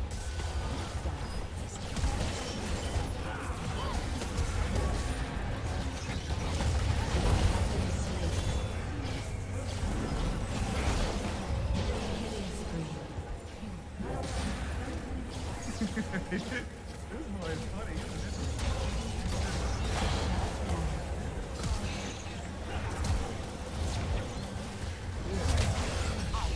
The light renewed. I know. I understand you guys' rule. Really, like really, this is what we do. You know what I mean? It ain't supposed to be like that. I'm like, hey, you want to talk? And he started freaking out. But we're not gonna walk away from him and let him shot. Sorry about that.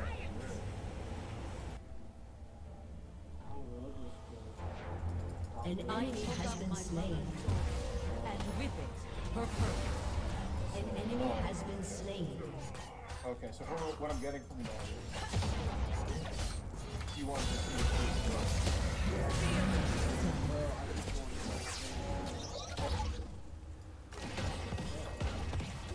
A clean cut divides darkness and light.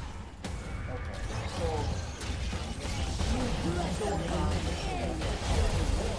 has been slain.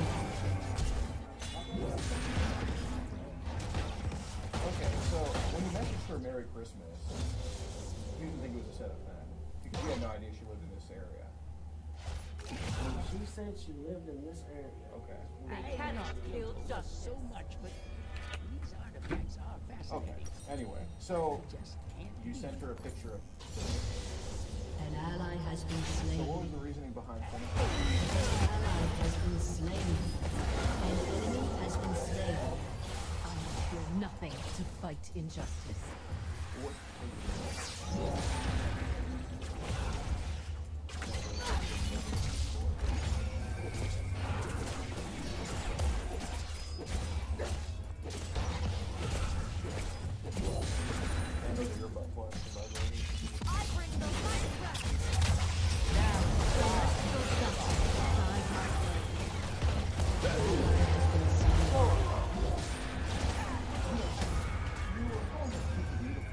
After she told you you sent her a message after she told you I believe you think it's fair. I believe you think it's fair.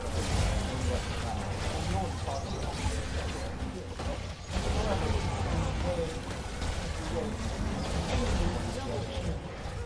When you compliment her, when you're calling her baby girl, which are, of course, pet names to everybody. We're always calling her baby girl. It's not like... The light 11-year-olds are a different mentality than, say, an 8-year-old or 7-year-old. It's like a whole different leg up. It's not like you're saying this to an 8-year-old or a 7-year-old. executed. Rampage. Anything to you? The moment justice And stands is great.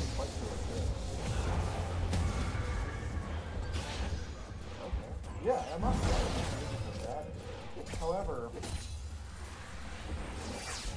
when you person calls a baby girl, that indicates to me that I'm not saying that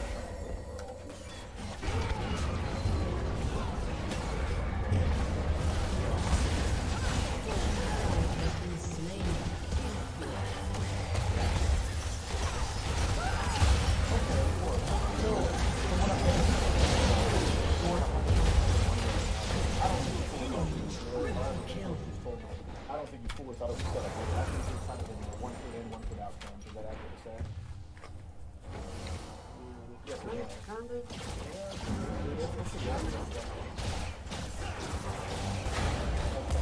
So you just told me that you were trying to see whether or not it's a setup. So when you were talking to people, when you're saying I want to see it, I was trying to see if it was a setup or not. That indicates to me that you were not completely aware it was a setup, or you're not completely aware it was a setup. So that to me sounds like probing. The unrighteous will burn. You literally just told me I was trying to see if it was a setup or not. That's why I sent it. So that couldn't have been it, because you said here when you were sending messages that you were still trying to see if it was a setup or not. So was it in the back of your mind? Probably. However, still wasn't 100%. Okay, so you sent Enemy double kill. and you sent her Enemy double kill. a whip, and there's 2 paddles. So what was the meaning behind sending her Aced.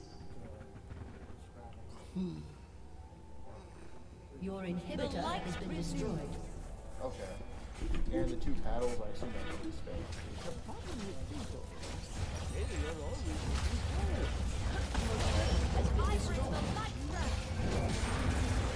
And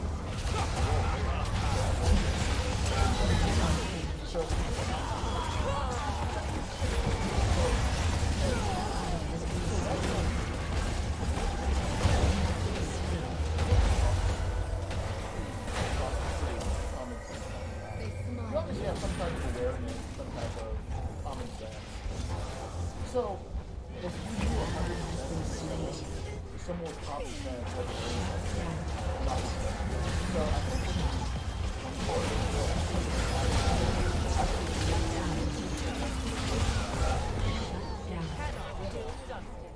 Shut down. Shut down. Right, and obviously on the phone, messages are way more different than Rejoice at your redemption! seeing a girl in Pakistan who's 22. You can't have with her no matter how much you like her. Because she's in Pakistan, she's a long time, you haven't met her yet. So, no matter how sexual you got here, you weren't thinking setup. It's more of a... I don't think it's the fact that she... Light and glory! We don't want someone to talk to. Is that correct? Okay. So, again, there are people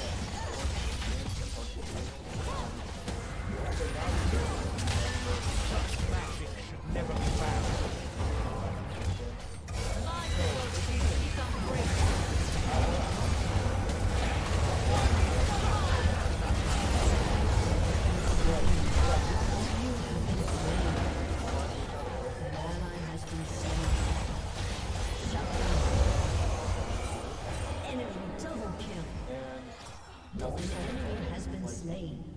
You're straight, correct? Shut down. So, I believe with this cute girl, as a straight man, when I'm straight, when I talk to cute girls, The light renews.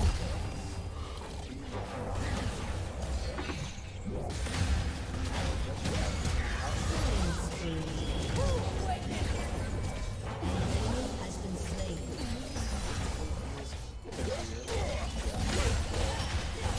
10 years for me, I've had, I know. And so I understand where you're coming from here, for sure. So, I think part of the reason why you said all this was because of loneliness. So, I believe Emily did really turn you on. Like, Guilty! you were not going to sexual with a guy, are you? Okay. Yeah, you're gonna Oh, no, I didn't. No, I'm just kidding. I'm straight. Just kidding. Okay. Sorry. You know, right, so you're not going to... You only get people with people you're attracted to, correct? So you're attracted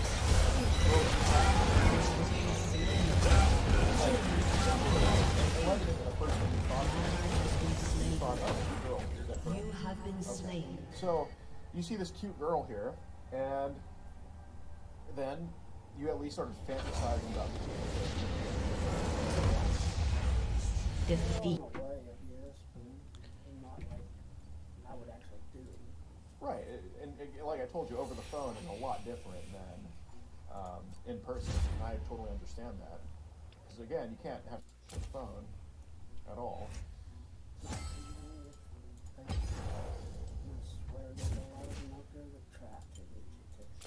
Really? Yeah, because I noticed like you have like Google Hangouts in your bio. Well, I had to put that in there because fake people kept asking me to get on there, and then they'd ask me for money and other kind of crap, and they still don't read it. So, yeah, that's why I got that on there. Right. I don't even have Google Hangout. I do have WhatsApp, but I don't have Google. Oh, okay, got you. Okay, so from what I'm getting from this is you were attracted to this girl who happens to be 11, and she turned you on every once in a while, and that's why you got people in the message. Is that correct? I would say yes. Okay, cool. So cool. Okay, so here you say, yeah, I would love for you to use them, and I assume you're talking about toys here. Yeah, I mean, right, of course. And you also walk around the house not wearing anything, so I assume that part's true, that you walk around the house naked sometimes. Yeah, right. I get out of the shower and go to bed. Got you. And then you did ask to hang out with her. Can I ask why don't you ask to hang out with me in this case here?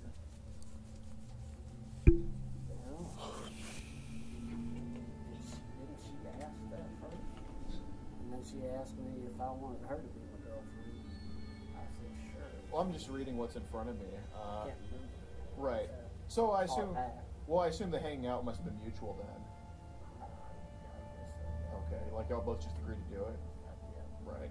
Because if she agreed to just hang, if she wanted to hang out, was pressing you to hang out, that would just be kind of weird on her end. Oh, you got a cramp? Oh, gotcha. What do you do for work, by the way? I'm disabled.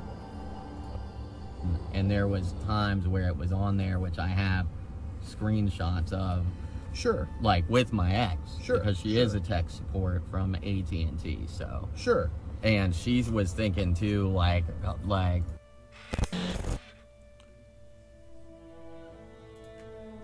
Okay. So, which girls do you think I'm talking to you about today? Some girl off of a dating site. Uh-huh. Anybody else? No. Okay.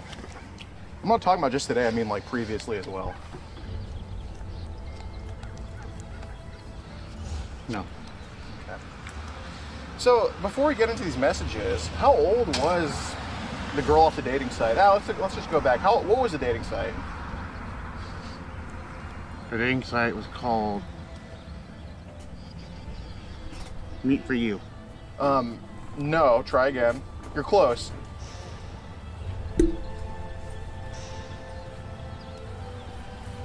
All right, I'm going to give you 3 options, all right? Was it Meet Me? Was it Meet 24? Was it Mess 24?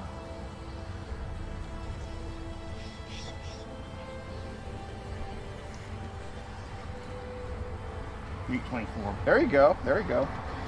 Thank you for your honesty. So, how old was the girl you were messaging on there? 11 years old. Okay. Thank you. Appreciate it. So, this is you, right? Yes. Okay. And this is, Yes. Okay. And that was a picture? Yes. Okay. And you sent all the messages to her? Yes, and she messaged back. Right, right. So it's a mutual thing? Yes. Okay, okay, okay. Cool, cool, cool. So I do want to ask before we start the messages here, and, you know, this could be a little bit lengthy because obviously it is a lot of messages, you know? Yes. Okay. So when does this whole attraction to, let's just say, younger ladies start for you that are under 18? About a week ago. About a week ago? Okay. Because you mentioned there was a 14-year-old too. And that you didn't go as far with her, but when was that 14-year-old? Not in this town. Not in this town? Ah, okay. So it only started a week ago in this town? Yes. Oh, okay. Well, that's fair game for sure. So when was the 14-year-old? What other town was that? Oroville. Oroville. Okay. So, what app did you meet her on, the 14-year-old? Same. Oh, Meet 24? Okay. And you just met her in person? Yes. Okay. What was her name? Can't remember. Okay. How long ago was it? A couple of years ago. Okay. And with the 14-year-old, it was kind of just feeling and whatnot and kissing? Yeah. Okay. So with the 14-year-old, did you feel her... It wasn't, was it? No. Oh, okay. So it was more just like touching her breasts and thighs and whatnot? Yes. Okay. And I assume oral too? No. Okay.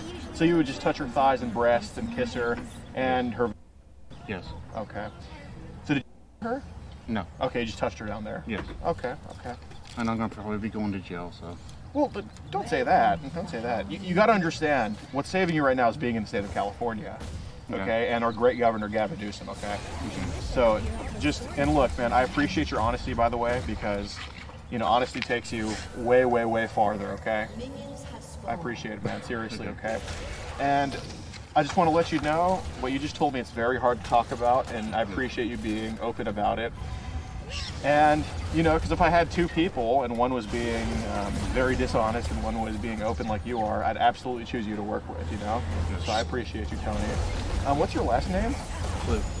Blue? Okay. Who do you live with? I live with my aunt and a few other people. Okay. What do you do for work?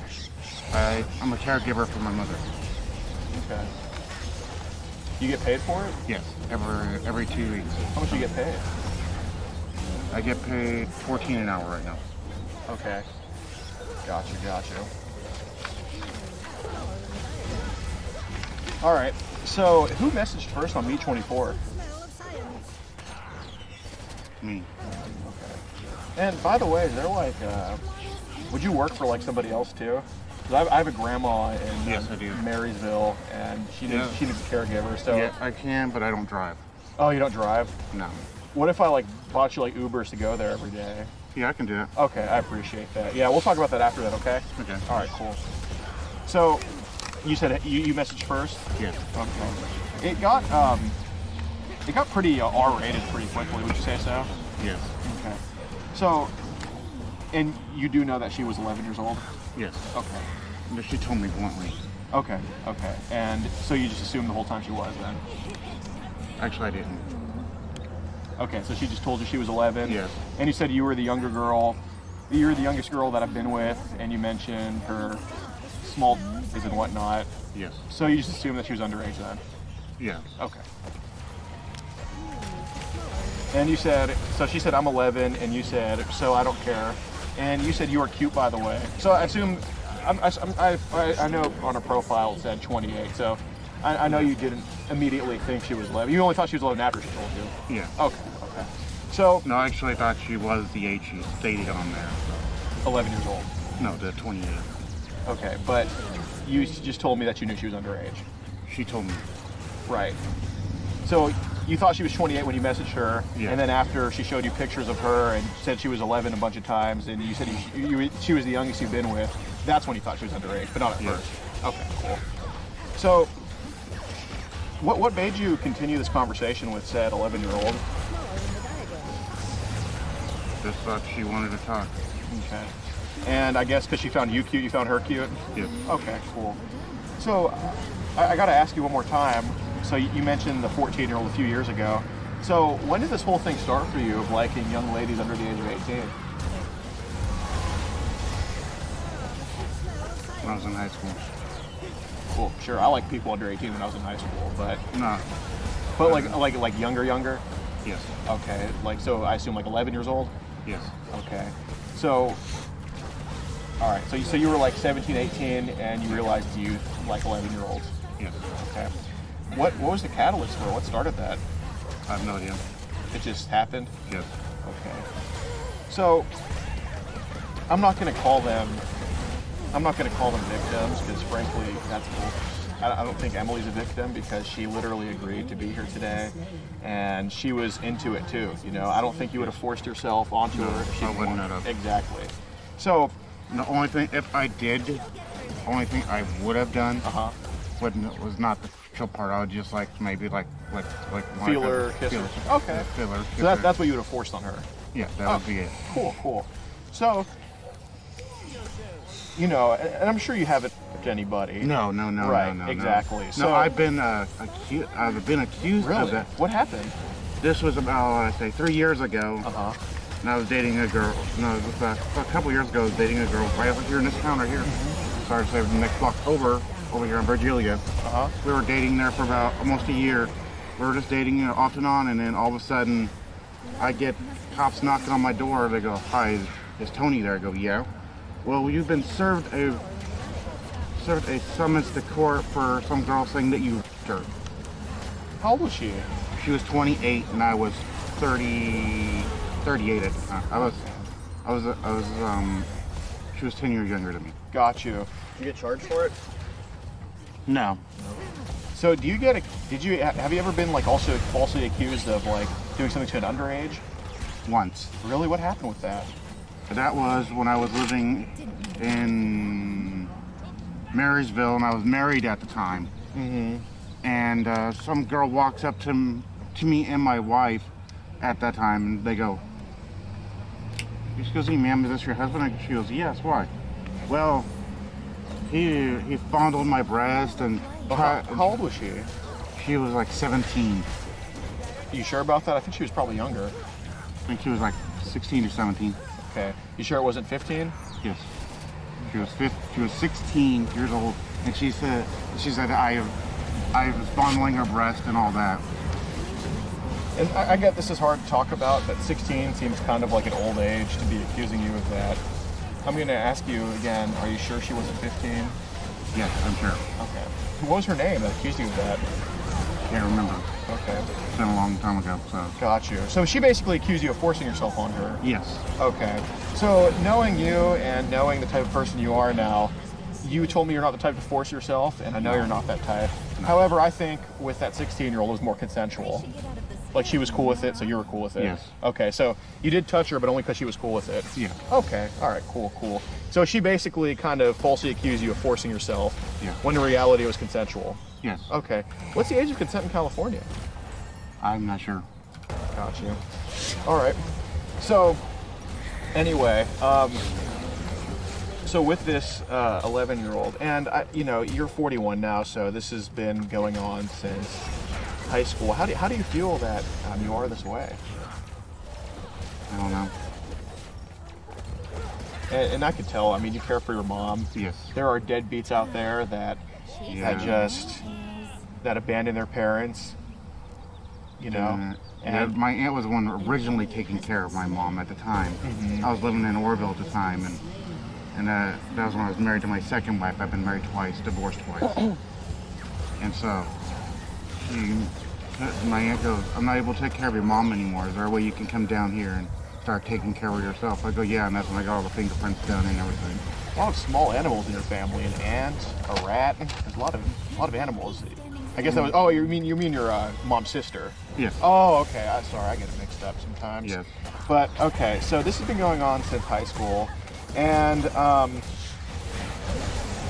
so. Obviously, it's been something you've been fighting, huh? Yes. Okay. So we all have our vices, ICC, I got some good flanks right here. I ate too much chocolate cake. And we all have stuff that we're not proud of that we try to stop doing. So I don't think... It's like my older brother got accused of the same thing. Really? And they were in their, I think they were in their mid-20s and got accused by a 17-year-old. Wow. Saying that it's the same thing that happened to me just over here a block over. Like the Duggar family, they were a bunch of liberals. Crazy. But, okay, so since it's been going on since high school, and it's been what, say 25 years, give or take? About that, yeah. Okay. So in those 25 years, so far we have the 16-year-old, and it was consensual, so I'm not knocking you for it. The 14-year-old, that was consensual, so I'm not knocking you for it. The 11-year-old, it was consensual, so I'm not knocking you for it. Okay. So in those 25 years, and as somebody, you obviously get carried away sometimes with the messages. I know there's more underage young ladies, so who were they? None. Okay. Tony, I appreciate how honest you've been so far, and, like I said, I have an uncle who's on the offender registry. And So do I. I have an uncle that's on the offenders list for being his own daughter. Yeah. And, you're not that type. You know who Jeffrey Epstein is, right? Yes. You're not that type. Okay. But, No. yeah, no, the piece of shit, I agree. And, you're not what my uncle is either.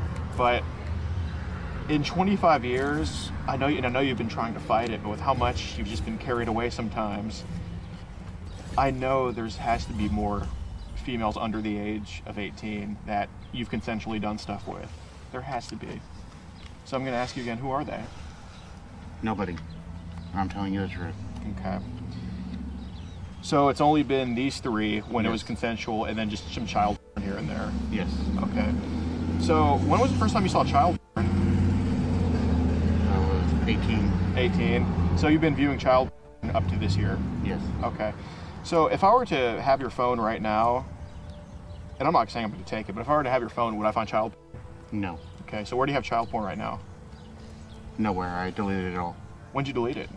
I deleted it 2 weeks ago. Where was it previously? It's called a... But it was under people under 18? Yes. Okay. So when was the first time you saved child porn? Never. Okay, but you just said you deleted it 2 weeks ago. So where'd you save it to? I saved it to my Chromebook, but I deleted my Chrome. I reset my Chromebook back to factory. Okay, so it was on your Chromebook? Yes. Okay. So, where'd you get all the pictures from besides? That's it. Okay. And so I assume some of them were prepubescent too, like Emily's age? No. It was all just like 13, 14-year-olds? 14 to 17-year-olds. Okay. Well, anyway, let's get into these messages here. You say, hey, she says, I'm 11. And you said, so you are cute, by the way. Oh, thanks. Can I see a pic of you? And you say, I hope you don't mind me being 41. What would you do if I hugged you around the waist from behind? You still there? So immediately you just wanted to, basically, if she was okay with it, just do stuff with her. Yes, but nothing. Do you want some?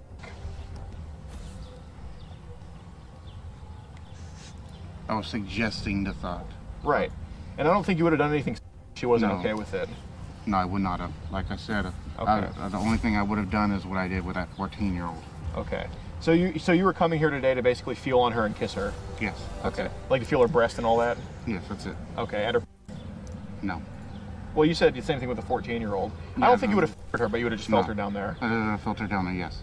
You would have felt her down there? Yes. Okay. And touched her breast? Yes, okay. that's it. Okay, got you. So, you say what part of Olivehurst, and you said I live near McGowan Parkway, and you said just curious, do you want some dick? And you said I'm horny, and you said he's still awake, baby. And you said, do you send naked pics? So you asked for naked photos. Suggested she sends this. She send them. Yes, okay. suggesting. Okay. And then you asked her to be your girlfriend. Not an actual girlfriend, just like a girl, and she's a girl, she's a friend. And together they make girlfriend. Yes. Okay, so a girlfriend. Yes, but not actual literal girlfriend. I'm not following here. Another wording like dating as a friend. Oh, so friends with benefits. Yes. Okay, so not like marry her, but more no. More like this is my friend that I do some stuff with. Yeah, that's it. Okay. Well, thank God for that, because yeah, dating's a whole different realm. No, yeah. I would never marry this. Wow, I think she would say the same about you if she saw you. She was looking at you, but it's okay. It's mutual. But okay. So yes, I do. How bad do you want? And she said, I haven't had it before. And you said, would you let me come in your?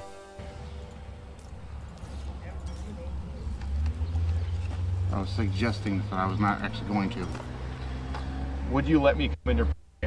So basically, you told me that earlier that you would have, that no matter what, you would have touched her today. And yes, that would be it. Nothing else. Right. But she told you she was okay with it, and you're right. You were suggesting it. You didn't say I'm going to do it. You basically insinuated if you want to do it. Yes, that's it. Right. And she said she wanted to do it. And let me tell you, man, before you answer this question, she's just as much to blame as you are here. Okay. All right. I don't buy that bullshit. That, oh, just a pretty innocent little girl, that's a whole bunch of horse shit, okay? Mm-hmm. She was okay with it, and you obviously were okay with it too. If I was talking to Emily, I'd be asking her the same thing. You were gonna do it if he was okay with it, okay? So, Tony, I know since she was okay with it, that's what you wanted to do today. Is that correct? Yes. Okay. So, to reiterate, and coming in her was the plan today, since she was okay with it. Only if she is wanting. Fair enough. Only. Right. Big if. Yes. But you said, how are we going to have?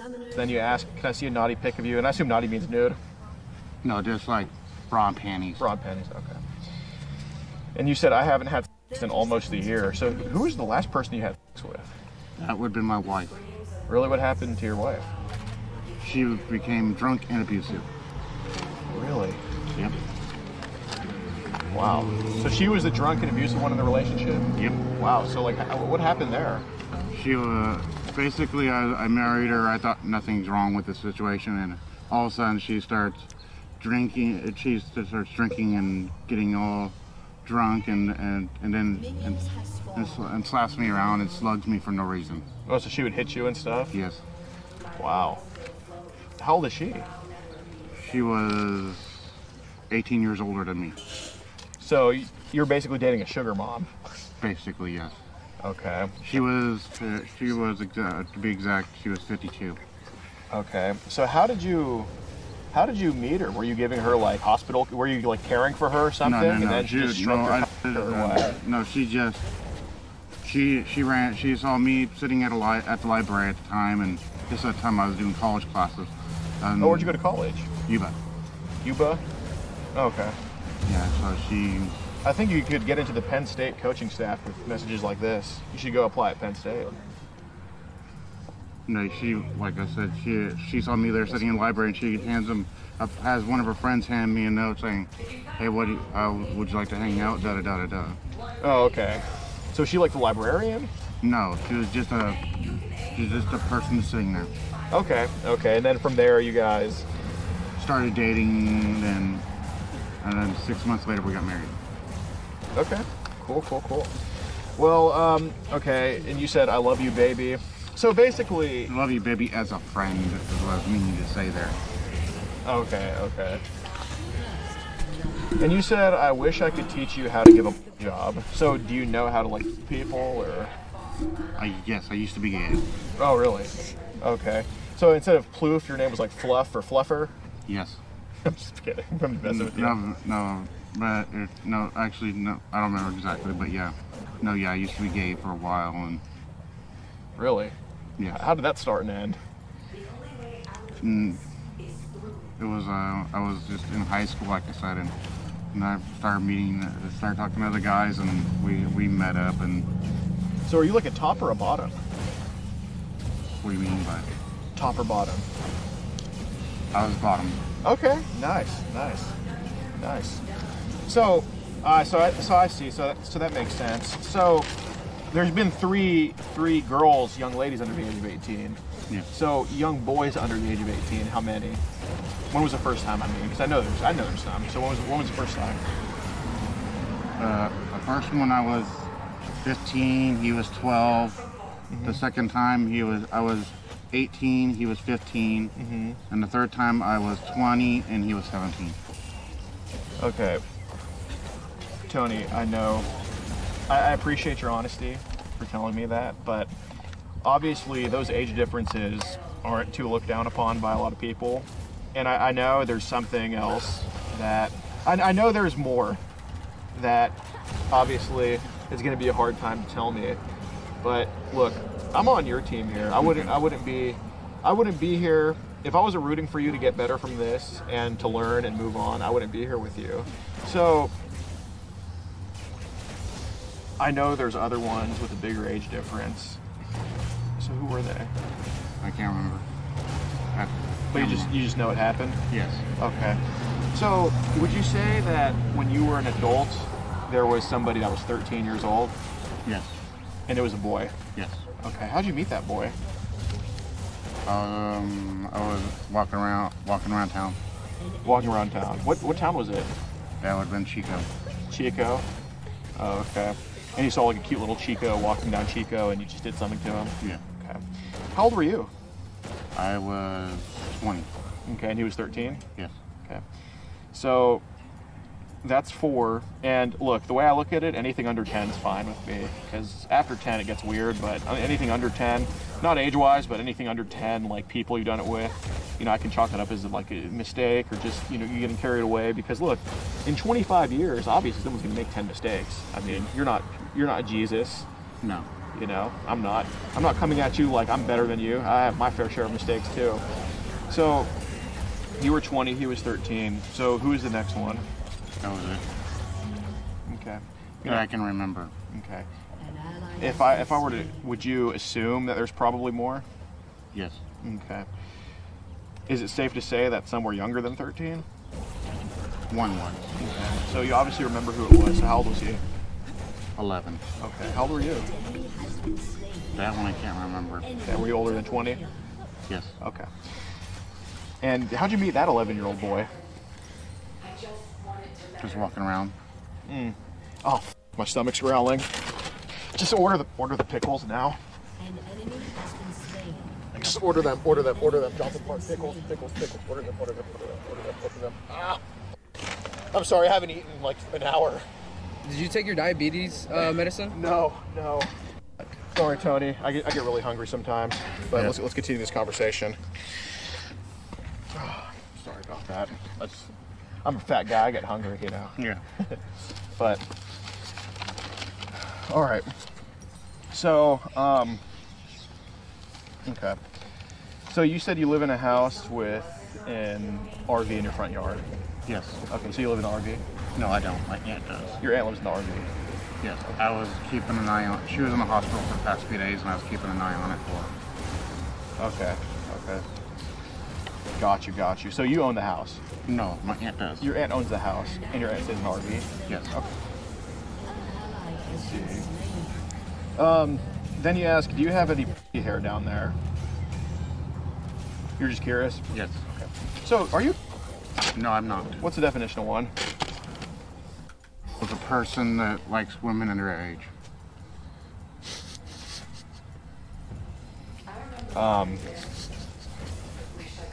Yeah, I'd say you're right. So, are you? No, I'm not. Okay, you just told me a likes women underage, and No, I only like women underage as a friend.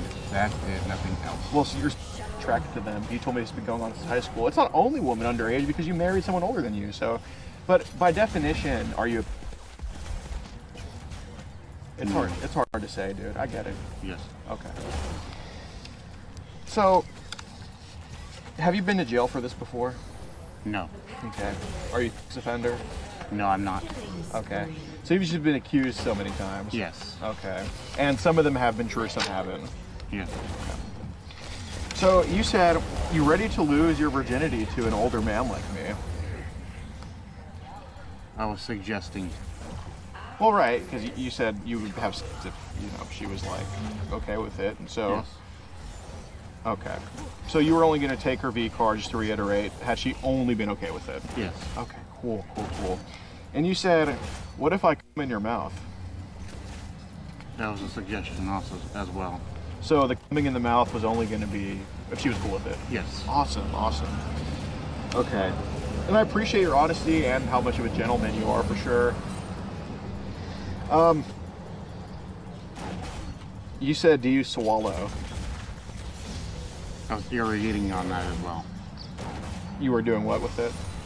Suggesting the thought. Okay. Basically, I was just suggesting if she was okay with it. Then you would have been okay with it? Yes. Awesome. Okay.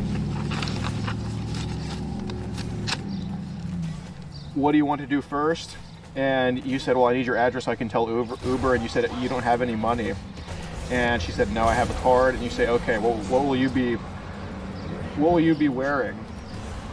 And you said, here, I hope you don't turn me in for... So basically, so you understand the charges? Yes. Okay. And you said, am I getting you horny?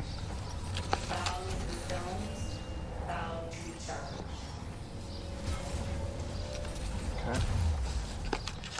And I guess you wanted her to like get wet too and be horny with you? Yeah. Okay. All right. You said, do you like guys with facial hair?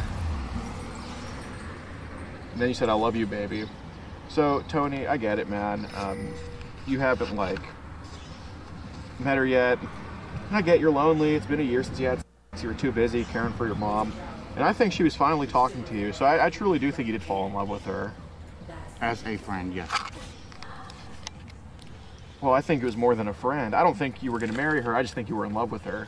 Yeah, that's it. Okay. Oh, thank you for that. And you said you will be in the RV. And you said, I'm just curious what you would do if I want to come in your butt. You still there? On what street? And you said you're ready for my address, and you said College Way. You ready for some... So you live on College Way? Yes. Okay. So is that what you mean when you said you went to college? Yes. Makes sense. Okay. And you said, want me to f your butt to like, and then you said, can I f your butt first? And then you said, I'm gonna make these chats so it's gonna inevitably demonetize this video. Oh, sorry, wait, never mind. And you said, how big are your boobs, baby? And so you like that they're smaller, I guess? Yes. Okay, okay. So does anybody know that you're... No. Okay. Then you said you live at 4306 College Way? Yes. Okay.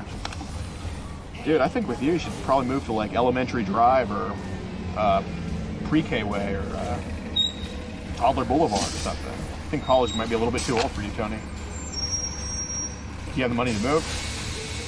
No. Okay. All right. Well, I get it. It's all good. And so basically, the original plan was to have the RV door open for her to come in. Yes. Okay. Do you have condoms on you today? No, I do not. Okay. So just get okay. Thank God, because condoms are like a crime. So the plan was just to do it like without condoms. Yeah. Oh, thank God. Thank God. Because condoms, that's a whole other charge right there. Okay. Whew. That was close. Whew. Thank you. All right. So you say want to see a pic of my, and then you send what looks to be was this Groundhog Day or I'm trying to, I have bad eyesight. No, fine. Okay, okay. Got you. So I see the shadow here. So basically 6 more months of prison, or weeks, excuse me. No worries. Then you say, wish I could see something naughty of yours. Okay, so when you say I wish I could see something naughty, that's when you want it nude. Yes. Okay.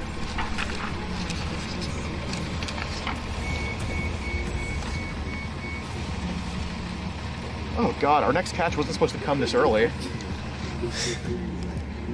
Sorry, we're just running a little bit late. Oh my God.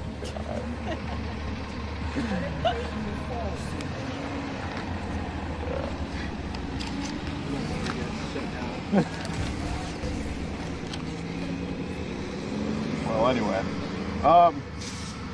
Okay, so you said I love you, babe. He kisses you on the lips. And you said, what do you think about having a 41-year-old boyfriend? So at that point, you want to be a boyfriend? Yes. Okay. Nothing unless she wanted to. Right. Wait, can you do that one more time? Oh, that's like you're a piano player. What would your piano name be? Ludwig von Babe Touchin'? Can you do that again, please? One more time. Okay. Ludwig von Babe Touchin'. Jeez Louise. I make myself laugh sometimes. It's not funny though. You said, just wish you were here sticking me till I come in your mouth. Only if she was wanting to. Okay. So, only if she was wanting to? Yes. Okay. Let's see.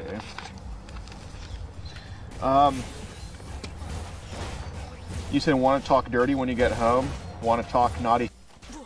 Hugs from behind? My God, man, this is just so repetitive. So basically, we're going to do every single thing in existence if he was cool with it. Yes. Okay. Well, that saves me in an hour. Well, Tony, we got to figure out a way to get past this together. Okay.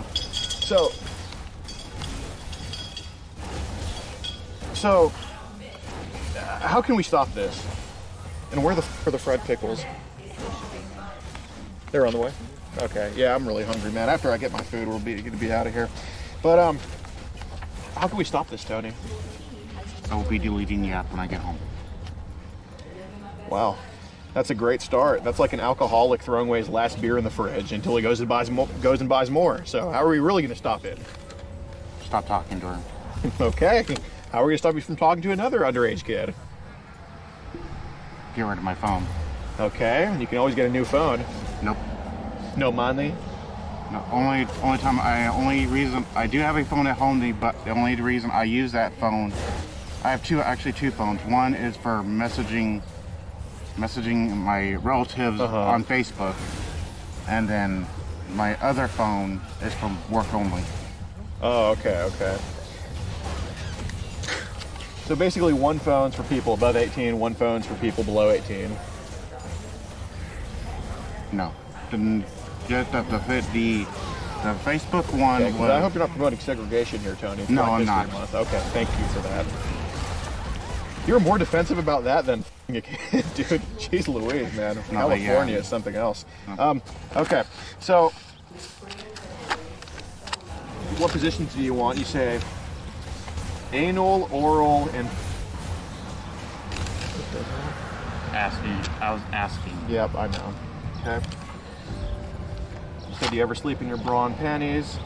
And you said here, I'm really bottomless. Okay. And you said, how bad do you want to lose your virginity? You want to talk, baby? So you would double text her, triple text her quite a few times? Yes. Okay, why was that? Just to see if she was awake. Okay, but these double texts would come during the day. Just to see if she was awake? Yes. Okay.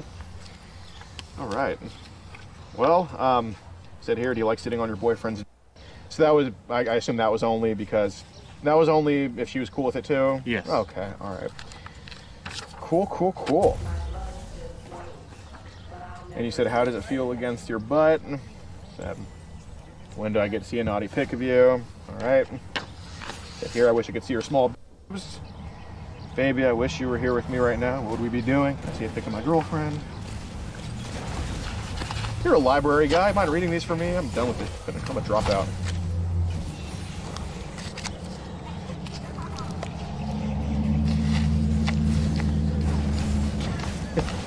Yeah, nobody takes them. Oh, well, okay. I guess you don't want to read it. That's okay. No, because I'm not.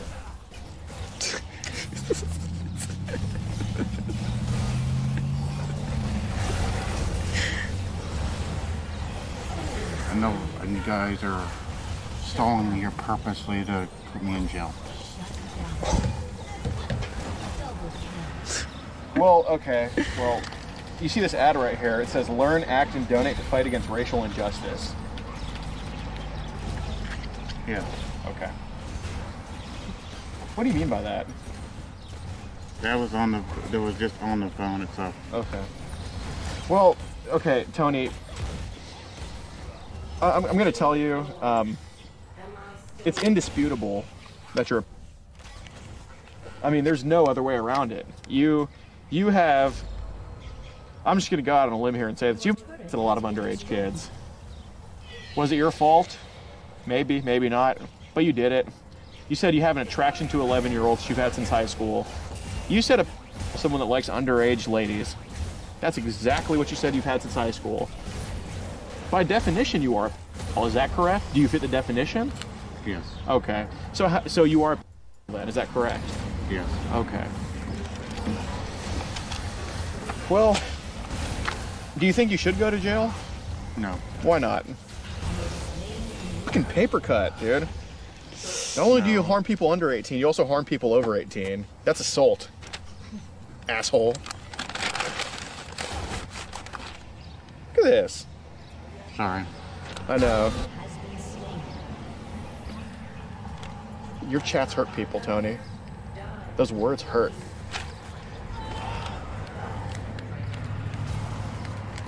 Oh.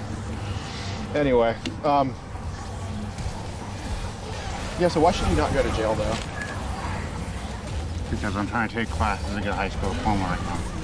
I thought you were getting a college diploma. No, I was actually in college classes and they dropped me out because I did not complete my classes to get a high school diploma, so that's what I'm working on right now. Okay, so basically you did college before high school. Yes. Okay, okay. So let me guess, in like 2 years you're going to be doing like pre-K? No. Okay.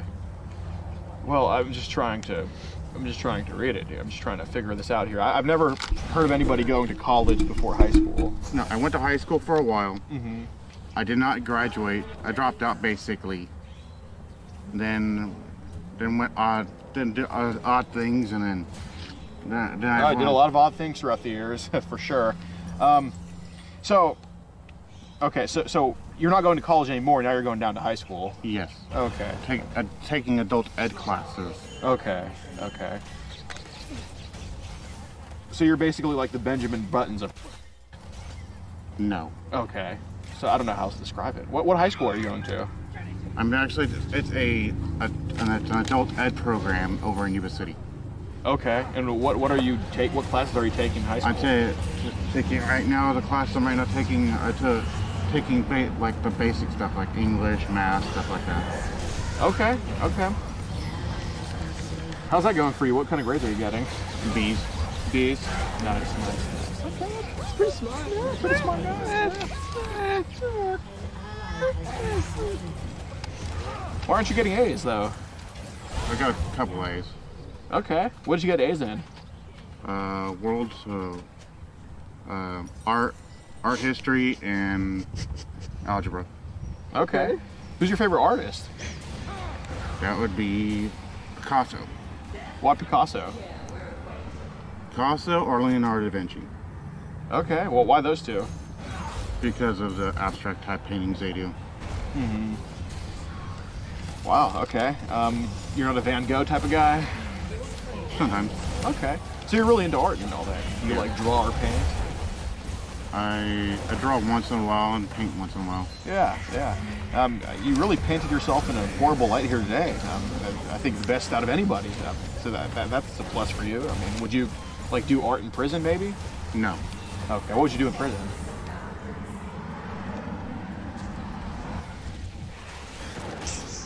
All right. Well, that's something that Jesus has to edit.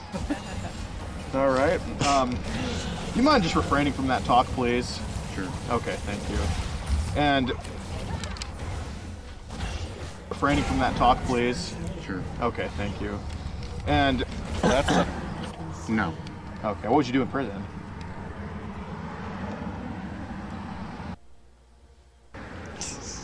All right. Well, that's something that Jesus has to edit. All right. You mind just refraining from that talk, please? Sure. Okay, thank you. And trust me, you don't have to do that. I think, you've had previous experience being a bottom before. I think that's the best route to take in prison. Because there's a lot of horny tops in prison. And every top needs a bottom. Mm-hmm. Okay? So I think that's a good route for you to go. And, yeah, I mean, so your mom doesn't know you talk to underage kids? Yes, she does. She does. What does she think of it? Doesn't say nothing. Okay. So, I'm going to ask, Tony, now that we do have a level of friendship and trust here, who is... 11's not the youngest, is it? Yes, it is. Okay. Well, I'd say, got any questions for me? No. Okay. Really? You don't want to know anything about me? I'll give you some fun facts. I'm from Sacramento, California. My name's Gordon Flowers. And I actually took an art class in community college, but I dropped out of it. I wasn't the best at art history.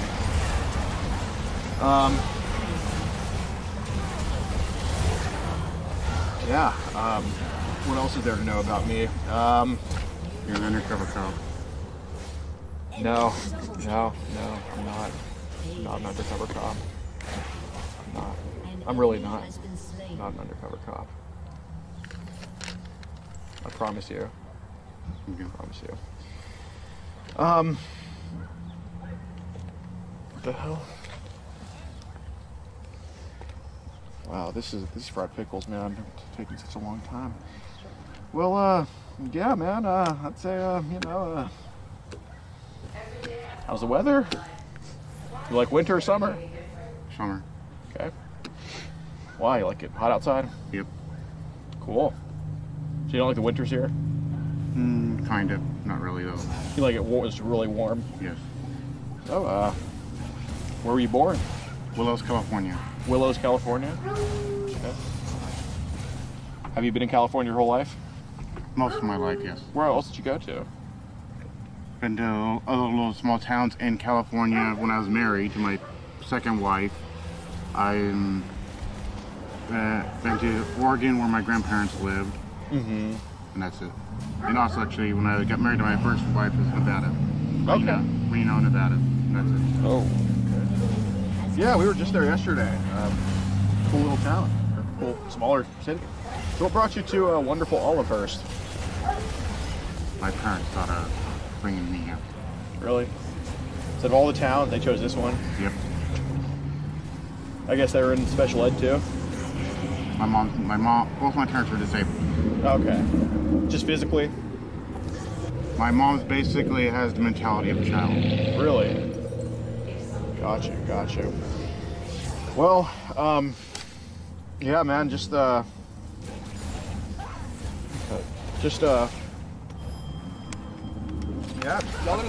get it done. I'm genuinely baffled by this response.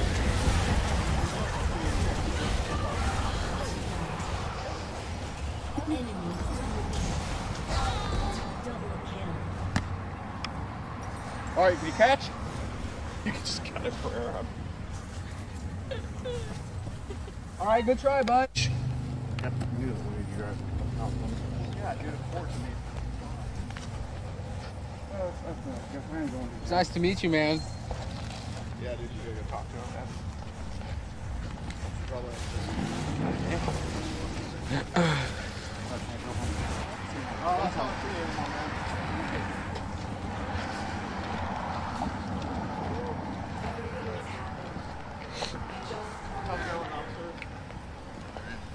So this man's here to here in court today. He didn't do it all, but he did like 10 other victims. You're at the end of it? Yeah, fire. That's better. Okay, so real quick, let's walk him over here. Let's. Bye, Tony.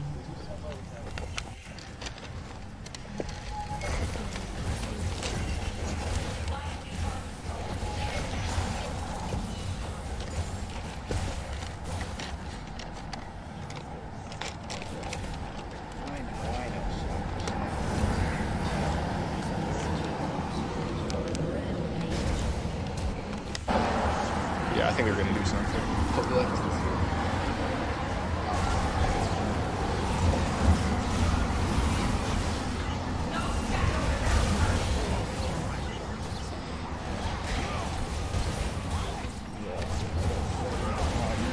Where's he going inside?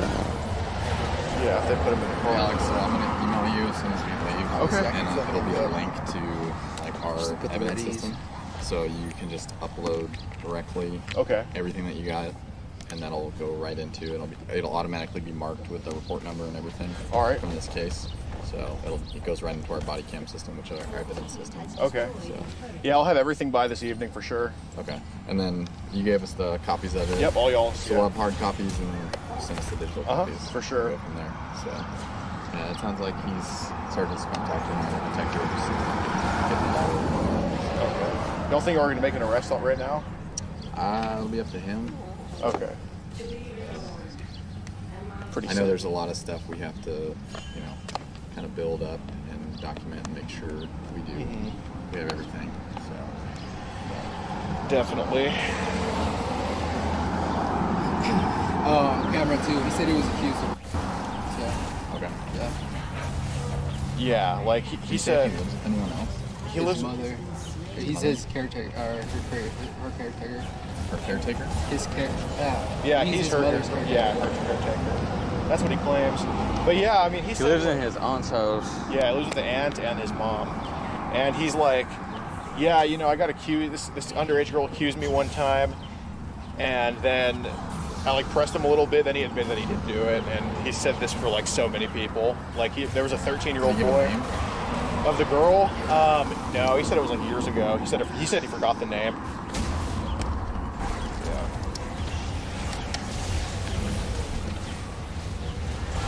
No, I mean, he definitely just tell.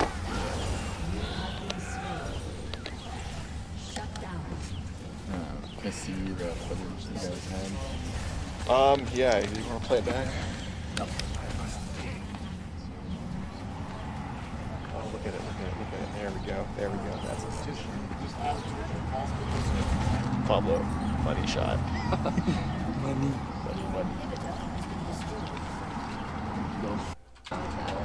Thank you. Yeah. Dude. Oh yeah. Oh, the fox. Oh, I didn't put the handcuffs on him. Man. All right. You know, you say you want to do so. I'm an adult manager. Oh, really? Yeah. Oh, wow. Oh, wow. You're really gonna put on blast. Wow. I'm sorry. Oh, okay. I know him from there. Gotcha. Well, let me ask you this: Do you recognize this fellow? You go in office? No, I don't know. You don't recognize him? Okay. Okay. Gotcha. Okay. Well, our records say that he lives right here, and we just need to have a conversation with him. And we're just kind of recording just for everyone's safety and all that. Yeah, we were just asked if, we Okay. could ask you guys to go to office. Yeah, that's all it is. Yeah, we're with the Predatory Investigation Unit. We're just doing an investigation right now. So. Yeah, and the manager just asked us to see Okay. what's going on. Yeah, that's all that's going on. Any of the other residents to start getting scared about? Oh yeah, no, we're just here to talk to the one resident here who, on record, lives here. He had a very sexually charged conversation with a 14-year-old girl, and we're just trying to get to the bottom of why and all that. So. Okay. Yeah, if you want to talk with the Yeah. manager. And Yeah. After I talk to him here, I can talk to him. No, That'd be fine. not Yeah. the resident. Well, I'm just gonna knock on his door here and talk to him real quick. So, and then we can talk to the manager after. That's fine. Hey, how you doing? My name's Skeet Hansen with the Predatory Investigation Unit. We know that we're not the police, but if at any point you do shut the door on us, we will be calling the police up here. So this will be your picture, right? Correct. Your name's Robert. So it looks like you were having a bit of a sexually charged conversation with a girl that told you she was 14. Correct. Right, and this was how many days ago about? 4 or 5 days. And you were talking about meeting and all that. Right, but I stopped and blocked and. You and stopped. that. Okay. Well, what made you start? I don't even Is know. Okay. No what? idea. I've never done anything like Never. it. I've never ever. Never. Well, Swear on everything. Well, I remember at some point in the conversation you said you've been in some kind of trouble before. I want to say, or. No, I said I'd mentioned that you see on TV all the time. Oh, right. That's what it this was. kind of stuff happens. Yeah, it does. Okay. So what made you stop then? Let me ask you that. I don't want to. I just didn't want to get in trouble for anything. I don't want to ruin my life. It's Okay. not worth anything. Okay. It's not worth it. I have animals. I have a dog and 3 cats. I love Right. animals. Well, you're a bit of an animal online, it seems like, wouldn't you say? I was. Yeah. When you say it's Robert from Meet Me, she tells you she's 14, and you say you're nervous, and you say you're 33, and I cut it off. That's why I stopped. well, you didn't immediately. Well, right there, you should have cut it off, but you're right. I didn't. You kept going though. You're correct. Here you said I'm jerking off thinking about you, a 14-year-old girl. You say I was very wrong. you're saying I'm close to being ready to blank. Correct. I'm not denying that this happened. Yeah, I mean, it's just. I made bad. And you talked to her on Snapchat. You sent her, a couple pictures, and Correct. You say you want to do so much more than talk. She asks, really, Correct, but I never like did what? anything, so. And then you say you want to bend her over and take her virginity. I know what I mean, the parents sent us the screenshots, so Right. they were concerned. We're just the investigation Right. unit. So, I mean, you realize you're talking this way to someone's dog. Right. And That's why I you see a stopped. problem with that, Robert? Yep.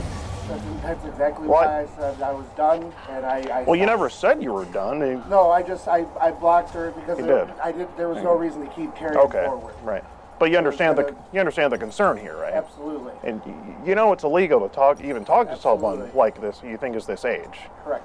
I mean, you're using a computer device to sexually solicit, a minor, and you say you want to teach her ways to please her man.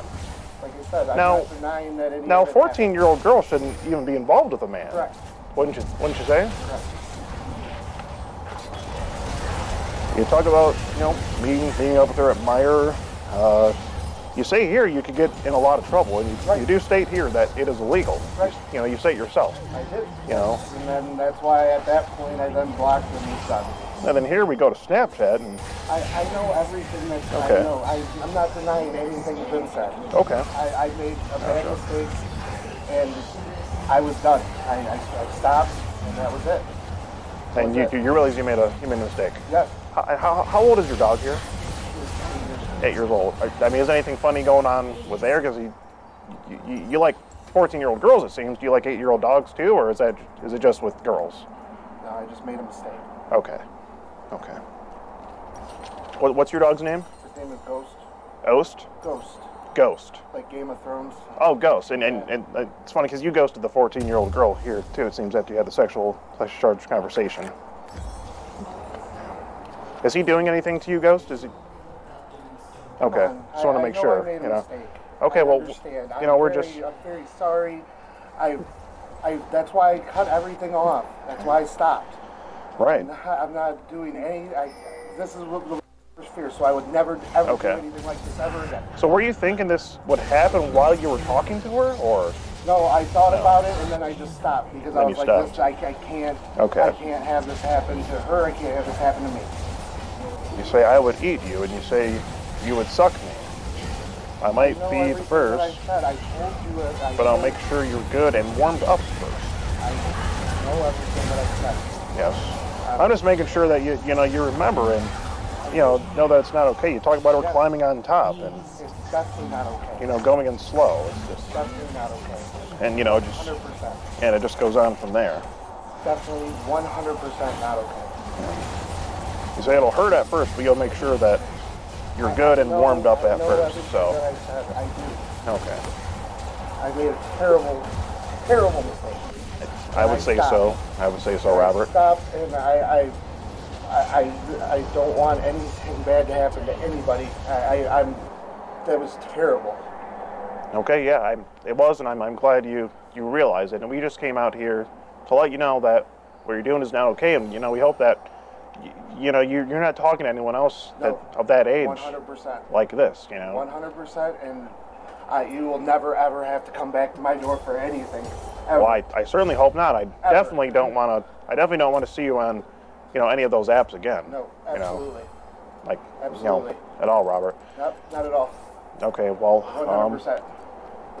Well, it seems you're not denying anything, and it seems like you're sorry and not going to do it again. So Actually, I'm not 1,000% not going to do it again.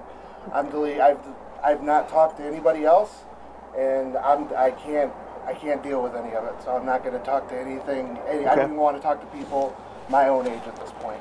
I just want to be by myself. So you're just taking a break completely from social media. Everything. Okay. I need to just focus on my work. And what do you do for work? I install DirecTV. So for other people in their houses where Correct. Potentially other minors are in the house. No, because there's never allowed to be anybody who's under the age. You have to have adult people there at all. So if you're going to install cable at someone's house and their 13-year-old daughter happens to be there, so what happens there? Is absolutely just nothing? Nothing. I'm not an. Well, I mean, do you still go in and install the cable if? Yes, if there's an adult present, we have to. Yeah. So it's safe. Adult present. So it's safe to say with your job you are sometimes around minors. Correct. Well, I mean, it just doesn't look good that you had this conversation. Absolutely. But I'm also being upfront and honest about everything. Well, we appreciate that, Robert. And I mean, I was even willing to say what I did for a living. I mean. Okay. Yeah. I know what I did was wrong. This was the only person I've ever talked to like this. Okay. And I'm done. And that's why, like I said, I won't be on anything. You won't see profiles from me on anything. Okay. Well, I hope you stick to your word, Robert. Absolutely. 100%. Okay. Well, there's just something you got to know. Like I said, I'm Skeet Hansen with the Predatorial Investigation Unit. We're doing an online series about adults who talk to and try to meet up with minors for sex and stuff like that. And if there's anything else you have to say, we'd love to hear it. I just want to apologize to everybody involved. It'll never ever happen again. Like I said, I'm an animal lover. I just want to stay at home, take care of my animals, go to work, do my job, do what I need. Focus on just myself. Obviously, I made a mistake. Do you think you need some kind of help? Or are you done now? Is it? I'm done with everything. Okay. I don't want anything to do with anything ever like that again. Okay. Well, trust me, this has me freaked. I would never ever dream of ever doing something like this ever again. I sit here, I'm just playing video games. That's all I'm doing. What are you playing? I'm playing Borderlands. Borderlands. Which one? Number 3. Number 3. Oh, yep. I haven't gotten to it yet. How was it? It's good. Okay. Definitely good. Okay. Well, I don't want to hear you about talking to any minors on Borderlands either, because kids play that. They play. Okay, good. I good. play just solo. I All don't right. ever play any games online. Okay. All right. Nothing. Okay, Robert. Well, if that's all you have to say for yourself. I really hope you can learn from this and not talk this way to anyone that tells you that they're under the age of 18 again. I don't even want to talk to anybody. Okay. So I'm done with anything that's online. Okay, good, Robert. Everything, and even again, I would never do anything ever again. Done. Okay. Everything you won't see, like I said, there won't be no profiles, nothing. Everything, I'm done. Gotcha. Okay, Robert. Well, sometimes the police do ask us for the the evidence that we gather, being that we're out doing these investigations. So, that this will be forwarded over to the police. And well, like I said, what you're doing is a crime, even though you hadn't made it. And it's illegal just to even talk to someone at that age. So, it's not it's not up to us, but you may or may not be hearing from someone in the near future. So, absolutely, I understand. All right, Robert. Well,